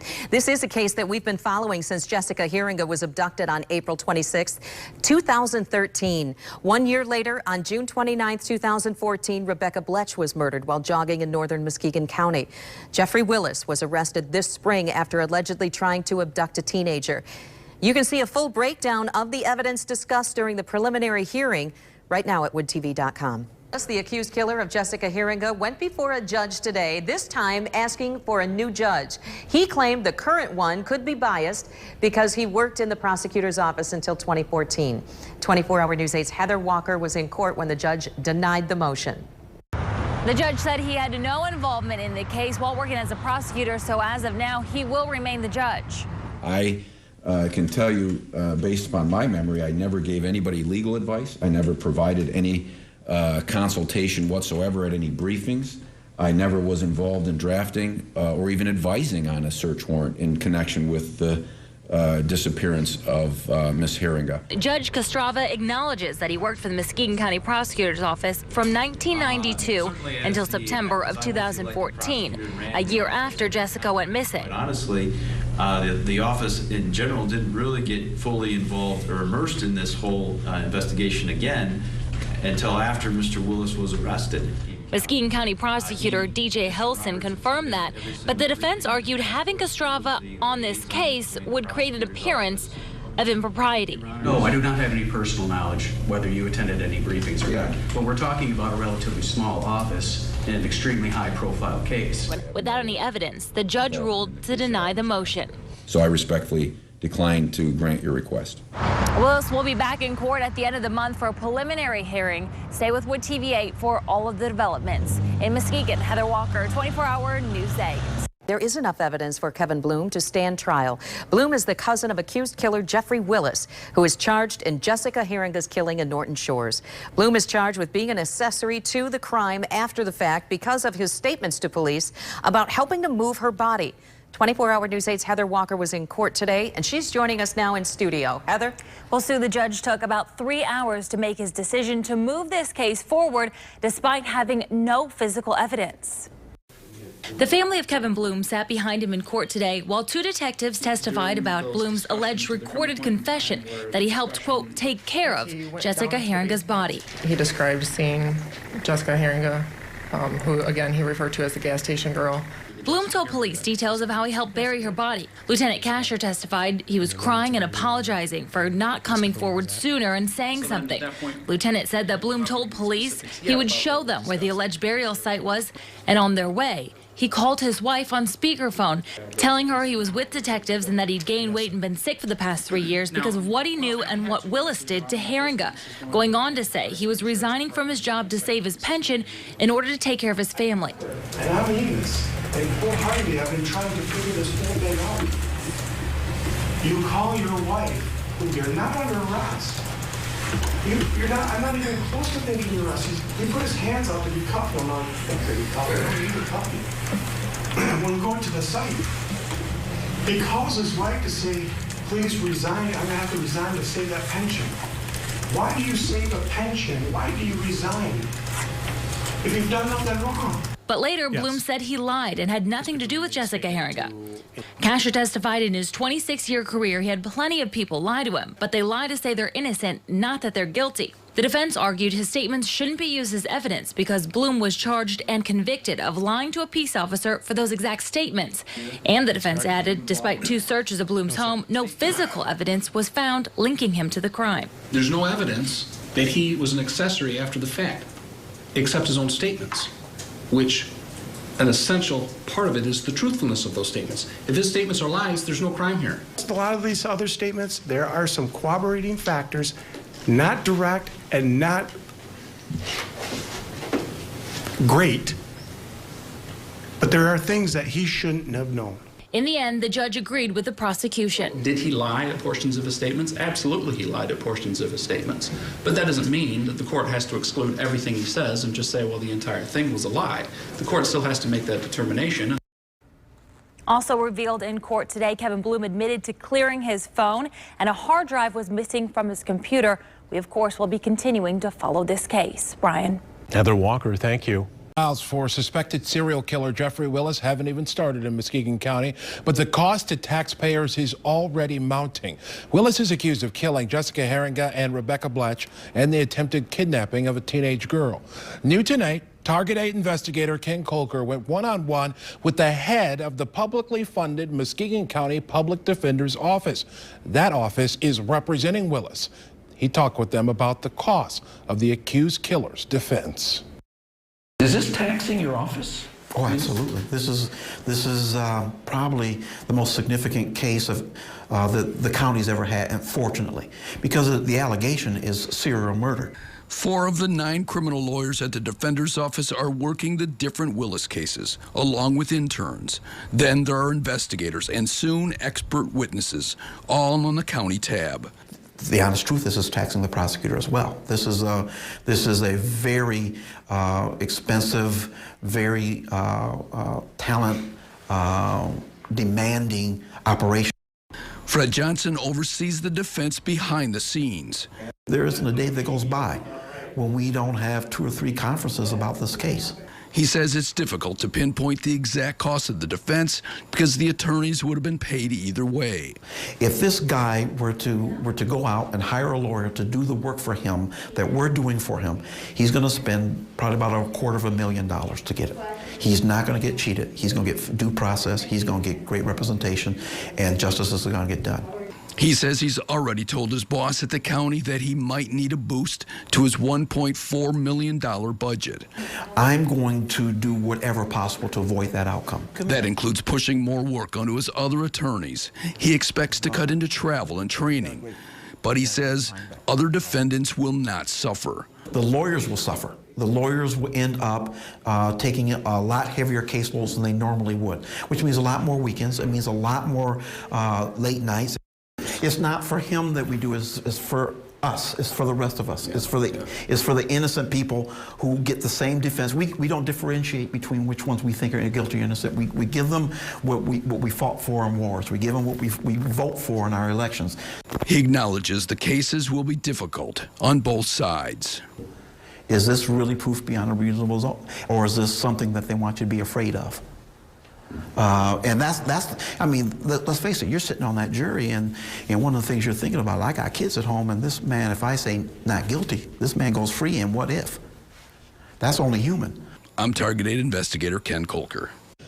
The Public Defender's Office has asked a judge to dismiss the Rebekah Bletsch murder case, alleging that the investigators violated Willis's constitutional rights when they took handwritten notes from his jail cell. The prosecutor's office has said that officers and the prosecutors did nothing wrong. Now to the trial in the Rebekah Bletsch murder case in Muskegon County. After 3 days of jury selection, the trial for Jeffrey Willis got underway this afternoon. 24-hour News 8's Heather Walker will be in court every day for this trial, and she's live in Muskegon now to show us what happened today. Heather? Well, today, day one was very emotional for the Bletsch family. Some of them broke down in tears listening to the 911 call from the night that Rebekah Bletsch was killed. In fact, her father decided to sit out on some of it, saying it'd be too much to hear all of it. We're alleging that during the course of this particular murder, that Mr. Willis was attempting to kidnap and abduct Rebekah Bletsch prior to shooting her dead. Over the next few days, the prosecution will work to prove that, bringing up the gun, matching the shell casings that was found in Willis's possession, Willis's minivan, filled with what prosecutors are calling a mini rape kit, and something new we learned today, a list of things to go inside that kit were found in Willis's deceased grandfather's garage trash can. The prosecution also bringing up Jessica Heeringa, which is another murder Willis is charged with, and the prosecution brought up the teen that Willis is facing a charge for attempted kidnapping. But the defense is putting the focus on Jeffrey Willis's cousin, Kevin Bloom. The defense says he's the one who killed Rebekah Bletsch. Mr. Bloom knew Rebekah Bletsch. Their kids played soccer together. And it appears that Mr. Bloom had at least some sort of fascination with Rebekah Bletsch because he was Facebook stalking her. And they point to a possible motive, saying Kevin Bloom and Bletsch's husband were in a club together. There's a club that they both had an association with to different degrees, but it is our expectation that that's where the two of them at least had maybe. And that Bloom was a marksman who was in need of money. The defense going further, saying Bletsch and her husband got into an argument the day before she was found shot. A fight about whether or not to go up to Luther, to their house there, to mow the lawn. Kevin Bletsch won the argument. From 5 people who took the stand today to testify, including the woman who found Rebekah Bletsch, who was actually a neighbor and a nurse. She revealed a new detail today, that when Bletsch was found, her shirt was lifted up a bit, her pants were pushed down a bit, something that we had not heard before. We'll see how that plays out. Court will resume tomorrow afternoon. We will be here and bring you new details as they become available. Reporting live in Muskegon, Heather Walker, 24-hour News 8. The Jeffrey Willis trial in the murder of Rebekah Bletsch continues tomorrow. Today, on day 3, the focus was on the 16-year-old girl who says he tried to grab her. The jury also got a tour of Jeffrey Willis's homes and his vehicles, where police believe that he stored tools used on his victims. Barton Dieters was in the courtroom today and has more on the proceedings. Today, we heard from the 16-year-old girl who said she was picked up by Jeffrey Willis and held at gunpoint. She managed to escape. And while we still haven't heard about Rebekah Bletsch, the prosecution is tightening the circle. He reached under his seat and grabbed a gun. Okay. And pointed it at me, and I unlocked the door and jumped out. For the second day, the testimony in Muskegon has not been about Rebekah Bletsch. It's been about the then 16-year-old girl who says she was walking home from a party along a rural crossroads in April of 2016 when the now infamous silver minivan pulled up to her. The girl pointed to Willis sitting at the defense table a few feet away and said he was the man who tried to abduct her. This man was staring at you. Yes. Describe how that made you feel. Creeped out. The teen was able to escape to a neighbor's house, and the jury heard from that good neighbor as well. She was terrified, so I got her in the back bedroom, and she closed the door to the bedroom, and she literally wanted to climb under the bed. She was terrified. The girl, now 17, obviously escaped. At the time, police were not sure if her story was legitimate. Instead, it led to the break police were hoping for in the unsolved cases of Bletsch and the missing Jessica Heeringa. A tip led them to Willis's home, the home of his grandfather, and of course, to the silver minivan. In the van, police say they found a toolbox. On the lid, a diagram showing a female body and noting the injection sites and the speed at which those sites deliver injected material. Inside the toolbox, police say handcuffs, a ball gag, rope, lube, nude photos, sex toys, and Viagra. Also found in the van, a gun. There were also syringes and insulin in the van, but the defense pointed out that Willis's ex-wife is diabetic. Then a search of the property around the home of Willis's grandfather, where a note was found in a barrel listing items for a, quote, kit that included condoms, her panties, and vibrators. Tomorrow, we expect to hear from the prosecution about who Jeffrey Willis is and how they believe he is guilty of first-degree murder. In Muskegon, Barton Dieters, 24-hour News 8. Day 4 of the Willis trial will resume tomorrow. You can follow updates on woodtv.com. Heather Walker will be in court live tweeting. We start the 6 tonight with Jeffrey Willis on the stand defending himself today. It was an unexpected turn in the trial. Today, he tried to explain the evidence against him and tell the jury that he didn't murder Rebekah Bletsch. But did he slip up? 24-hour News 8's Heather Walker has more on what might have been a mistake made by Willis. Willis sat on the stand speaking for the most part in a calm tone. He testified he was heading to Duck Lake State Park to take his dogs out when he saw the teen girl walking. At first I thought I should stop, but she wasn't quite where I needed, and she was on the other side of the road, so I turned down Weber. That possible slip-up of where I needed her could affect the jury's decision in this case. If not, there was plenty of other testimony that will affect their decision, including testimony about Willis's alibi for Bletch's murder. I did not kill Miss Bletsch. I wasn't even there. I was home. He said he was cutting his grass. There's nobody else that can verify that but you. Well, my wife, she was home. I see. So what I'm saying is if your wife has no recollection of that, the only one that can verify that is you. Yeah, I guess. Willis also addressed the list of serial killers that he had. Why you got a list of serial killers?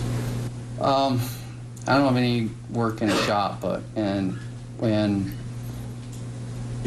when Miss Heeringa went missing, the rumors were, flying around, and there happened to be somebody that I work with that thought it was maybe a serial killer or something like that. He also testified about the other list found at his grandfather's house. But you wrote this note, right? I did. All right. And it contains a kit with handcuffs and keys. You wrote that? I wrote everything on there, including the clothes part on top. And matches and gas can? That is correct. Video from house, if any? That's correct. The other part of it, underwear and her panties? You wrote that too? I wrote that too.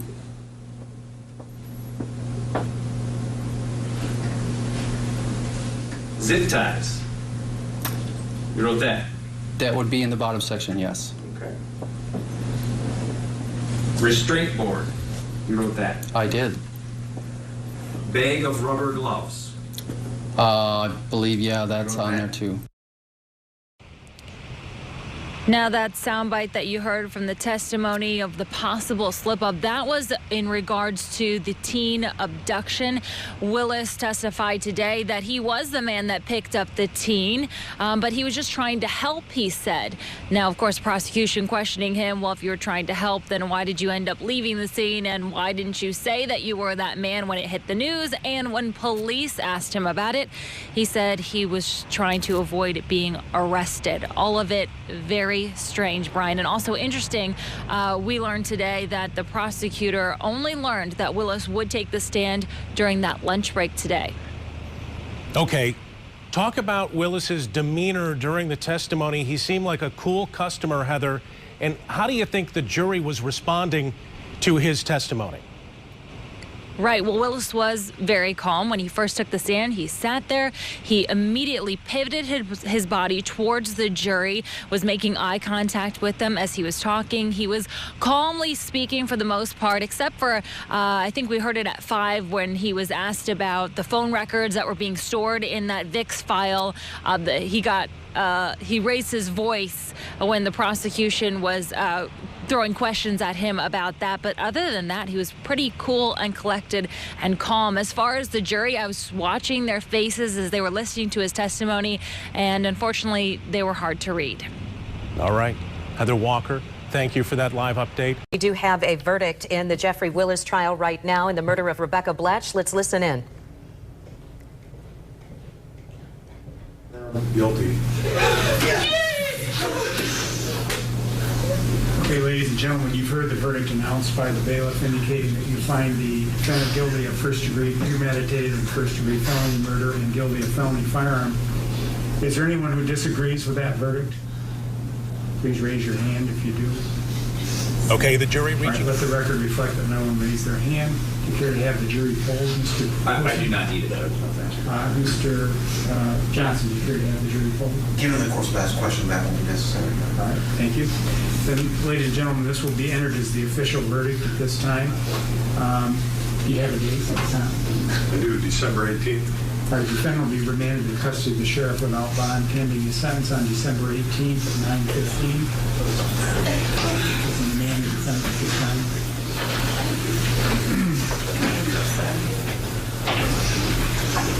Ladies and gentlemen, I just want to take this opportunity.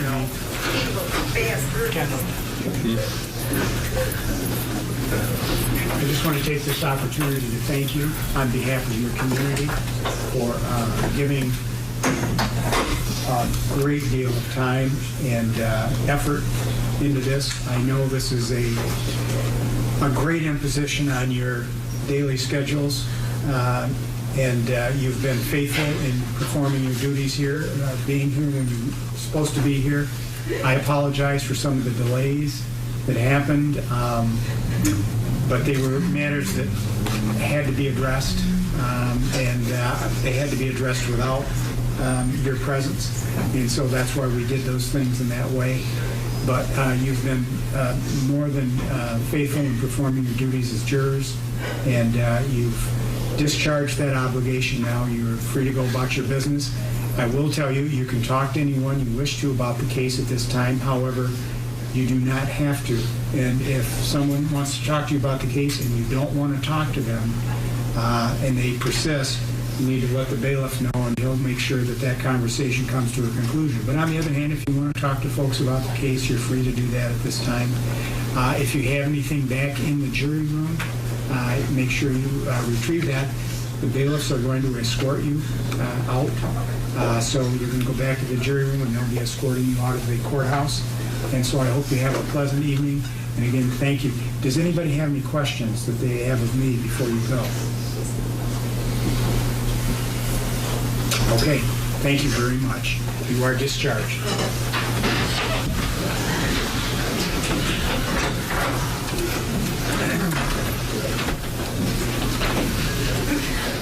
Anything further for the record, gentlemen? No, Your Honor. No, Your Honor. Court will stand at recess. You've been listening to the court proceedings there. This is the audio of what's been happening in the Jeffrey Willis case. This is the Rebekah Bletsch murder trial. Jeffrey Willis has been found guilty. 24-hour News 8's Heather Walker is standing by live at the courthouse right now. Heather, what can you tell us about what's going on in the courthouse? We just heard the verdict. Again, guilty, first-degree, premeditated murder, guilty, felony firearm. There was a visible cheering from the family after that happened. People are just leaving the courtroom right now and waiting to see when family exits. It was a very emotional. At one point, someone in the courtroom actually yelled at Jeffrey Willis some not so nice things. Jeffrey Willis, though, himself, I was watching his reaction. You know, we saw him crying at the end of closing arguments, but that was not the case when this verdict was issued. He really didn't have any reaction, and then he quickly walked out of the courtroom. Many of these people that are walking out have tears in their eyes. The family, you know, of course, happy that they got that conviction. This is what they've been waiting for more than 3 years. But also, you know, they still have lost their loved one. Rebekah Bletsch is no longer with us, and even with this guilty verdict, that does not, unfortunately, bring her back. And this was actually a packed courtroom. There was barely a seat, actually. We had to ask some people to kind of scooch over and make some room so that we could actually have a seat in this courtroom. A lot of people, a lot of them friends and family, and there's also community members that are just, you know, interested in this case and also concerned about what happened to Jeffrey Willis. Bletch's husband is actually just walking out of the courtroom right now. He did not look like he wanted to talk, so we're going to let him have his time alone. This is the first time that we saw her husband here. He has not been seated in the courtroom throughout this entire trial, but we did see him again just now when we were hearing the verdict. He decided to be present and hear that happening. So some of the family is still in the courtroom right now. We're going to wait for Bletch's father, Bletch's mother, who has been here throughout this entire ordeal, and we're going to come back to you as soon as we get those interviews. Reporting live, Heather Walker, 24-hour News 8. And Heather, I know we're on a little bit of a delay, but we do want to stay with you for a second. Rebekah Bletsch was shot 3 times in the back of the head back in 2014 as she was jogging. Willis, to everyone's surprise, I think, yesterday, took the stand in his own defense. What do you think the jury made of that, given how quickly they came back with a verdict today? Well, apparently they didn't believe what he said, either parts of it or all of what he said during his testimony. That was the only defense for him, was what he said. Certainly an emotional time. I know the Bletsch family, her mom and dad have been involved in this. They've been very vocal. They've talked to us several times about this long struggle since 2014. And here we are with this verdict. I'm anxious to hear what they have to say. If you are able to speak with them, we would certainly like to hear that once again. But so much has come to this point. Again, we're going to go speak to them, and we're also going to see if any jurors are available. Okay. And sentencing, I believe, was December?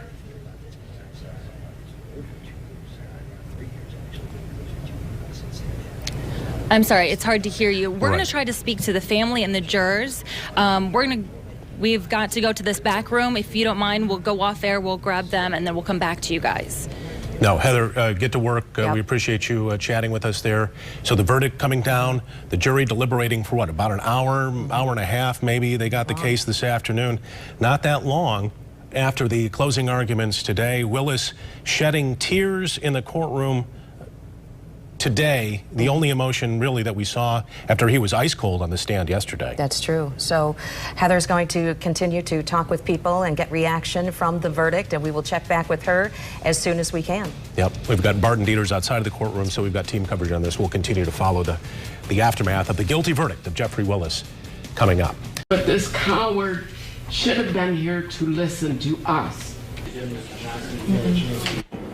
Jeffrey Willis walks out of court before sentencing started, blowing a kiss as he walked out after family called him a coward.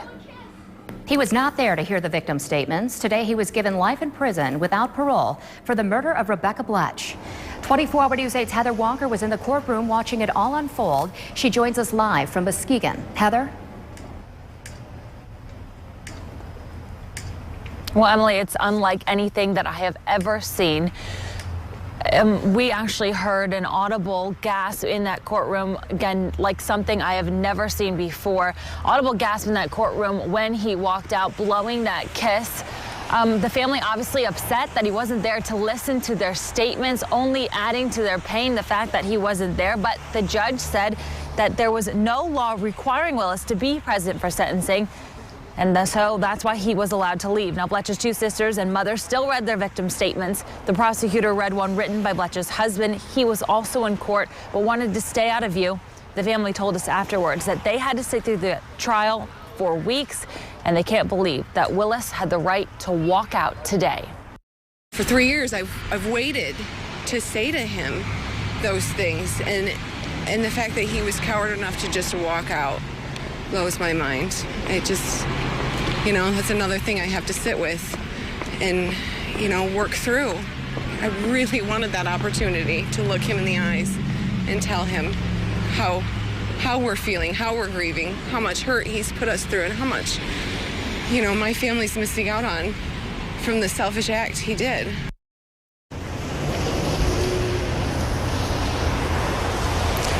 Willis is now heading to prison. There was some debate, well, not so much debate, but there was a request put in by Willis to remain in the county jail until the Jessica Heeringa trial. But today the judge said that he did not have the right to make that decision, that it was up to MDOC, and that decision has now been made that he will be going to prison to start serving his life sentence. He'll, of course, come back for the Heeringa trial.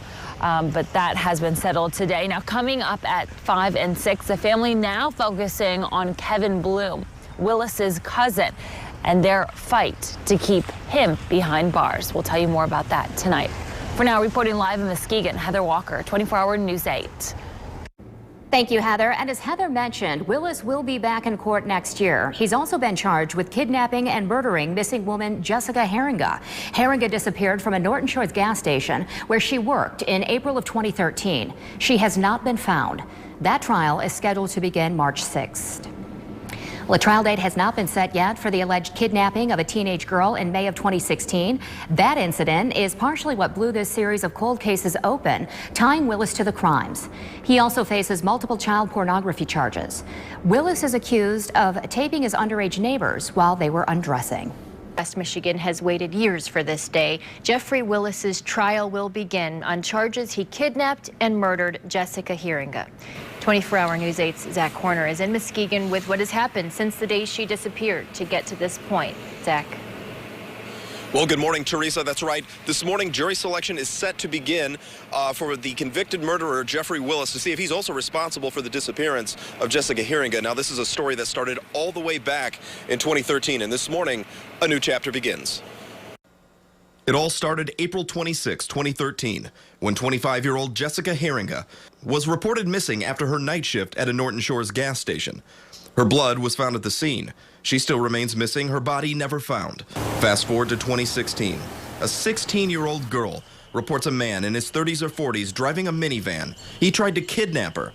That man, picked out of a police lineup, Jeffrey Willis, arrested May 17, 2016, on an attempted kidnapping charge. From there, police launched an investigation into Willis. More evidence is found, linking him to 2 other cases. A week later, he's named a person of interest in the Heeringa case and charged with the murder of Rebekah Bletsch.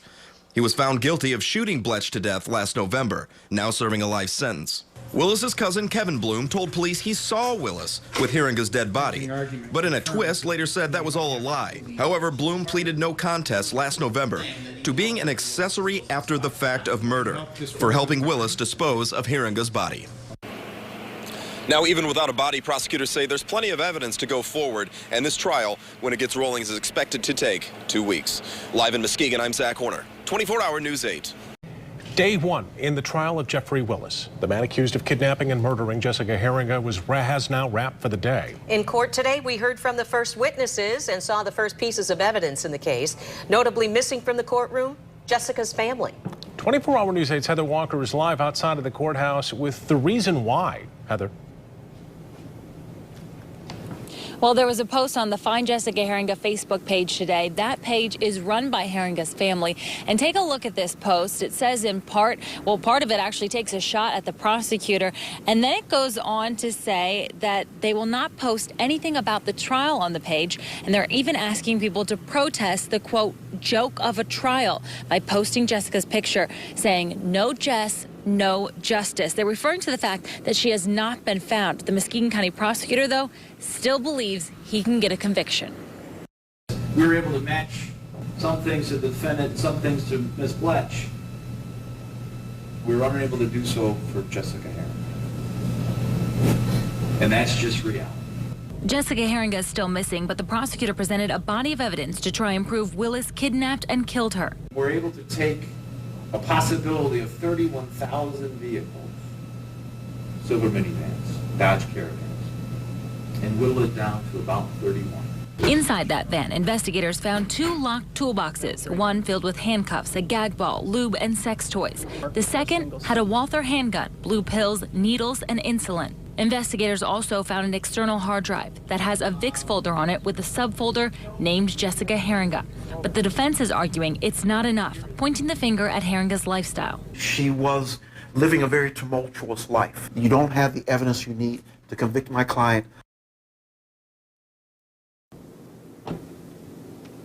And although Heeringa's family was not there, family members of Rebekah Bletsch were present, including her sister. I spoke to her about why she felt she needed to be here. She says she needs to watch this through until the end. Brian, Sue. Jeffrey Willis continues to take notes while the trial moves forward for the murder of Jessica Heeringa. Willis was found guilty of murdering Rebekah Bletsch. Now he's fighting a second conviction. 24-hour News 8's Heather Walker has been in court again all day today, and she joins us with what demonstration the jury had a strong response to. Heather. Yeah, we're going to show you that video in a second, but what it shows is that piece of the laser cover that was found at the back of the gas station where Jessica Heeringa disappeared from, being put back on a laser and the gun that was found in Willis's van. Can you remove the laser sight from that particular weapon? The owner of Gary's Guns, Gary Foster, testified that the gun police confiscated from Willis's van is the same one he sold to a coworker of Willis's at Herman Miller. But he added when he sold it, It had a laser attached to the front of right in front of the trigger guard right here. Where are the batteries housed? Right under the cover right there. There's a little switch there, and if you have a good fingernail, you can push it back. It does take some force. He also said that the site was powered by 2 watch-style batteries. There was police testimony that 2 batteries and a broken laser sight cover were found at the back of the gas station. Our camera view was obstructed, but the jury had a clear view of the laser cover being attached to the laser sight and fitting. A blood stain that tested positive for Jessica Heeringa's DNA was also found behind the gas station store. The remainder of the materials, up to 30, there were no Heeringa matches, were there? Based on my recollection, no. Jeffrey Willis showing emotion in court and his ex-wife testifying. It's all happening during the Jessica Heeringa murder trial. Jeffrey Willis, the defendant in the case, serving a life sentence, already convicted of the murder of Rebekah Bletsch. 24-hour News 8's Heather Walker here now with the video of Willis appearing to cry. Heather? Yeah, it all happened while his ex-wife actually was on the stand. Take a look. This is him right there. What was happening when that happened? Well, his ex-wife, she was talking about his grandfather who has passed away. And throughout the rest of the trial, though, Willis has been listening intently, smiling, and even laughing. But this is the first time that we saw any kind of sad emotion coming from him.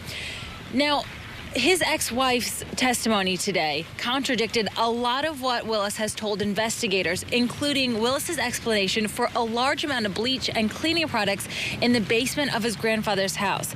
Willis said products were left over from his grandfather before he passed away. Can you think of any reason why there'd be multiple Clorox bleach bottles and multiple boxes of Tide with bleach? No. In the basement? No. I mean, that's way too many.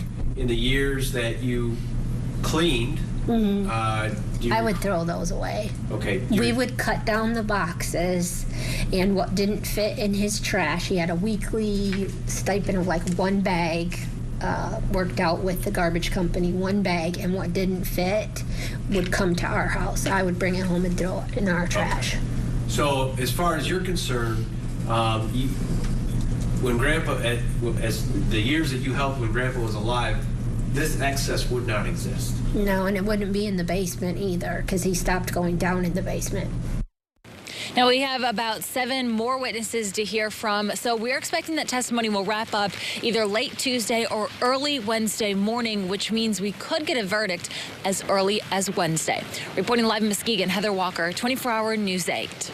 Convicted of murder. He's already serving life in prison for murdering Rebekah Bletsch. He now faces another mandatory life sentence for Jessica Heeringa's murder. Tonight, we bring you live team coverage again from the courtroom. We did it at 7 o'clock, moments after the verdict, and that coverage continues again tonight, starting with 24-hour News 8's Heather Walker, and a look at the key evidence that convinced this jury to convict. Heather. Yeah, there was a lot of it. There was a visible reaction in that courtroom when that verdict was read. There were hugs and tears, but only a brief drop of his head from Jeffrey Willis, who is already serving a life sentence. Guilty of first-degree murder. Before quietly leaving the courtroom, Jeffrey Willis thanked his lawyer. He did not take the stand, but he did create a list of questions that he asked his lawyer to read, despite his lawyer advising him against it. His defense fought until the end. Ladies and gentlemen, lights off, lights on. Offering alternative answers to what happened. She leaves everything behind because you can trace her with everything that's in that purse. You can trace her with her ID. You can trace her with her debit cards. You can trace her with her cell phone. She doesn't want to be found. She leaves the money for the same reason. If she doesn't steal from them, why would they look for her? This is the guy she saw that night. Clean shaven. And whether or not she agrees with anything else, one of the things she clearly agrees with, he parts his hair right down the middle. The next time Mr. Hilson shows you that mugshot of my client, check out where his hair is parted. But it didn't work. There was too much evidence, even though it was only circumstantial. Part of this list is a checklist so the defendant knows and remembers to collect the things that he needs to collect in order to make sure that his identity and her whereabouts are unknown. In fact, as part of this list, we talk about gas can and matches. What better thing to do than to burn the evidence? A list found in the trash at Willis's grandfather's home on Bailey. He created, as part of his overall fantasy, the perfect torture safe house. The silver minivan caught on surveillance, the locked toolboxes inside with a gun, the cover to a gun sight found at the back of the gas station, and a blood stain from Jessica Heeringa next to it. Scratches on Willis's face and arms after Heeringa went missing, a Vicks file with a subfolder that had Jessica's name and her pictures in it. And finally, changing his passwords to JLH42713. Everybody knew that on April 26, 2013, Jessica Heeringa went missing. But there's only one person who knows when she died. And that is the killer. Now, Heather, you were there from the start to the finish of this case, watching everything play out in court. Was there a moment when you said, there it is, the prosecution just locked in a verdict? In my opinion, I think there were 2 moments, and the one big one was when the gun dealer, he showed the gun and he showed the laser sight, and the top of that laser sight that was broken, but that was found at the back of the Exxon gas station next to Heeringa's DNA blood, and it fit. And that's when the jury leaned forward and was like, oh. Right. And then, of course, that last part that DJ talked about, that information that we broke with our Jeffrey Willis interview, the changing multiple passwords to JLH 427 the day after she disappeared. Right. 2013. And one of the experts testified that all of your passwords, which we could all relate to, is something that you have to remember. And if you killed her on that day, obviously you're going to remember that day. Too much there Chilling. to be able to explain away in any manner. Yep, way too much. Heather, thank you. For those involved, today's verdict, 5 years in the making. Barton Dieters was in court today and caught up with the key players following the verdict. Barton. Well, the verdict did come quickly, a surprise to many for a case this complex. But the speed of the verdict apparently did not lessen its impact. I've never had a case like this. I don't think there's been many cases like this. Fred Johnson is the head of the Muskegon County Office of the Defender, who worked to convince a jury that the prosecution had failed, not only to show that his client murdered Jessica Heeringa, but that they had failed to show she was even dead. You dealt with circumstantial evidence before, but it was just the sheer quantity of it. It just kept coming and coming and coming in, and ultimately the jurors were convinced. Unlike his last conviction for the 2014 murder of Rebekah Bletsch, Willis did not take the stand in his own defense. We didn't want to repeat a strategy that wasn't effective, clearly. The jury heard about his previous murder conviction, allegations he tried to abduct a teen, and unsavory details about Willis, including his collection of violent porn, often including children. Are you worried that this jury may have convicted Jeffrey Willis because of who he was, not because of what he did? Ultimately, that issue is with them. It is within their conscience. They told me they didn't, and I have no reason to believe that that's not the case. The Heeringa family did not attend the trial, convinced she's still alive. But Rebekah Bletsch's family was here to see Willis convicted a second time. I needed this closure. I think we all needed this closure. It's a Willis thing for us. You know, I know it's a Heeringa trial, but it's a Willis thing. Lead Detective Michael Kasher has lived and breathed this investigation for 5 years. You know, you're being second guessed and you're criticized, and after a while, you want to make sure you're doing the right thing. And when this verdict came down, you felt that you did the right thing. But the job is not done. You feel still half empty. You don't have the whole investigation done. She's still missing, and right now we're still in the process of looking for her. Cashin became intimately knowledgeable of Jessica Heeringa's life and even her thoughts from her journal that was part of the evidence presented. For me, Jessica Heeringa has a right to be heard in court. She has a voice, and we were her voice. I think when the jury agreed with us, it was a victory for her. Now, prosecutor DJ Helson, he left immediately after the verdict, anxious to spend some time with his family after the rigors of this long ordeal. But I did recently receive a text from him where he said no decision's been made whether Jeffrey Willis will be tried again for the alleged abduction of the 16-year-old back in 2016. Now, we did reach out to the Heeringa family but received no response. They are, however, by law, allowed to make a statement at the sentencing next month. Live in Muskegon, Barton Dieters, 24-Hour News 8. All right, Barton, thank you for that live report. And Jeffrey Willis is now back at Bellamy Creek Prison in Ionia. He'll stay there until that sentencing in this case, June 12th. The last time he was sentenced for killing Rebekah Bletsch, this happened. He asked to leave court and then blew a kiss on the way out. State lawmakers responded to that gesture last week. Just this week, I should say, they passed a bill that would require defendants to stay in the courtroom when a victim's family delivers those impact statements. Governor Snyder has not signed the bill into law yet. It's unclear whether it'll be on the books before Willis is sentenced for Heeringa's case. And of course, we will be there for that sentencing next month and continue to get reaction from those involved in this case. You can see all of our coverage from this case on woodtv.com. I believe in Jesus Christ, and because of that, I can say this. Due to a lack of funding, a careless disregard for truth-seeking, the desire to reach a rash and inattentive conclusion to an unproven crime, or just plain falsifying evidence, not only has this promise been murdered, but also left to rot at the feet of a weeping Lady Justice. Locked away for life, but he did not go quietly today. As he was sentenced for murdering Jessica Heeringa, Jeffrey Willis read an 8-page letter. The Heeringa family was not in court today, but the Bletsch family was. 6 months ago, Willis was sentenced to life for murdering Rebekah Bletsch. Her family says they did not buy 1 second of the speech or the tears. 24-hour News 8's Heather Walker has their reaction, new at 6 o'clock. Lies. That's how the Bletsch family summed up Willis's speech, including the part where he apologized to the family for that kiss he blew in court. To the Bletsch family, I am truly sorry. Willis reiterated that the kiss was not to the family, instead aimed at Muskegon County Prosecutor DJ Hilson.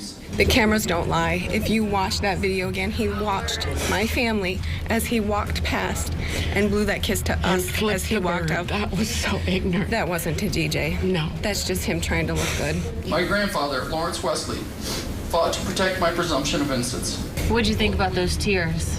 Fake. Fake. Nothing real. Rebekah Bletsch's mom and sister were in court wearing pins with her picture on it. Because Rebekah wasn't the victim in this case, they weren't allowed to speak. Jessica Heeringa's family did not show up. Willis maintained that he was innocent, pointing the finger at who he calls crooked cops, the corrupt prosecutor, inattentive jurors, and clueless media.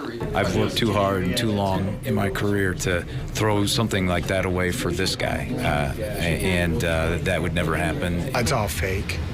Nothing was real. The only thing, maybe tears, that he's upset about is he got caught. He got caught. That's it. And he's probably going over in his mind what he should have done better. He now has a lot of time to think about that. He will be in prison until he dies. It doesn't give me any satisfaction. It doesn't bring my daughter back. Willis still has 2 other court cases, one for that teen abduction, the other one for child porn. Now, the prosecutor today says he's still deciding whether or not to pursue those. Of course, Willis is behind bars for the rest of his life. However, the prosecutor explained to us that the court process and a conviction in court is part of the healing process for some victims, so he's going to consult them before he makes a final decision about whether to pursue those. We'll keep you posted. Reporting in Muskegon, Heather Walker, 24-hour News 8. First at noon, convicted killer Jeffrey Willis continues to fight his conviction for the murder of Jessica Heeringa. Today, his lawyer is requesting a new trial. News 8's Heather Walker was in court for the arguments. She's in studio control this afternoon. Heather? Yeah, Willis is not going away quietly. First, his infamous kiss in court, and now he's going through the appeals process, continuing to claim he is innocent. Willis was on trial and found guilty of the kidnapping and killing of Jessica Heeringa, who was working at a Norton Shores gas station at the time of her disappearance. A jury found Willis guilty in June of 2018. Prior to that conviction, Willis was found guilty of murdering Rebekah Bletsch while she was jogging in Muskegon County, and he was also charged with an attempted abduction of a teen girl. Now, Willis was not in court today. He is currently serving a life sentence in prison. His appointed lawyer argued on his behalf. The lawyer argued that the character evidence used in the Heeringa case was not appropriate, and information about Willis's personal life, videos on his computer, and the previous crimes were not relevant to this case. Willis's lawyer also argued that the trial should have been held at a different venue where the jury didn't have any preconceived ideas about Willis before that trial. But you're saying, well, because he murdered her, he must be the person who killed and kidnapped Jessica Heeringa, or she must have been killed because Rebekah Bletsch was killed. But that's not fair because the government has to prove beyond a reasonable doubt each of those elements. Willis and his lawyer are requesting a retrial at a different venue outside of Muskegon County. The State Court of Appeals heard the arguments today. Now they will issue a written opinion in the coming days. We'll keep you posted on that decision. In studio control, Heather Walker, News 8. Now 5 years since a Muskegon County woman was murdered while she was out jogging. Tonight, family and friends gather to honor the life of Rebekah Bletsch. 13 on your side's Amr Abbas has that story. It doesn't feel like 5 years. A mother's pain remains strong. It still hurts. But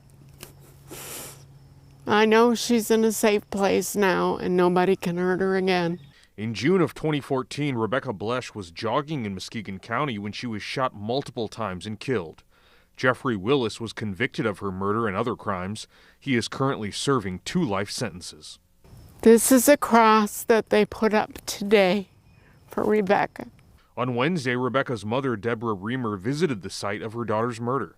Very cheerful, very outgoing. She had lots of friends. Since the trial, the Rebekah Bletsch law has been enacted because the family was upset that they didn't get a chance to make a statement to the killer. Well, that means that nobody can walk out of the courtroom. They will have to sit and listen to what we have to say, or anybody has to say. But there still is anger toward Willis's cousin, Kevin Bloom, who is now free after serving time. The family believes that if Bloom spoke up, Rebekah's murder could have been prevented. It's just the fact that he kept his mouth shut, Bloom did. He never stepped forward to say what he did, what Willis was doing. Nothing was ever said. So that took my daughter away from us. A motorcycle ride to honor the life of Rebekah Bletsch will also take place this week.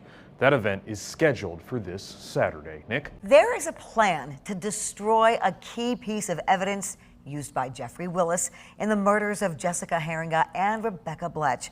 That plan is to dispose of Willis's van by crushing it, destroying the vehicle for good. But at a hearing this afternoon in Muskegon County Circuit Courtroom, a judge put that plan on hold at least for the next few weeks.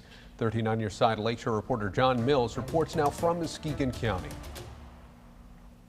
The sheriff and the prosecutor here in Muskegon County see no evidentiary purpose to continue storing the van Jeffrey Willis used to commit 2 murders and a kidnapping too. Sheriff Michael Poulin says small items of evidence from the Jeffrey Willis investigation remain in the county's secure evidence room, but storage of the 2006 Dodge Caravan was more difficult. The sheriff says that van is at a safe, secure, and undisclosed location. Sheriff Poulin, in conjunction with Norton Shores PD and Muskegon County Prosecutor DJ Hilson, have a plan for that van. This van never sees the light of day again. We'd like to see it destroyed. Reaching that point now that Willis has lost all appeals available to him. In separate trials, juries found Willis guilty of murder for the deaths of Jessica Heeringa and Rebekah Bletsch. Items of evidence sometimes become property of the investigating agency, and sometimes those items are disposed of at auction. Willis's van, something Sheriff Poulin doesn't want back in the community. It's an image, it's a remembrance of just pure evil. Willis was last inside the Muskegon County Hall of Justice in 2018 for sentencing. Monday, he appeared for a motion hearing in circuit court by Zoom from the Saginaw Correctional Facility, where he's serving 2 life sentences. On behalf of the Muskegon County Prosecutor's Office, Assistant Prosecutor Heather Bloomquist argued the van should be the Sheriff's Office's to dispose of. It's our standpoint that this is an instrumentality of a crime, therefore it would not be returned to him. Willis, speaking without an attorney, seemed to believe the disposition hearing was a chance for him to tell the court where the van should be moved. Does that mean that I get the van? Somebody can pick up the van for me? Other items used at trial will eventually be destroyed. What to do with this larger item, at least for now, under dispute. The judge is requesting the prosecutor's office and Jeffrey Willis submit written briefs on their position as it relates to ownership of the van. The judge's decision may also determine who pays a storage bill that's still growing. Thousands of dollars, yes, absolutely. The judge may decide the motion later this month or early next month. In Muskegon County, John Mills, 13 on your side. The van used by one of West Michigan's most notorious killers will be destroyed. The Dodge Grand Caravan belonging to Jeffrey Willis played a key role in his murder trials. Willis was eventually convicted of killing Jessica Heeringa and Rebekah Bletsch. Tonight, 13 on your side's Charlie Tinker tells us why prosecutors want the van destroyed and why the judge agrees. Yeah, the judge effectively denied a competing request by Willis. That was the last legal hurdle, we're told. Now law enforcement can move forward and ensure this vehicle, this reminder of these horrific crimes, is never on the road again. We were notified of the court's ruling, both very pleased and happy to hear. Circuit Court Judge William Marietti this month ruled in favor of the Muskegon County prosecutor's request the van used by convicted serial killer Jeffrey Willis be destroyed. We're certainly in trying to figure out what our next steps are, and ultimately that may involve conversations with families. A jury convicted the 52-year-old in the 2014 murder of Rebekah Bletsch and the killing of Norton Shores gas station clerk Jessica Heeringa a year earlier. And he used that van when he abducted Madison Nygaard. That van was his one of the biggest pieces of committing his crimes. In the opinion issued this month, Marietti agreed riding the van was, quote, employed by the defendant to facilitate the criminal behavior for which he was convicted, referring to it as derivative contraband and agreeing the van would not be returned, effectively shutting down a counterargument filed by Willis asking the van to be turned over to his representative and a peculiar request for hundreds of thousands of dollars in fees. Very degrading towards law enforcement, degrading towards me personally. Ultimately, that's all been essentially smashed. Mr. Willis is barking up a tree that just doesn't exist. According to a disposition of property motion filed in July of 2021, the Dodge Grand Caravan had been, quote, held in the custody of Muskegon County Sheriff's Office since its seizure in May 2016, in the process racking up a bill for around $96,000 in storage fees, according to law enforcement. It's such a symbol of violence. We don't need someone out in the public getting a hold of this vehicle and turning it into something that it shouldn't be. Now, the van will ultimately be crushed. I spoke with the sheriff. He told me he began making calls on that this week, but no definitive timetable has been established to destroy the van just yet. In Muskegon County, Charlie Tinker, 13 on your side. It has now been 10 years since 25-year-old Jessica Heeringa disappeared from a gas station in Norton Shores, where she was working alone at the time. And to this day, her body has never been found. Jeffrey Willis. At one point, Bloom told investigators that he could lead them to Heeringa's body. At the onset of this investigation, he was considered merely a witness, somebody to speak to Jeff Willis's character. That is, until he made a certain call to a detective. I didn't help him do anything. This is Kevin Bloom sweating in a Muskegon County interview room back on June 17, 2016. His cousin, Jeffrey Willis, was being investigated for several crimes. We've been here a million times. I'm so tired. I know you are. Tell us this last piece and we'll get you some rest. Okay? Where? Jail? Willis had been arrested a month earlier for the attempted abduction of a 16-year-old girl, Madison Nygaard. Oh, quit beating around the bush. All right. Okay. All right. Well, what story do you want to hear? I want to hear your side of the story. Okay. And you know what I'm talking about? No, I don't. I think you do. I know you do. Okay. Okay, you know I do. A search of his computers led investigators to a digital stash of information and photos relating to other possible victims. It was done in such a way that that put the number, the date, if you will, of their deaths as part of his little package. And so not only did he have separate folders specifically to those two women, labeled under the folder of Vic, V-I-C-S, obviously argued that that meant victim, but he was very keenly interested in anything related to both of those investigations. If I get up and walk out, are you going to slam me down? No, just relax, all right? No, I'm ready to go. A month later, Willis is being looked at for the kidnapping and disappearance of Jessica Heeringa from a Norton Shores Exxon station on April 26, 2013. And the murder of mother Rebekah Bletsch, who was killed while jogging near her Muskegon County home on Automobile Road. I had nothing to do with Becky. I had nothing to do with Jessica, and I had nothing to do with that 16-year-old. I lost my mind. Investigators talked to Kevin Bloom early on as a witness, someone to speak to Willis's character. That is, until he called a detective with this strange bit. I had a very vivid dream Saturday night. I don't know if he handed me a handgun or not. Essentially saying, you know, I had this dream last night where I touched the gun, and of course, no detective is going to leave that untouched, and so all the antennae go up. And now, all of a sudden, we focused in on him. Bloom, a state corrections officer and occasional firearms instructor, initially tells them he's suspected Jeff's involvement in the killings. How do you know that girl, Madison Nygaard? She danced with, I don't know her. I've never met her. But she danced with my daughters. That's what my daughters say. Until it becomes clear the only connection Jeff Willis has to either Rebekah Bletsch or Madison Nygaard is Bloom. I knew Rebekah. I know. Yeah, we know that, right? My wife knew I know Rebekah. All right? During my little boys, you soccer. She was a nice lady. I don't hurt people. He swears he had nothing to do with either of those cases. But what about Jessica Heeringa? What souvenir did you take from Jessica? You told me the answer to that by answering the way you did before. Yeah, name tag, shirt, and panties. Over 3 hours into this particular interview, Bloom seemingly cracks. He says he actually saw her body in the basement of a home that used to belong to Willis's grandpa. I go downstairs, and then I step to the bottom of the step, and I see that girl. Okay. At first, I said, cool. She was dead. Okay. How do you know she was dead? She was just not moving. Okay. Well, what else told you that she was dead? Just her color. Describe it for me. You don't ever want to see something like this. He offers substantial detail. When her hair was here, and her back,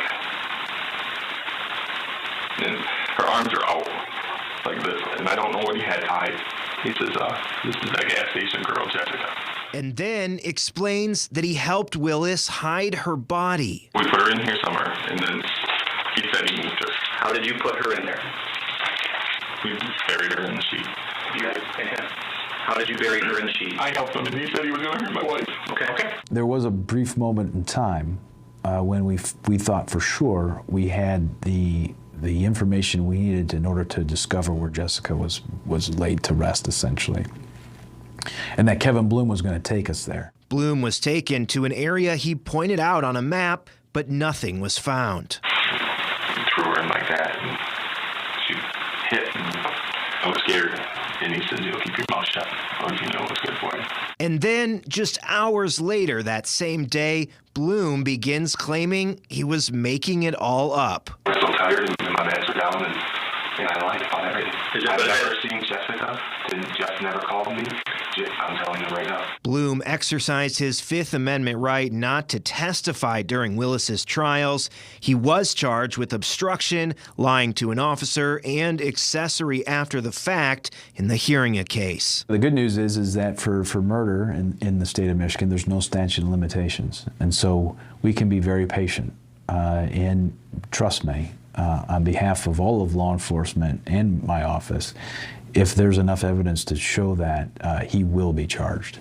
Now, Jeffrey Willis remains behind bars in communications with Fox 17. Just this month, he says that he maintains that he is innocent in all of these cases. Kevin Bloom, he served 476 days in jail before he was sentenced to time served and then released in January of 2018. For now, in the newsroom, Michael Martin, Fox 17 News. From Wood TV, this is a Target 8 investigation, a 10-year mystery, the search for Jessica.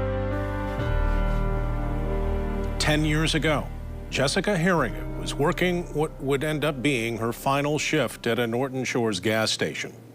She would soon vanish, never to be found. A decade later, her family refuses to believe the conclusions reached by investigators and a jury that the young mom was the first victim of serial killer Jeffrey Willis. To this day, they wonder whether Jessica might still be alive. Target 8 investigator Ken Kolker has covered this case from the beginning. He sat down with the lead detective and with Willis, convicted not only in Heeringa's murder, but in the 2014 murder of a jogger, Rebekah Bletsch. Ken. For the first time tonight, the lead detective is revealing where he believes Jeffrey Willis buried Jessica Heeringa. It's a short drive from Norton Shores to this part of the Manistee National Forest in Oceana County. At 10 minutes after 1 in the morning on April 28, 2013, 2 days after Jessica Heeringa disappeared from her job, phone towers picked up Willis's cell phone, headed that way. I think he went out into some area that he is well familiar with, and he buried Jessica out there somewhere. Phone records show Willis returned to the same area in the months after Jessica's disappearance, in June and August of 2013. Why is he out there? He's a hunter and he's an avid snowmobiler. It wasn't hunting season, and when we weren't having snow in June and August. I believe somewhere along the line he was either visiting or burying her, even better. In 2017, after Willis's arrest and after a review of his phone records, police searched this part of the Manistee National Forest. Cadaver dogs, helicopters, even infrared cameras at night. A half a dozen fruitless searches that were never made public. And I'm telling you there, Ken, out there when we were walking the terrain and using the dogs, the terrain is like this, and it's wooded, ground is uneven. We could be walking and 15 feet from you, something could be buried. And it's that tough. I always say the only one that probably really can tell us when it comes down to it is going to be Jeffrey Willis. I'll be talking to him tomorrow, so I'll ask. Go ahead. I am. If he would tell you, that'd be great. Charles, Oh, I'm trying to reach Jeffrey Willis. Hello. Jeffrey Willis speaking. Muskegon 911, where's your emergency? I don't know if it's emergency. Jessica Heeringa, the 25-year-old mother of a 3-year-old boy, was working alone the night of April 26, 2013. It's very suspicious why there's nobody here. At the Exxon gas station on East Sternberg Road. I got all kinds of information. In a phone interview from Cotton Correctional Facility in Jackson, where he is serving 2 life sentences without parole, Willis admitted he had stopped at that Exxon station before, even earlier that day. Had you ever seen Jessica Heeringa before? Before the night she disappeared, you mean? Yeah. I seen her, I had gone into that store one time with the guy I work with. The guy I work with, I rode to work with him. He stopped there at the gas station because he said there was a hot girl there. And that would be... So I stopped there and got some... before the night that she disappeared, I was in there that night too. But I didn't know who she was. I never met her. I think that was around like December sometime. Norton Shores detective Michael Kasher, the first detective at the scene, almost immediately suspected the worst. And that was long before he focused on Willis. You see all her stuff there, including her cigarettes and her lighter, which was nicely stacked, and then they looked like she was pulling out the drawer to start counting. There's a lot of money there, all the change, everything was in place, like she was cleaning up. Their fears grew with the discovery out back, the cover to a laser sight of a gun, batteries to the laser sight, and a smudged drop or two of Jessica's blood. You're starting to go, okay, she's not here, place is left open, it's not in a robbery. There was no struggle inside. Did it happen out here? You start seeing a little bit of blood. We got a cover to a laser sight. So the red flags start adding up. Eyewitnesses told police they saw a suspicious silver minivan behind the station that night. We just have to keep going and find her. Jessica's family held vigils next to the gas station, passed out flyers. Even if you don't think it's important, it may be. Made public pleas for help. Just days after the disappearance, a tip came in. I think it was tip 257. That led them to Willis. But a quick police interview and a check of his recently vacuumed silver minivan provided no answers. Despite more than 2,000 tips, dozens of searches, and a task force that at one point grew to 45 officers, the investigation sputtered. We've been together 5 years. They focused for a time on Dakota Quayle Dyer, Jessica's live-in boyfriend and the father of her 3-year-old son. But he had an alibi and nothing to gain from her death.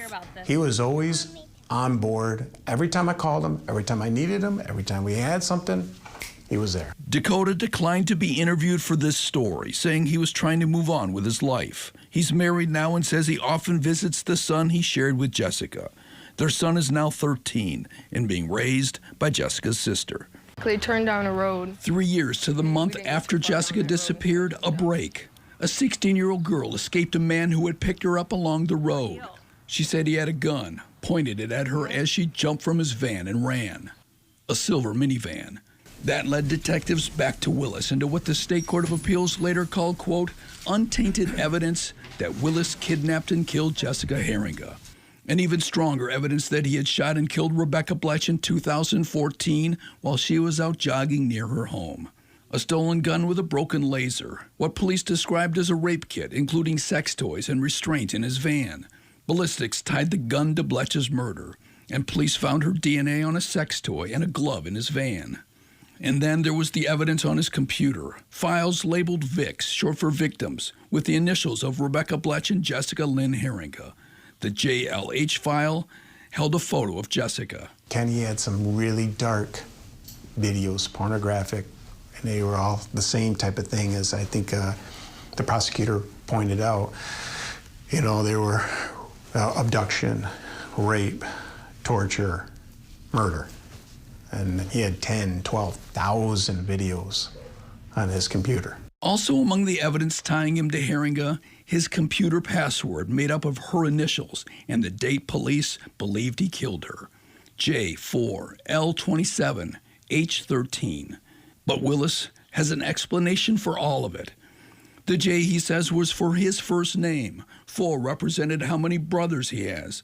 L is for the names of his father and grandfather, both Lawrence. The 27 was the age that my dad or my grandpa was, or my dad was when I was born, and when my grandpa was when my dad was born. And 27 is my favorite number. Well, 3 is my favorite number, 27 is 3 times 3, right? So 27 is a big number for me. And then H, the H anyway, for Heeringa, yeah. H. Yeah, well, no. Well, no, that's what they say. H was for Heeringa. Yeah, well, I know what they said, but what did the H stand for? Let's see. There was J4. Let's see, there's Jeff, 4 brothers. I don't remember. As for the porn on his computer, I mean, how do you explain that? I don't. I'm not going to explain it. It's porn. That's all it was. Okay, but it's pretty violent. I mean, it was, talking about... Some of it was. They didn't have a lot. They said that they had thousands, tens of thousands of that. That's bull. There might have been 100 on there. But there are some that they say is pretty close to what you were convicted of doing. No, there's not. They found one video in there that was called The Jogger that would have matched what they said. Right. Happened in the the Rebekah Bletsch case. One video. None of the rest of them did. Yeah, but one video, that's I mean, that's what? pretty... I could go on your... listen, I could go... I'm not going to argue with you. Because I'm getting upset here. This is stupid. He claims that crooked cops and ballistics experts concocted evidence. And Bletch's DNA, that he says is a mistake by an incompetent state police lab scientist. I'm sure you realize that most people watching this and hearing what you have to say are going to just think you're full of shit. Yeah, that's fine. I don't care. Why don't you help the Heeringa family by telling them... What am I supposed to do? By telling them where Jessica's body is. I knew you were going to... I'm not even going to answer that. I told you already. You already know the answer to that.